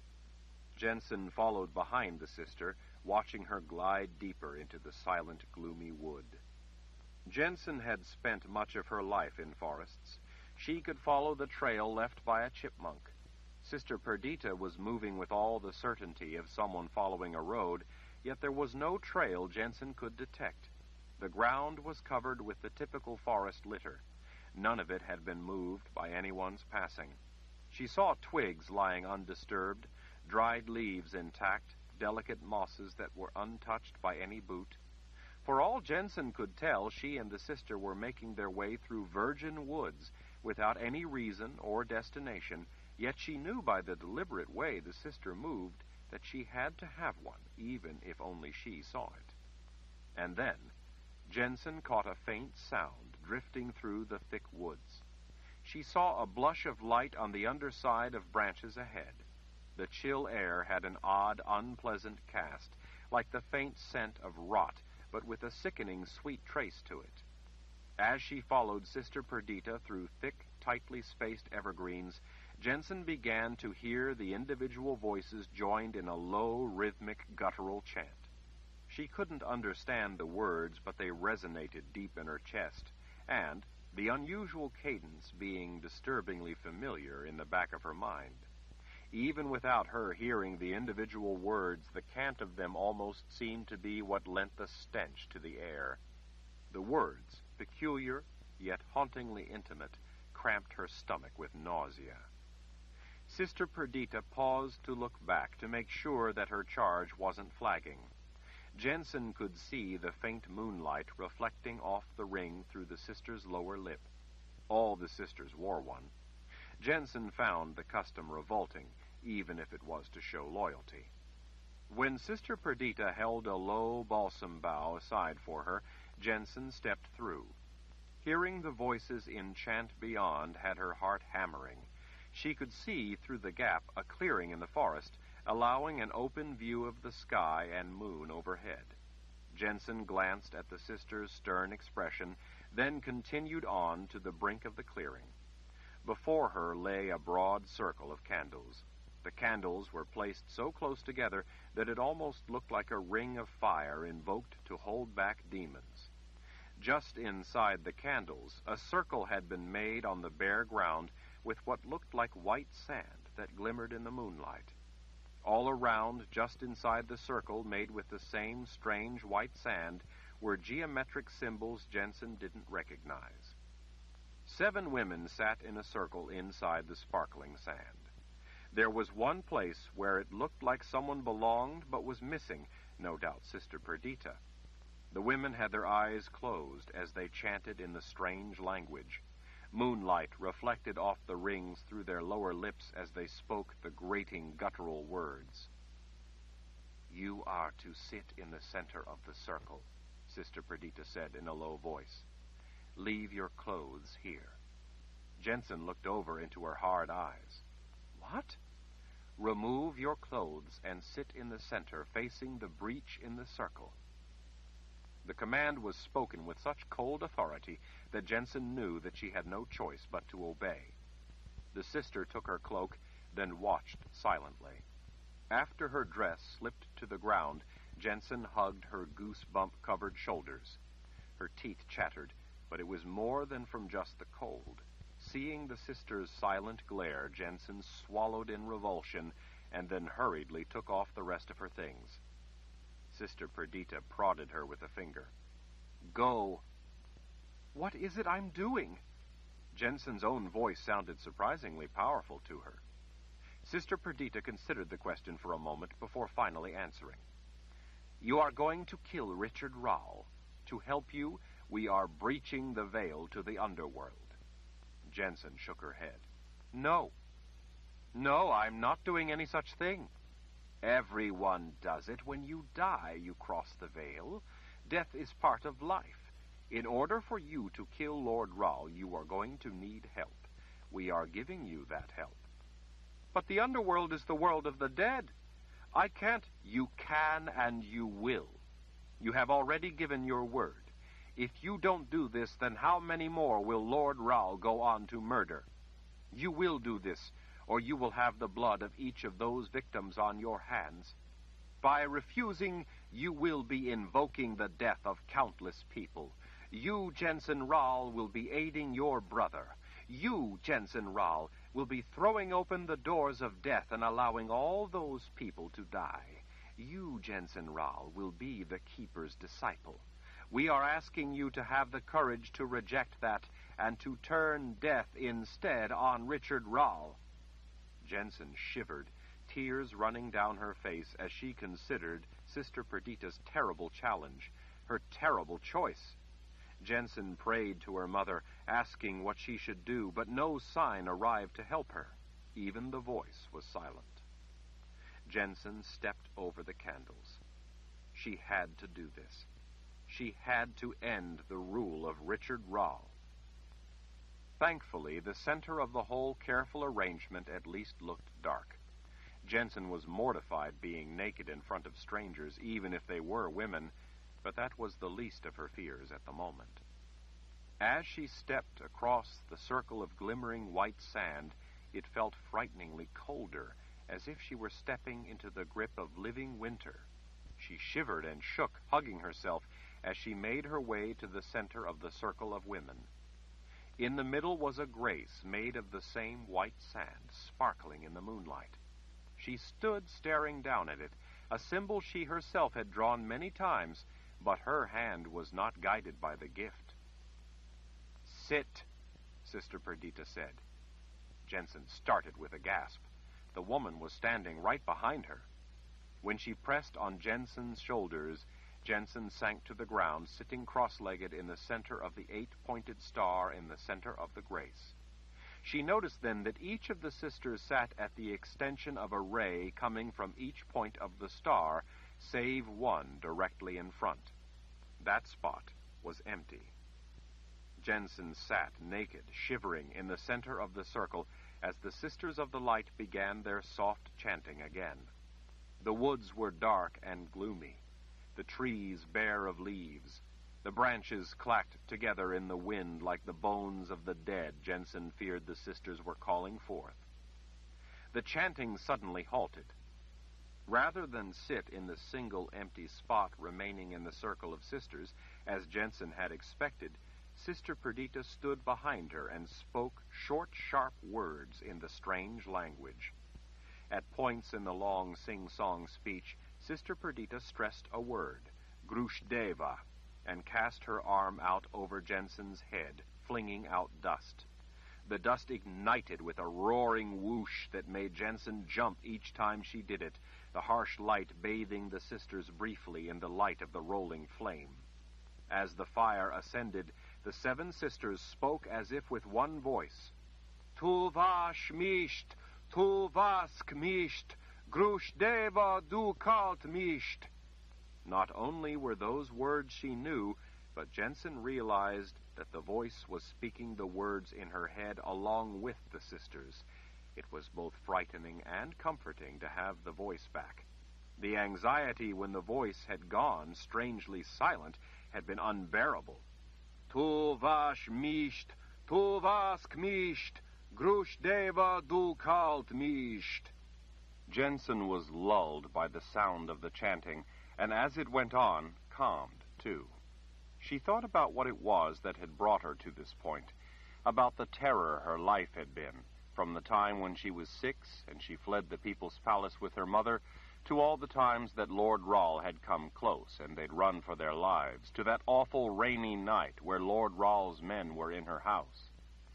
Jensen felt tears coursing down her cheeks as she thought about her mother there on the floor, dying, as she thought about Sebastian fighting valiantly, as she thought about her mother's last words and having to run and leave her mother there on the bloody floor.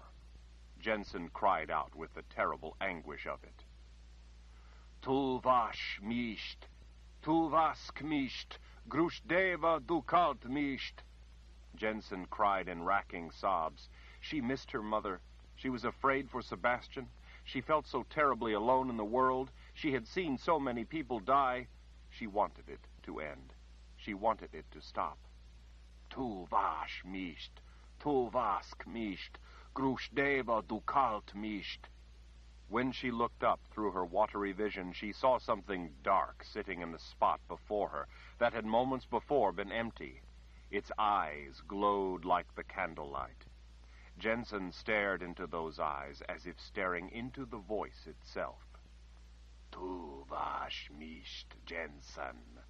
Tu vas kmisht, Jensen. The voice before her and in her head said in a low, growling voice.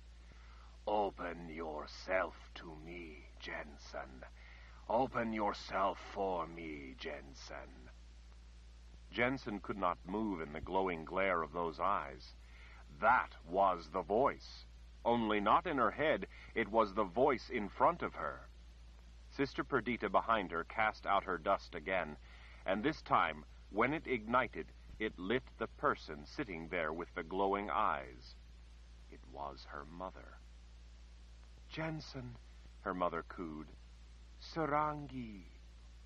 What? Jensen whimpered in shock. Surrender. Tears flooded forth in an uncontrollable torrent. Mama! Oh, Mama! Jensen started to rise, started to go to her mother, but Sister Perdita pressed down on her shoulders, keeping her in place. As the rolling flames lifted and evaporated, as the light faded, her mother vanished into the darkness, and before her was the thing with the glowing candlelight eyes. Grushdeva du kalt misht, the voice growled. What? Jensen wept. Vengeance is through me, the voice growled in translation. Sarangi, Jensen. Surrender, and vengeance will be yours. Yes, Jensen wailed in inconsolable agony. Yes, I surrender to vengeance. The thing grinned like a door to the underworld opening. It rose up, a wavering shadow, leaning forward toward her. Moonlight glistened on knotted muscles as it stretched out, coming toward her, almost cat-like, smiling, showing those heart-stopping fangs. Jensen was beyond knowing what to do, except that she had had all she could take and wanted it to end. She could take none of it any longer. She wanted to kill Richard Rahl. She wanted vengeance. She wanted her mother back. The thing was right before her, shimmering power and form that was there but not, partly in this world and partly in another. Jensen saw then beyond the thing, beyond the ring of sisters and sparkling white sand and candles, huge shapes out in the shadows, things on 4 legs.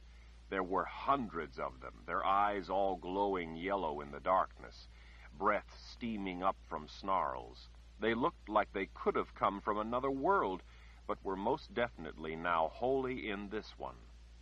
"Jensen," the voice hovering close over her whispered. "Jensen," it cooed. "Jensen." It smiled a smile as dark as Emperor Jagang's eyes, as dark as a moonless night. "What," she whispered through her tears, "what are those things out there?"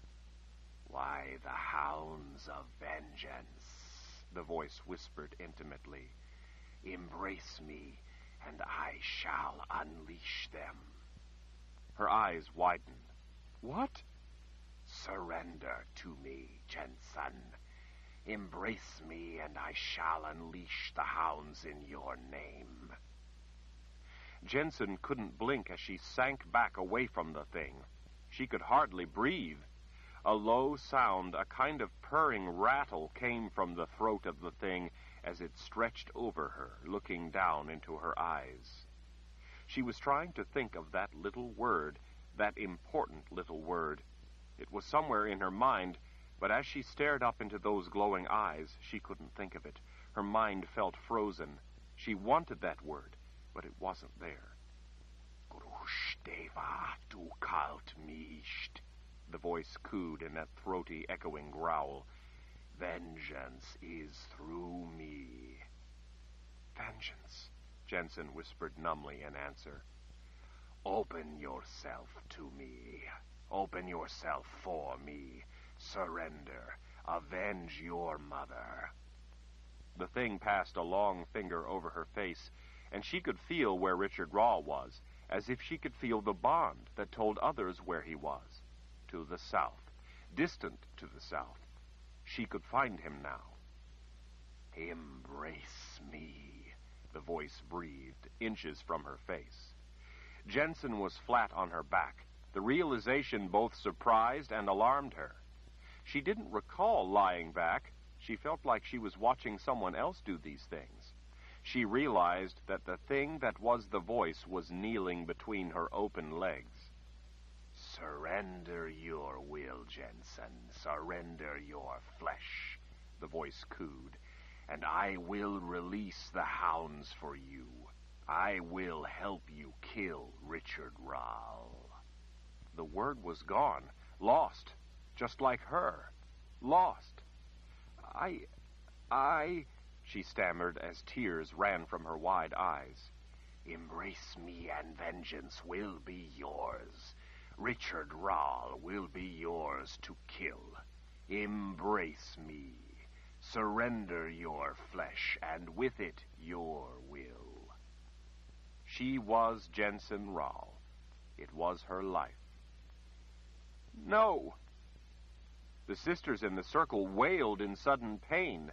They held their hands to their ears, crying in agony, howling like hounds. The glowing candlelight eyes peered down at her. The smile returned, this time vapor hissing from between wet fangs. "Surrender, Jensen," the voice rumbled with such terrible command that Jensen thought it might crush her.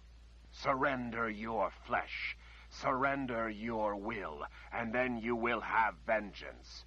You will have Richard Rahl." "No," she said, shrinking back as the thing stretched closer to her face. Her fingers dug into the dirt. "No, I will surrender my flesh, my will, if that is the price. if that is what I must do to rid the world of life of the murdering bastard Richard Rall, but I will not do so until you give me that first." "A bargain," the voice hissed. The glow in the eyes went red. "You wish to bargain with me?" "That is my price. Release your hounds. Help me kill Richard Rall. When I have vengeance, then I will surrender." The thing grinned a nightmare grin. A long, thin tongue snaked out, licking her in terrible, intimate promise. From her naked crotch all the way up to between her breasts, it sent a violent shudder through her to her very soul. "Bargain struck, Jensen Rall." Chapter 53. Friedrich wove his way between the fat clumps of grasses at the edge of the small lake, trying not to think about how hungry he was. With the way his stomach grumbled, he was not having much success. Fish might be nice for a change, but fish had to be cooked, and first he had to catch one. He gazed along the water's edge. Frog legs would be good, too. A meal of dried meat, though, would be quicker. He wished he had gotten a hard biscuit out of his pack the last time he'd stopped for a respite. At least if he had, he would have something to suck on. In some places, shorter grass bowed over to line the lake's edge like a green pelt. In other places, there were hushed stands of tall reeds.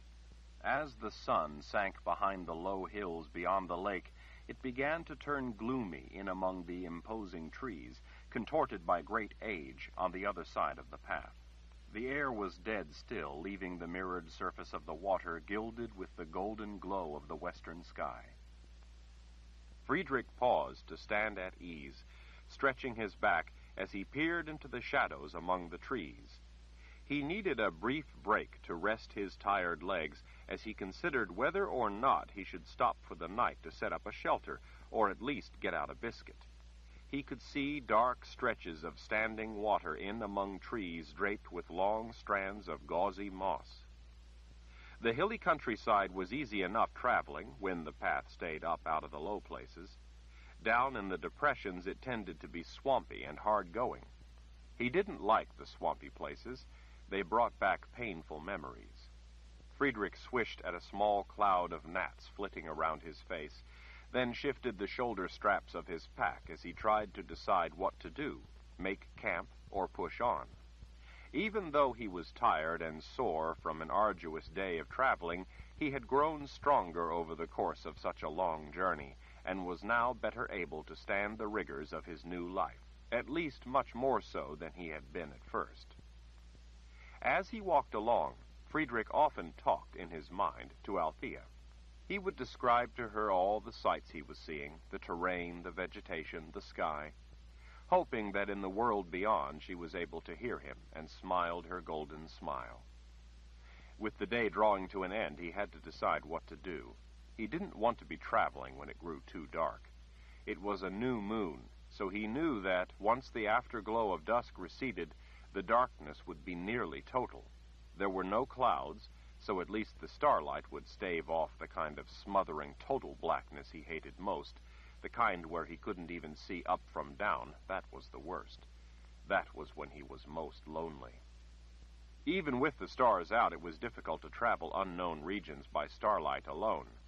In darkness, it was easy to wander off the path and end up getting lost. Getting lost would mean that in the morning he would likely have to backtrack to find a way through an impassable area, or find the trail, and in the end it accomplished nothing but to waste time. It would be wise to set up camp. It was warm, so he wouldn't really need a fire, although for some reason he felt as if he wanted one. Still, with a fire he might attract notice. He had no real way to know who might be around, and a campfire could be spotted for miles. Best not to have a fire, as much comfort as it would provide in exchange for the security. At least there would be stars overhead. He considered, too, the possibility that if he kept going, the trail might shortly lift out of the boggy lowlands, and he would come across a better place for a campsite, a place not as likely to be rife with snakes. Snakes, seeking warmth, would slither up to be close to a person sleeping on the ground. He'd not like to wake to find a snake cuddled up to him under his blanket. Friedrich hiked his pack up higher on his back. There was still enough light to push on for a while. Before he could start out again, he heard a small sound. Even though it wasn't loud, the inexplicable nature of it made him turn and look back up the trail to the north, the direction from which he had come. He couldn't quite put the sound to anything that came to mind, to any frog or squirrel or bird. As he listened, it was again dead quiet. "I'm getting too old for this sort of thing," he muttered to himself as he started out once more. The other reason nagging at him to keep going, the reason that was actually the most important, was that he hated to stop when he was this close. Of course, it could still be distant enough to require a walk of several days. It was hard for him to tell with any precision, but it was also possible that he was much closer. If that was the case, stopping for the night would be foolish. Time was of the essence. He could walk for a little longer at least.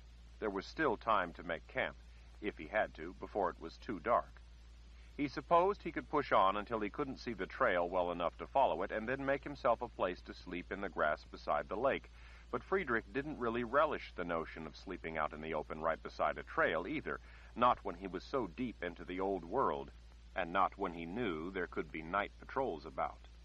He'd been seeing more of the Order's patrolling troops in recent days. He'd avoided cities and towns, for the most part sticking as close as he could to a straight course down through the old world. Several times he'd had to change that course when the destination had changed. As he traveled, Friedrich had gone to great pains to avoid troops. Being near any of the Order soldiers meant there was always the potential of being detained for questioning. While he wasn't as free of suspicion as a farmer in his own home might be, he knew that an older man traveling alone didn't look very threatening to big young soldiers and wasn't likely to raise suspicions. However, he also knew from bits of conversation he'd overheard when he had been in towns that the Imperial Order had no qualms about torturing people when the fancy struck them. Torture had the great advantage of always eliciting a confession of guilt, which proved the questioner's wise judgment in having suspicions in the first place, and, if desired, could produce the names of more conspirators with wrong thoughts, as he had heard told. A cruel questioner never ran out of work or guilty people needing punishment. At a snapping sound, Friedrich turned around and stood still as a stump, listening, watching. The sky and lake were mirrored violet. Tree limbs stood out still and silent, hanging out over sections of the path like claws, waiting to snatch travelers when it became dark enough. The woods were probably full of creatures just coming out from a long day's sleep to hunt at night. Owls, voles, opossum, raccoons, and other creatures became more active as it got dark. He watched, waiting to see if he heard the sound again. Nothing moved in the hush of twilight. Friedrich turned back to the trail and hurried his steps. It must be some creature searching through the forest litter, looking for a grub. His breathing quickened with his increased effort. He tried to wet his mouth by working his tongue, but it wasn't really doing much good. Despite his thirst, he didn't want to stop to have a drink of water. He was just imagining things, he knew. He was in a strange land by a strange wood, and it was getting dark. He wasn't usually so susceptible to being spooked by the little noises in the woods that frightened most people. He'd lived in the swamp with Althea a good long time, and he knew about truly terrifying beasts. He also knew a great deal about the variety of those creatures that were innocent enough, just going about their own lives. This was undoubtedly innocent. Still, he no longer felt tired or wanted to stop for the night. Friedrich turned to look over his shoulder as he hurried along the faintly lit trail. He had the uncanny feeling that there was something behind him, something watching him. The thought of being watched made the hair at the nape of his neck stand on end. He kept looking, but he saw nothing. It remained quiet behind him. He knew that either it was too quiet or else his imagination was too active. Breathing hard, his heart pounding, Friedrich quickened his pace. Maybe if he hurried, he would finally get there and not have to be all alone in the night out in the woods. He glanced back over his shoulder again. Eyes were watching him. It startled him so much that he tripped over his own feet and fell sprawling to the ground. He scrambled around to sit up and face back down the trail as he crabbed backward on his hands and feet. The skulking eyes were still there. He hadn't imagined it. Twin, glowing yellow eyes watching from back in the dark gloom of the woods. In the still hush, he heard a low growl as the beast stole out of the shadows into the somber light between the forest and the lake.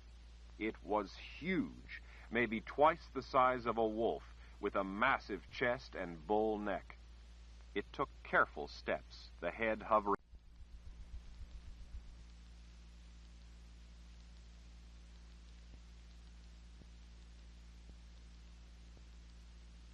Side 15, The Pillars of Creation, by Terry Goodkind. Continuing on page 515. Before he mounted up, Oba peered down at his brother. He couldn't kill him, not yet. The voice had plans. If Oba was anything he had always been accommodating, he would oblige the voice. He put a foot in the stirrup. The voice tickled at him.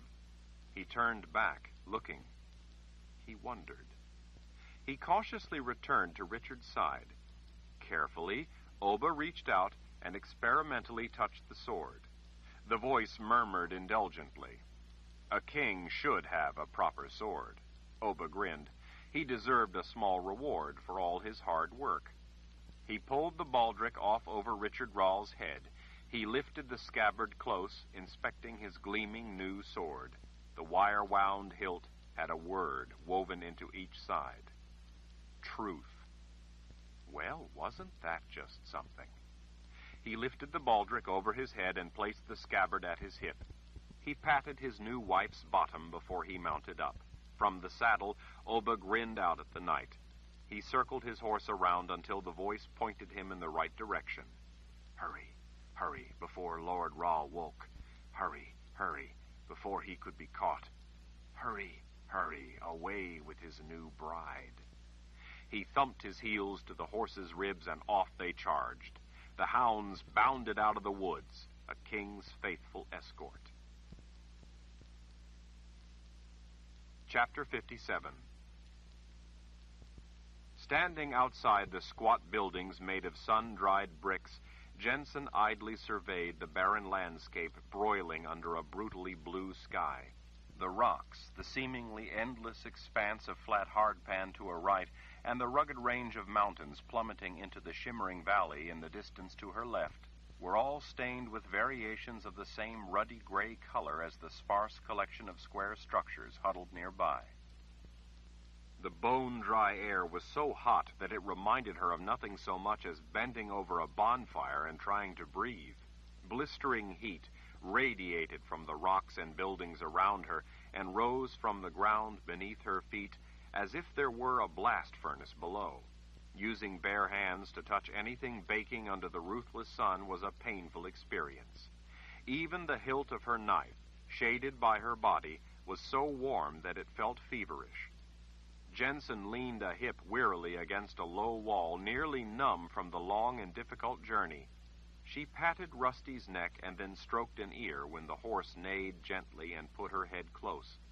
At least Jensen was nearly at her journey's end. She felt as if she had lost sight of how it had all begun that day so long ago when she had found the dead soldier at the bottom of the ravine and Sebastian had happened by. What a long and tortured journey fate would deal her she could never have guessed that day. She hardly knew herself anymore.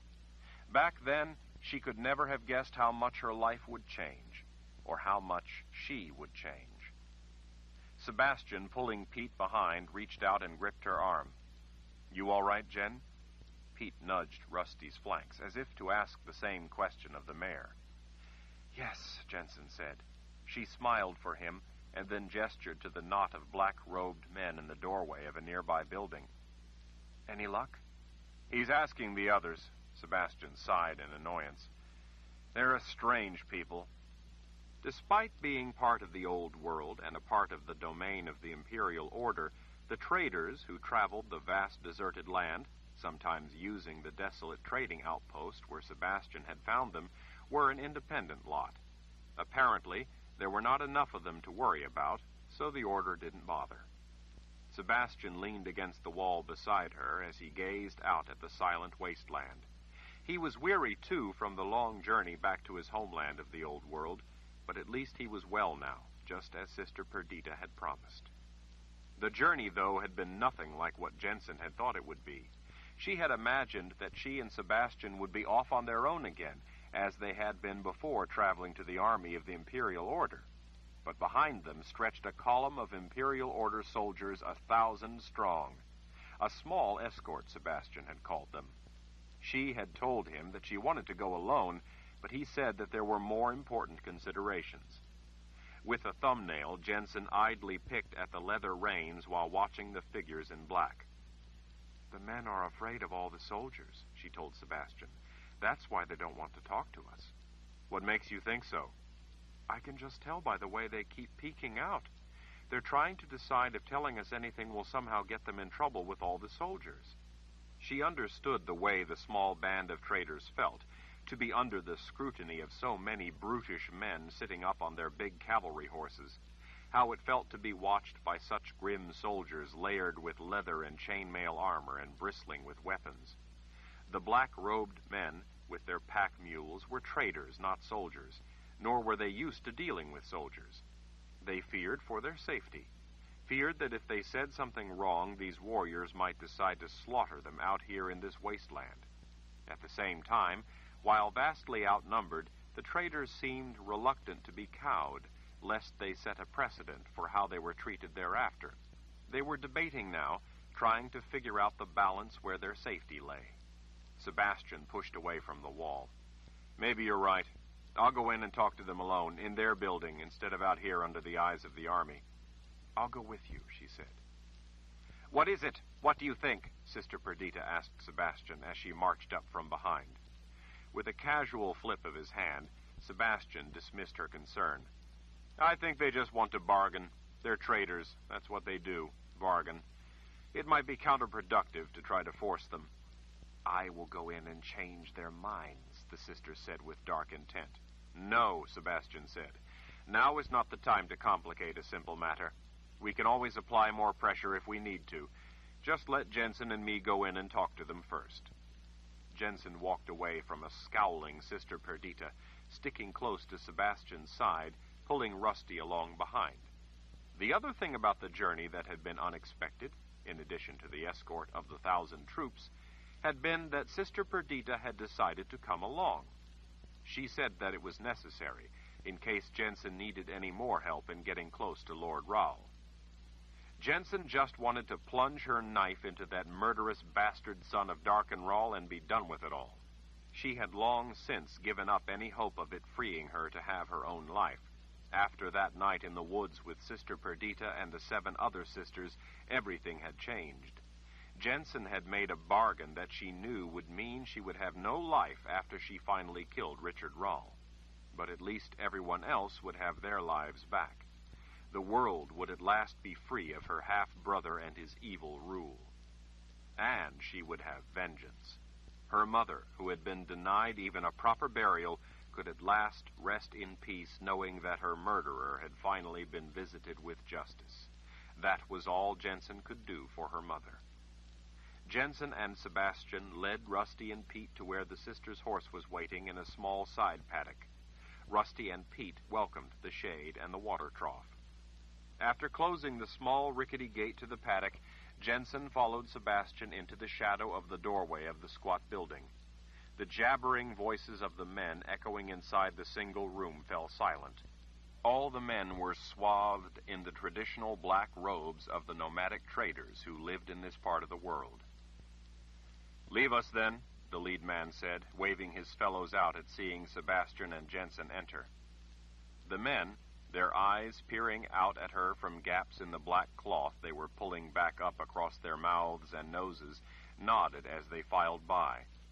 By their crinkled, exposed eyes, the men seemed to be smiling congenially at her from beneath the masks, but she couldn't be sure. Just in case, and considering what was at stake, she smiled back as she returned a bow of her head. The stagnant air inside the room was sweltering, but at least the shade was a relief, The one man remaining inside hadn't pulled the loose wraps of black cloth back up, so they sagged around his neck, away from his smiling, weathered, leathery face. "Please," he said to Jensen, "come in. You look fiery." "Fiery?" she asked. "Hot," he said. "You are not dressed for this place." He shuffled over to the rough plank shelves at the side and returned with one of the black bundles stored there. "Please to wear this." He lifted it toward her several times, urging her to take it. "It will make you better. It will cover you from the sun and hold in your sweat so you don't dry like rock." Jensen again bowed her head toward the small, wiry man and smiled her appreciation. "Thank you."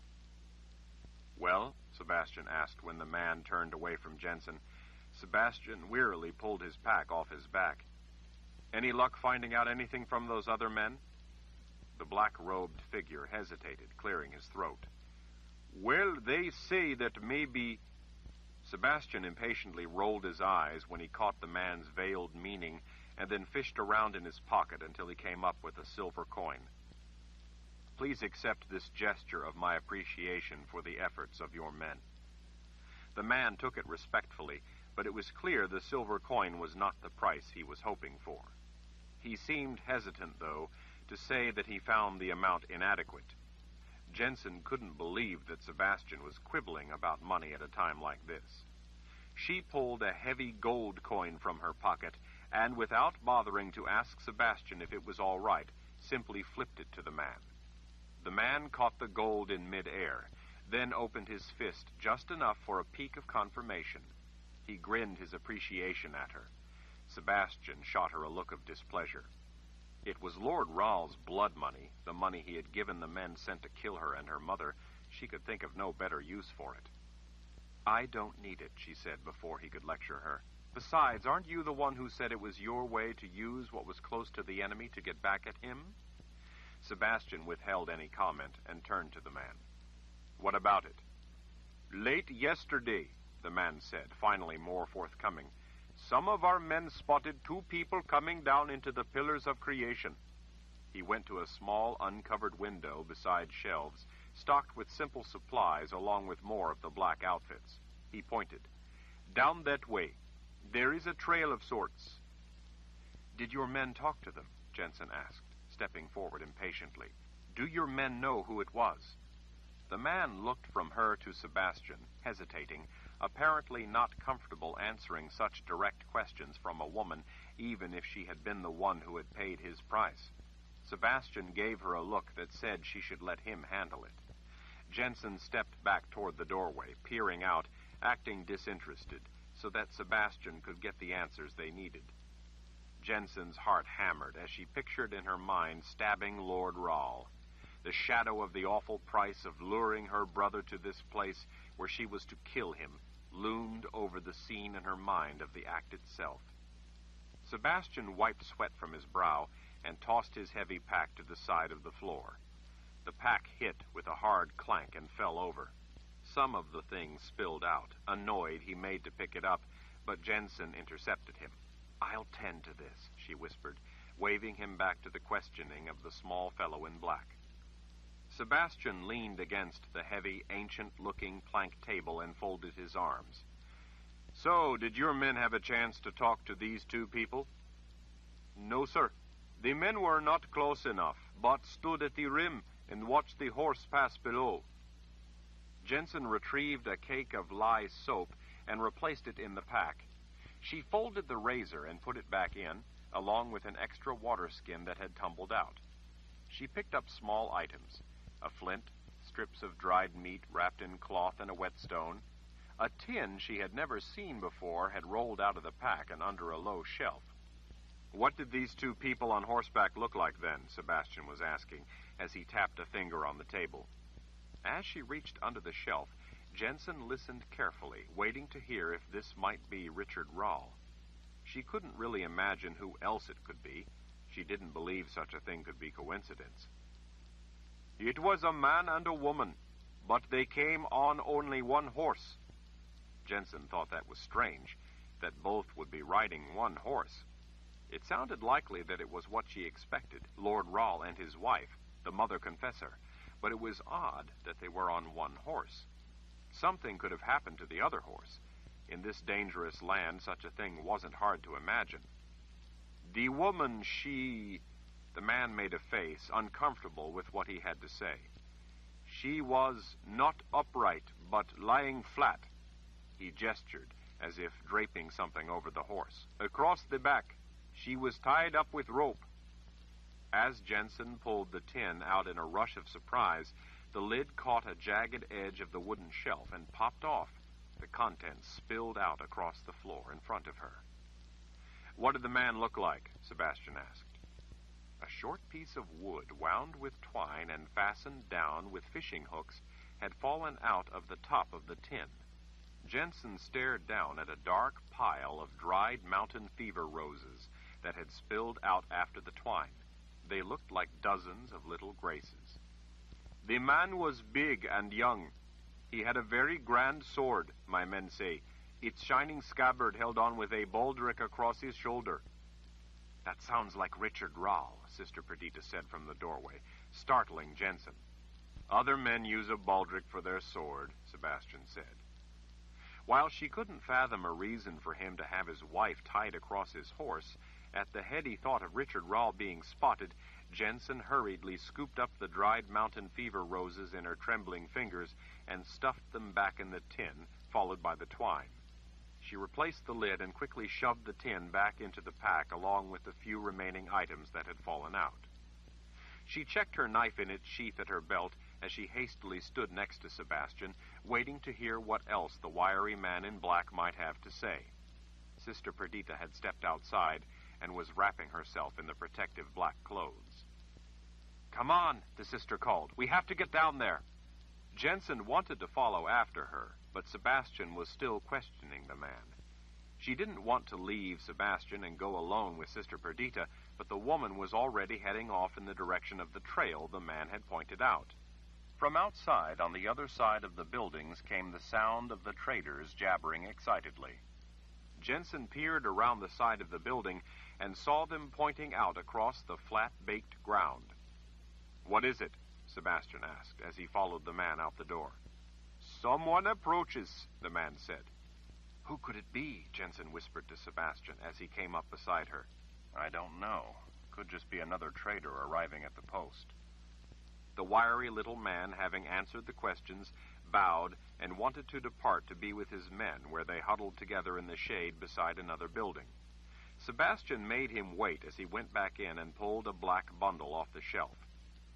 "We best catch up with Sister Perdita," he said, as he watched the woman vanish over the rim of the trail, down into the wavering landscape of the pillars of creation. "She'll protect you from Richard Rall's magic and help you do what you need to do." Jensen wanted to say that she didn't need Sister Perdita's protection, that Lord Rall's magic couldn't hurt her, but it was not the time to go into the whole subject with him, to explain the whole thing to him.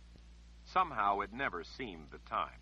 It didn't really matter, anyway, what Sebastian believed about how she could get close to Richard Rall. It only mattered that she did. Together, the two of them stood in the sweltering sun, watching the tiny speck racing across the endless flat landscape. In the withering heat, the distant ground undulated like the rippling surface of a faraway lake. A thin plume of dust rose behind the lone rider. Their escort of 1,000 men restlessly checked their weapons. "Is it one of your men?" Sebastian asked the wiry leader of the black-robed figures. "The ground here plays tricks with your eyes," he said. "He is still far off. The heat only makes him look closer. It will be some time before the rider reaches us, and we can tell who it is." He smiled at Jensen, gesturing encouragement. "Put the clothing on and you will be covered from the sun." Rather than argue, Jensen threw the gauzy cape-like garment around her shoulders. She wrapped the long scarf over and around her head, as she had seen the men doing, pulling it across her nose and mouth and then tucking the tail under the side. She was immediately surprised at how the black cloth cut the hot glare of the sun. It felt a relief, almost like standing in shade. The man's eyes smiled at seeing the look on her face. "Good, yes?" he asked through his own thin black mask. Yes, Jensen said. Thank you for your help. But we must pay you for these things you gave us. With a twinkle in his eye, he said, You already have. The man turned to Sebastian, still pulling his black scarf over his head. I have told you all I can, all we know. My men and I go now. Before Sebastian could answer, the man was already hurrying across the parched ground toward the dark knot of men waiting with their dusty mules. The men started away, pulling their mules after on lead lines, eager to be away from the soldiers. They were headed south, in the opposite direction of the approaching rider. If it might be one of their men, Sebastian said almost to himself, then why are they leaving? He looked impatiently to the small trail where Sister Perdita had disappeared, and then signaled to his column of men still waiting on horseback.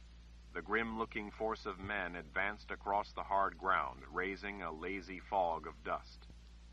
We have to go down there, Sebastian said, as he gestured toward the valley that held the pillars of creation. Wait up here until we get back.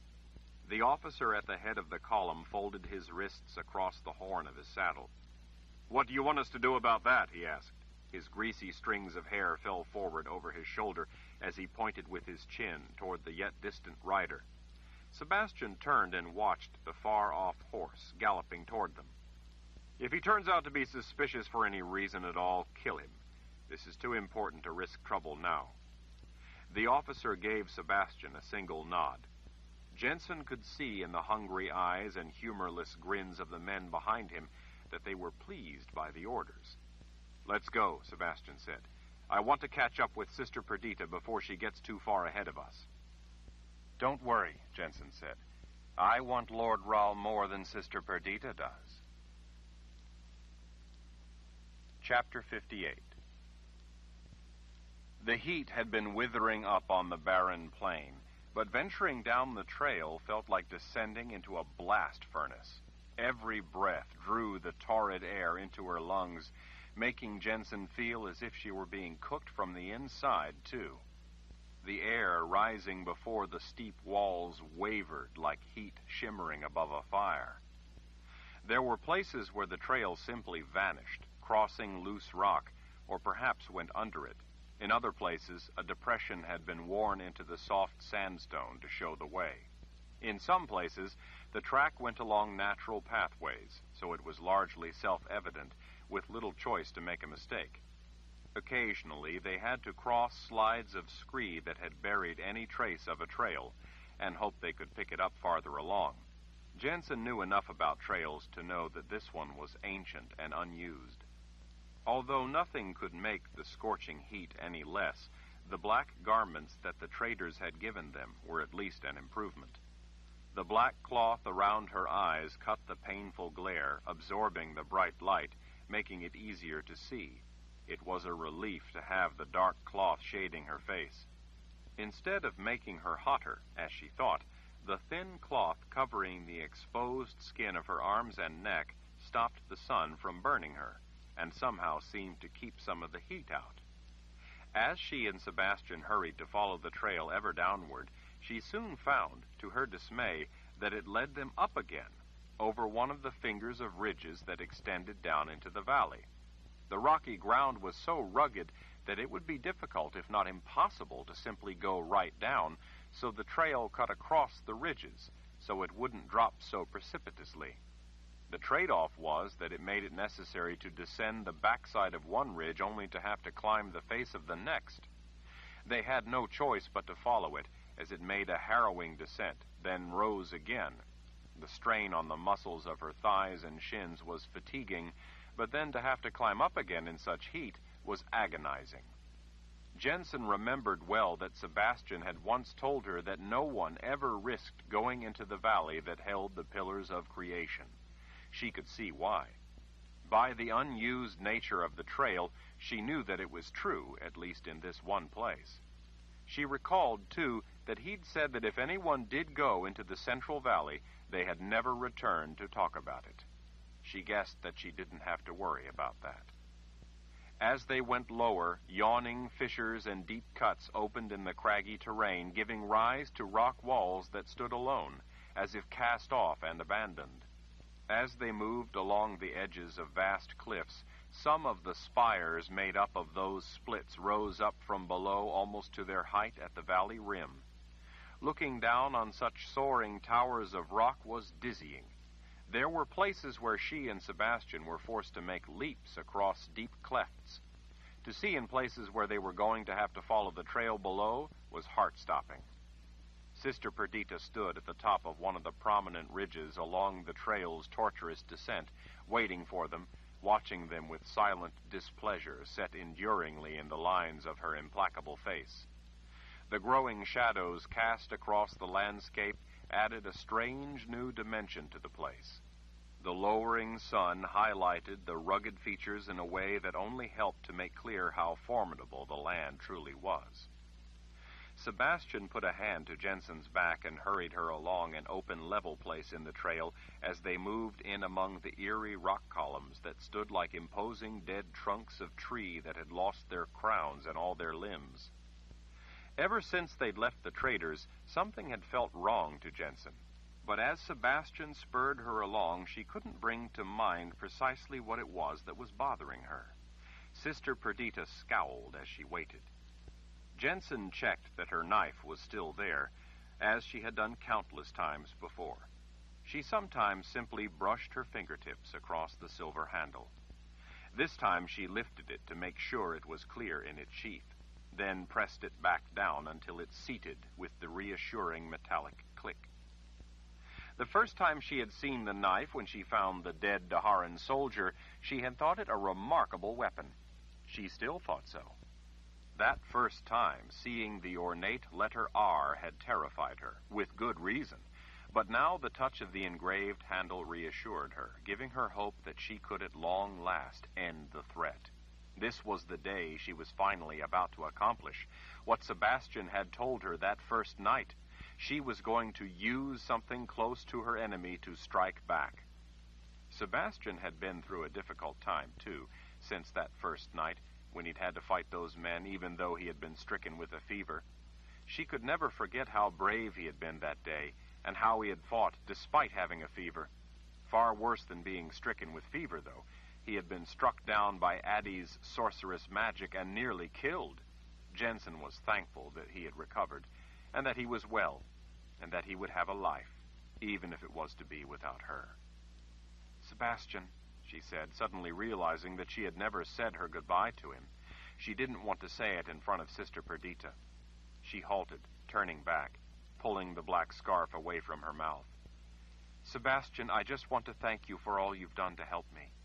He laughed a little through the mask of black fabric. "Jen, you sound like you're about to die." How could she tell him that she was? "We can't know what will happen." "Don't worry," he said cheerfully. "You'll be fine. The sisters helped you with their magic while they were healing me, and now Sister Perdita will be there with you. I'll be there, too. You'll at last avenge your mother." He didn't know what price the sisters had placed on their help and on vengeance.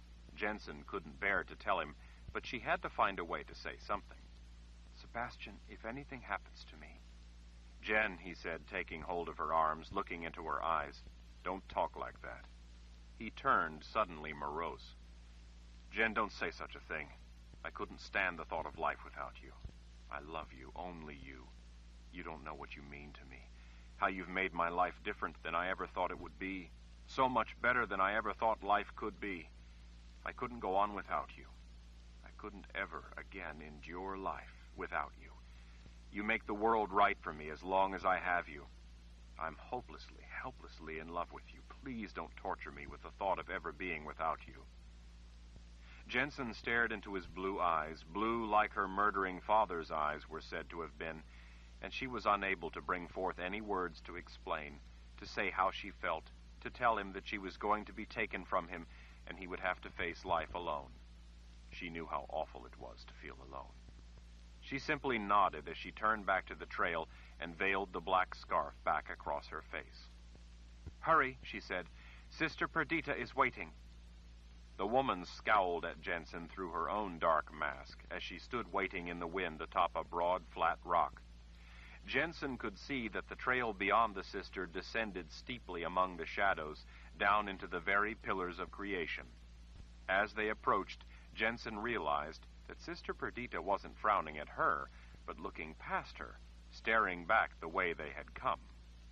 Before they reached her, up on the flat rock where her black robes lifted in the sweltering gusts, they too turned to see what she was watching so intently. Jensen could see from their high vantage point that in their efforts they had reached the top of a divide in the trail from where it dropped rapidly down, following the side of the ridge to take them to the bottom. But looking back across the wide gorges and rocky ridges they had already crossed, she saw that they were almost as high again as the valley rim. There, she could see the small cluster of squat buildings looking tiny in the distance. The rider was almost there, charging in on his horse, following an arrow-straight route toward the trail. The company of 1,000 men had gathered in a thick line not far from the trailhead, waiting for him. Dust rose in a long plume behind the galloping horse. As the lathered animal raced in at full speed, before it reached the men, Jensen detected a falter in its gait. The horse's front legs abruptly crumpled. The poor beast went down, crashing to the rocky ground, dead from exhaustion. The man atop the horse smoothly stepped off the animal as it collapsed to the ground. Without seeming to lose momentum or stride, he continued to advance toward the trail. He was dressed in dark clothes, although not like those of the nomadic traders. A golden-colored cape billowed behind him, and he appeared to be a lot bigger than the traders. As he made straight for the trail, the commander of the cavalry cried out for the man to halt. He didn't challenge them or seem to even say a word. He simply ignored them as he marched resolutely past the buildings on his way to the trailhead. The 1,000 men raised a shrill battle cry and charged. The poor man brandished no weapon, made no threatening move toward the soldiers. As the order cavalry raced down on him, he lifted an arm toward them as if warning them to halt. Jensen knew, from both Sebastian's orders and from the way they charged toward the lone man, that they had no intention of stopping for anything short of his head. Jensen watched with dread as a man was about to be killed, watched spellbound as the 1,000 men crashed in toward him. The valley rim abruptly lit with a thunderous explosion. Despite the dark head wrap, Jensen shielded her eyes as she gasped in surprise. The violent rope of lightning and its terrible counterpart had twined together. A blazing white-hot bolt of lightning twisted together with a crackling black line that looked to be a void in the world itself. Terrible power joined and discharged in an explosive instant. In the space of a heartbeat, it seemed as if all the glaring brightness of the barren plain, the fierce heat of the pillars of creation, had been gathered at a single point and unleashed. In an instant, the ignition of that explosive lightning annihilated the force of 1,000 in a brilliantly lit red cloud. When the blinding light, the thunderous roar, the violent concussion were suddenly gone, so were the 1,000 men, all of them leveled. Among the smoking remains of horse and man, the lone man marched ever onward toward the trail, appearing not to have lost a step. In that man's determined movement, even more than in the way he had loosed havoc, Jensen saw the true depths of his terrible rage. "Dear spirits," Jensen whispered, "what just happened?" "Salvation comes only through self-sacrifice," Sister Perdita said. "Those men died in service to the Order and thus the Creator. That is the Creator's highest calling. No need to mourn for them. They have gained salvation through loyal duty." Jensen could only stare at her. "Who is that?" Sebastian asked as he watched the lone man reach the rim of the valley of the pillars of creation and start down without pause. "Do you have any ideas?" "It isn't important." Sister Perdita turned back to the trail. "We have a mission." "Then we had better hurry," Sebastian said in a worried tone as he stared back at the distant figure advancing down the trail at a swift, measured, relentless pace. Chapter 59. Jensen and Sebastian rushed to follow after Sister Perdita, who had disappeared over the top of the ridge. As they reached the edge, they saw her, already far below them. Jensen looked back in the direction of the trailhead, but didn't see the lone man. She did see, though, that a bank of dark clouds had rolled in over the expanse of barren plains. "Hurry!" Sister Perdita called back up to them. With Sebastian's hand at the small of her back urging her on, Jensen dashed down the steep trail. The sister moved as swiftly as the wind, the black robes flying out behind her as she raced along a trail cut into the slope of steep rock. Jensen had never worked so hard to keep up with anyone. She suspected that the woman was using magic to aid her. Whenever Jensen started to lose her footing on the loose scree and reached out for support, the rough rock rasped the skin on her fingers and the palms of her hands. The trail was as arduous as any she had ever climbed down. Loose rock atop layers of solid ledge constantly slipped and gave way underfoot, and she knew that if she grabbed the wrong handhold, the rock, in many places as sharp as shattered glass, would slice her hands open. Jensen was soon panting and trying to catch her breath as well as the distant sister. Sebastian, right behind, sounded just as winded.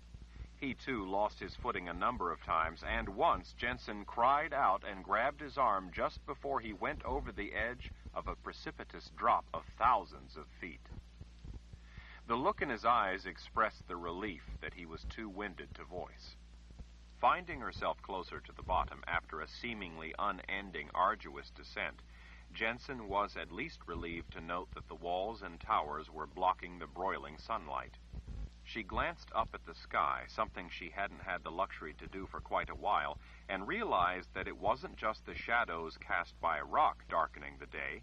The sky, that only hours before had been so clear and bright blue, was now roofed with churning gray clouds, as if the entire valley of the pillars of creation were being sealed off from the rest of the world.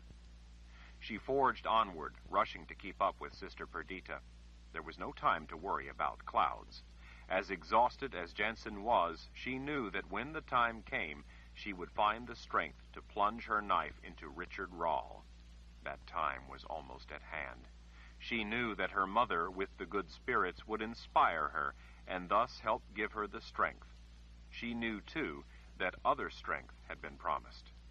Rather than filling her with dread, knowing that the end of her life was so close left Jensen with an odd, numb sense of calm. It seemed almost sweet, that promise of the end of struggle, the end of fear, the end of needing to care about anything. Soon there would be no exhaustion, no insufferable heat, no pain, no sorrow, no anguish. At the same time, when, for only an instant here or a moment there, she actually comprehended the staggering reality that she was about to die, her mind blanked out with overwhelming terror. It was her life, her only precious life, that was inexorably dwindling away, that would soon end with the cold embrace of death itself. Flickering lightnings skipped across a darkening sky, traveling under the clouds. Distant, intense flashes came again, lacing through the heavy clouds, lighting them from within with spectacular green light. Distant thunder boomed, rumbling out across the vast deserted valley. The hesitant rolling sound of the thunder seemed to match the way the landscape wavered in the heat. As they descended, the towering rock columns became larger, at first growing up from splits along the ridges, until down at the bottom they seemed rooted in the floor of the valley itself. Now, as the three of them moved at last ever farther away from the cliffs and out into the valley, those columns rose up like an ancient stone forest. Jensen felt like an ant moving among them. As their footsteps echoed among the rock walls, chambers, and tiers, she couldn't help marveling at the smooth, rippled sides of the pillars that looked as if the rock had been worn smooth like stones in a river. Different layers within the vertical rock appeared to be of varying density, making them wear at different rates, leaving the stone towers rippled up along their entire length. In places, huge sections of the columns perched atop narrow necks. All the while, The heat felt like a great weight pressing down on her as her feet dragged through the jagged gravel at the bottom. The light among the columns cast eerie shadows, leaving dark places lurking farther back in among the towers. In other places, light seemed to come from behind the stone. As she looked up, it was like looking up from the depths of the world, seeing the rock itself, lit green at times by the flickering lightning within the clouds, reach up as if beseeching salvation. Sister Perdita glided among the maze of rock like a spirit of the dead, her black robes billowing out behind. Even Sebastian's presence behind was not a comfort for Jensen among such silent sentinels to the power of creation itself. Lightning arced across above their heads, above the tops of towering rock, as if searching the forest of stone. Thunder shook the valley with violent shudders that brought crumbling rock down on them, so that they had to run or dodge to the side to avoid being stoned. Jensen saw here and there where some of the enormous pillars had previously come crashing down.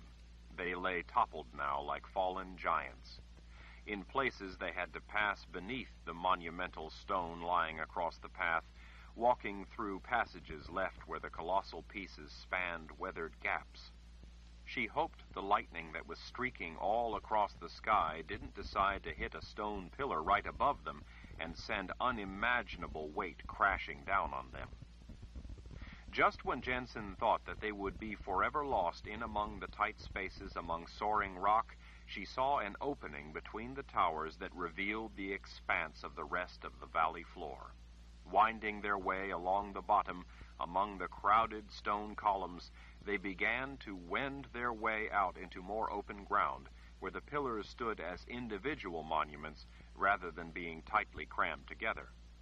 Down at the bottom, the valley, that had looked so flat from above, was a jumble of rolling low rock and scree, cut through with jagged rock formations and lifted slabs of smooth stone that ran for miles. Out from the fingers of tapering ridges coming in from the sides stood lofty pillars, both separated and in small clusters. The thunder was becoming unnerving as it boomed and shuddered and rumbled almost continually through the forest of stone. The sky had lowered until the boiling clouds brushed along the surrounding walls of rock. Off at the far end of the valley, the darkest clouds threw out almost constant flickers and flashes, some startlingly bright, spawning jarring thunderclaps. Coming past a broad stone spire, Jensen was startled to see a wagon in the distance, making its way across the valley floor. Jensen turned to tell Sebastian about the wagon, and there, behind them, towered the stranger. Her gaze took in his black shirt, his black, open-sided tunic decorated with ancient symbols snaking along a wide gold band, running all the way around its squared edges. The tunic was cinched at his waist with a wide, multi-layered leather belt with leather pouches attached along each side. The small, gold-worked leather compartments on the belt bore silver emblems of linked rings, matching those on wide, leather-padded silver bands at each wrist. His trousers and boots were black. In contrast, his broad shoulders bore a cape that appeared to be made of spun gold. He had no weapon but a belt knife, but he needed none to be the embodiment of threat itself. Looking into his gray eyes, Jensen knew instantly and unequivocally that she was staring into the raptor gaze of Richard Rahl. It felt as if a fist of fear seized her heart and squeezed. Jensen pulled her knife free. She clutched it so tightly that her knuckles were white around the silver hilt. She could feel the ornately engraved letter R for the House of Rahl biting into her palm and fingers as the Lord Rahl himself stood right there before her. Sebastian spun around and saw him, then moved around behind her. Her emotions in a jumble, Jensen stood paralyzed before her brother. "Jen," Sebastian whispered from behind, "don't worry. You can do this. Your mother is watching. Don't let her down." Richard Rahl scrutinized her, not seeming to notice Sebastian or even Sister Perdita farther back. Jensen stared at her brother, equally oblivious of the other two. "Where is Kalen," Richard said. His voice was not what she expected. It was commanding, to be sure, but it was so much more, so full of emotion. Everything from cold fury to 16, The Pillars of Creation by Terry Goodkind. Continuing on page 553. Betty bleated at the sound of the horse's name.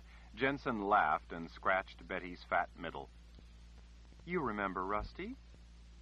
Betty bleated that she did, as her kids frolicked nearby. In the distance behind, Jensen could hear the murdering overall demanding to be let out. She stopped and looked back, realizing that he too was a half-brother, a very evil one. "I'm sorry I thought such terrible things about you," she said, looking up at Richard. He smiled as he held Kalen close with one arm and then pulled Jensen close with the other. "You used your head when confronted with the truth. I couldn't ask for any more than that." The weight of the rock that had fallen was slowly crushing the sandstone boulders holding up the pillar trapping Oba. It was only a matter of hours until Oba was crushed to death in his inescapable prison, or, if not, until he died of thirst. After such a defeat, the Keeper wasn't going to reward Oba with any help. The Keeper would have eternity to make Oba suffer for failure. Oba was a killer. Jensen suspected that Richard Rahl had no shred of mercy for someone like that, or anyone who hurt Kalen. He showed Oba none. Oba Rahl would be buried forever with the Pillars of Creation. Chapter 61. In the morning, Tom gave them a ride out among the towering Pillars of Creation. The view in the early morning, with the sun throwing long shadows and lending striking colors to the landscape, was spectacular. It was a sight that no one else had ever come out of the valley to report. Rusty was happy to see Jensen and turned positively frisky when she saw Betty and her two kids. Jensen, with Richard and Kalen at her side, went into the squat building and discovered that Sebastian, unable to reconcile his beliefs and his feelings, had granted Jensen her last wish. He had taken all the mountain fever roses he'd had in the tin. He sat dead at the table. Jensen, sitting beside Tom, listened to Richard and Kalen explain the whole story of how they came to be together. Jensen could hardly believe that he was so much different than she had ever thought. His mother, having been raped by Darken Rahl, had run away with Zed to protect Richard. Richard grew up far away in Wasteland, not knowing anything at all about Dahara, or the House of Rahl, or magic. Richard had ended the evil rule of Darken Rahl. Kalen, having been hunted by real quads, had killed their commander. With Richard as Lord Rahl, there were no more quads. Jensen felt proud and honored now that Richard had asked her to keep the knife with the ornate letter R on it. He said she had earned the right to carry it. She intended to keep it and hold sacred its true purpose. Now she truly was a protector, just like Tom.